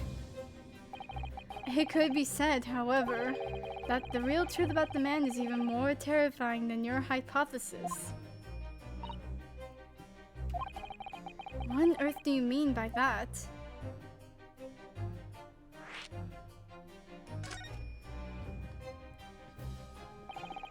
Van Zieks is a quite exceptional man. However, in London's courts of law, exceptional does not equate to winning every case without exception.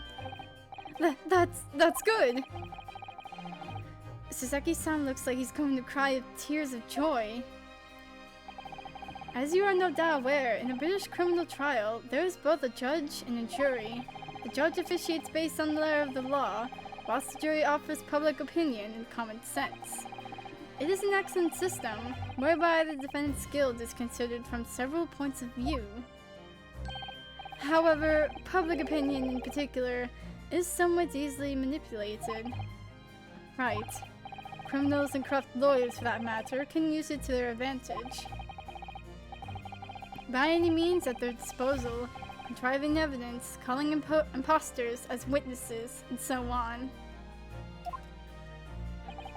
By such underhand means, those who would want to are able to sway the jury, which means that even in the light of irrefutable evidence, the prosecution can fail. But it means the wrong verdict can be passed. And sadly, it's from time to time, my dear madam. It is simply the reality of the situation. And that's alright. However, those indicted by Lord Van Zieks cannot escape justice. Their fate is sealed. Oh my! Though the adjudication may see them leave the courtroom with their freedom, within months they all disappear. It is most striking. Disappear? But how? By all means of misfortune, sir. Perhaps they are trampled under the passing carriage. Perhaps they fall into the Thames and drown. Perhaps they are suddenly overcome by a raging fever. Perhaps attacked by highwaymen. No.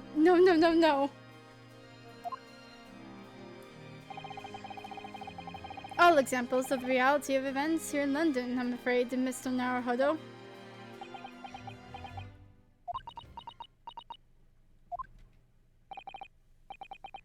I knew it. Okay.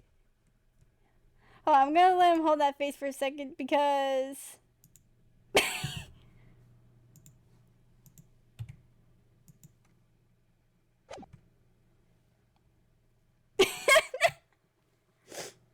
this freaking picture.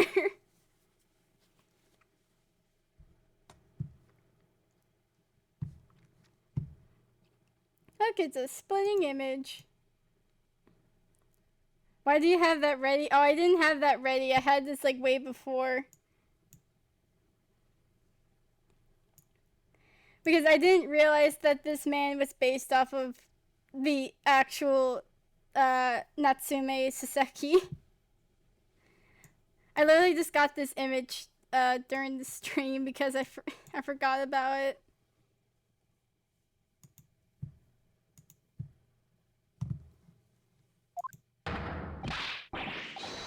Oh, he's a goner.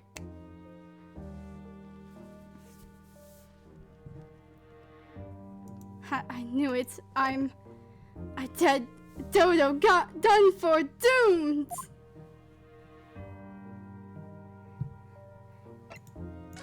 He's indeed, screwed.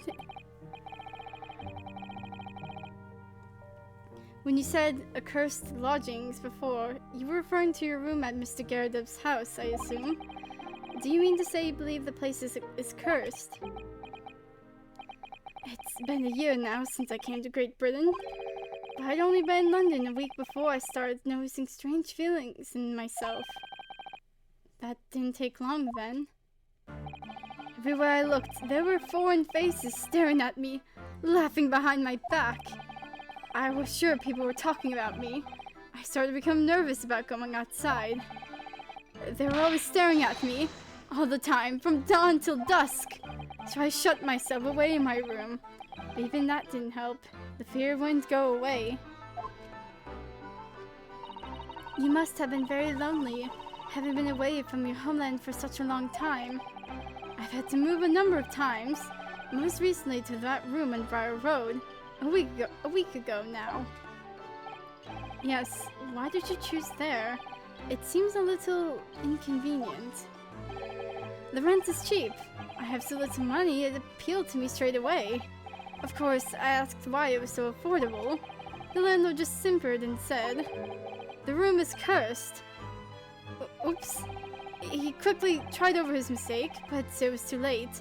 So I told him, "If you have something to say, then say it. But if not, don't mention it in the first place." Yes, well said.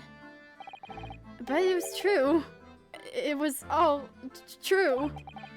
You mean the room really is cursed, then? Ever since I moved in that windowless heckhole, my sleeping has been plagued with nightmares. I awake feeling as though I've been choked to death. In my waking hours, people are stabbed in front of me as I walk down the street. I'm branded a killer, thrown into prison. Nobody wants to know me. I'm surrounded by scary, sinister spirits. If only there was someone, just one person on my side. Can no one find it in his or her heart to believe in me? Really, no one at all. To believe. Yes, to believe.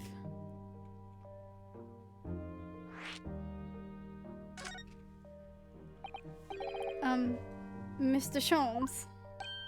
Ah, me, Miss Naruhodo. Pray, what can I do for you? It's about the case on the SS Bira, if you recall. The Bira. Ah, that case! The one with the snake. Well, yes. At that time, I was the suspect, but you believed in me and listened to my side of the story, and you helped us to investigate. I did I? Interesting. What I want to know is, why?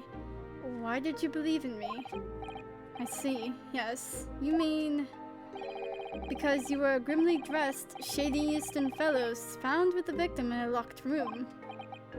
Well, if you like, yes. I'm a little surprised that the answer requires explanation, my dear fellow. It's quite simple, really. You said, I didn't do it. But I could have been lying. Surely you must have had your doubts. You must have suspected me a little. I think perhaps you have misunderstood.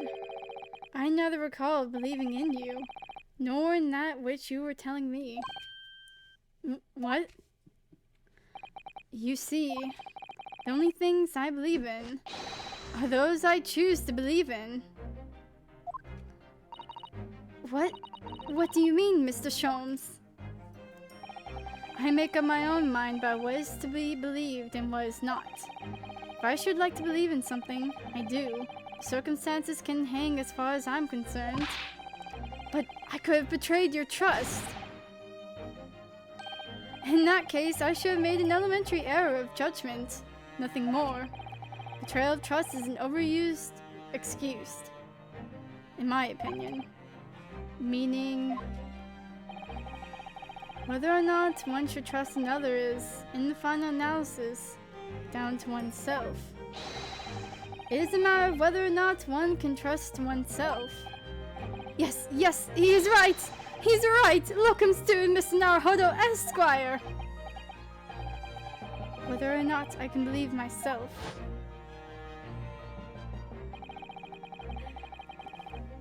God dang it, why the frick is he back? A defense lawyer is only as good as his faith in his client. And that comes down to how much faith he has in himself.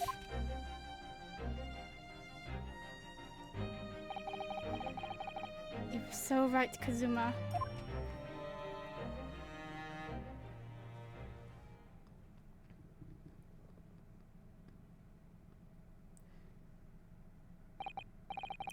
Well, my dear fellows, it is time we were leaving, I believe. Already? Visiting hours are over. The guards will be here shortly to escort us out. There is a restaurant near here that serves excellent trout. Would you care to join me? Oh dear, there's never enough time, is there?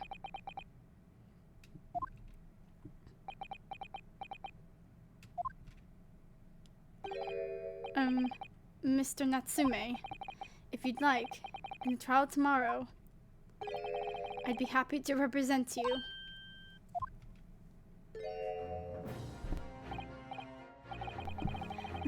Locum student Mr. Naruhodo Esquire.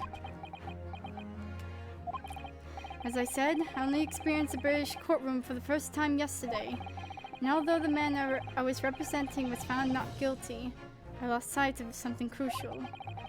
Something crucial. What to believe in, the defendant, justice, or the truth. How to believe, even. But I think I finally worked it out. I decided I must believe in myself above all else, to trust my instincts. Yes, Mr. Naruhodo. And my instincts are telling me that you, Mr. Natsume, are innocent of this crime. And it's imperative that we prove that in court. Welcome to Mr. Naruhodo Esquire. I will fight for your innocence till the bitter end with every weapon available to me. So I hope you'll permit me to represent you in court. Tomorrow. As I said when we first met, I'd like to entrust my fate to someone who will listen to me in my native tongue. Of course, Mr. Natsume.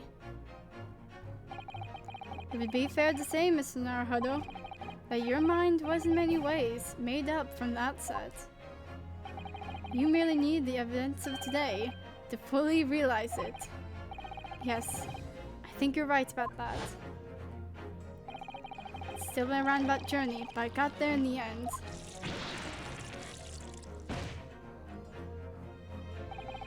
Mr. Sato? Yes? Would you be willing to stand by my side tomorrow and help me in court? Absolutely. As I said this morning, you may consider me your personal judicial assistant. The shocking events of yesterday's trial still weigh heavily on my mind, but it's time to stop looking backwards. Kazuma believed in me, and Mr. Sholmes believes in me now too. So it's time. Time that I learned to believe in myself. Sasaki-san has no one. He's all alone. So it's my job to help him, to fight his corner. Tomorrow, in the courtroom, with all the strength I can muster.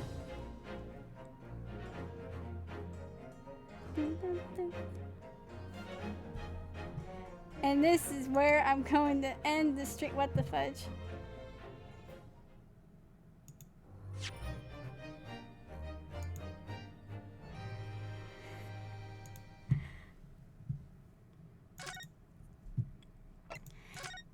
And this is where I'm going to end the stream. At least we got a bit of stuff. Get me out of the Bailey! Get me out of here!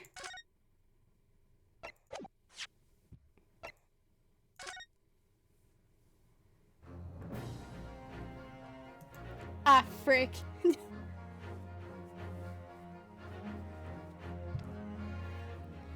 Yeah, so, didn't have a lot of information. We only have 3 pieces of evidence. I think still.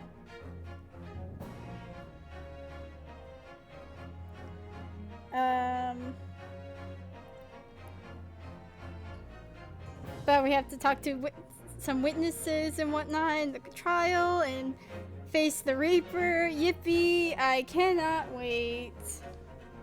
But that'll be for whenever I stream. Oh god, I don't have a consistent schedule. It's just like whenever I feel like it. But I hope you guys have a wonderful day or night, whatever time it is for you. What's going on here? And I shall see y'all. Nets is starting soon. I shall see y'all next time for whenever I do another stream. I don't know if it's gonna be Ace Attorney or Hollow Knight, so see ya.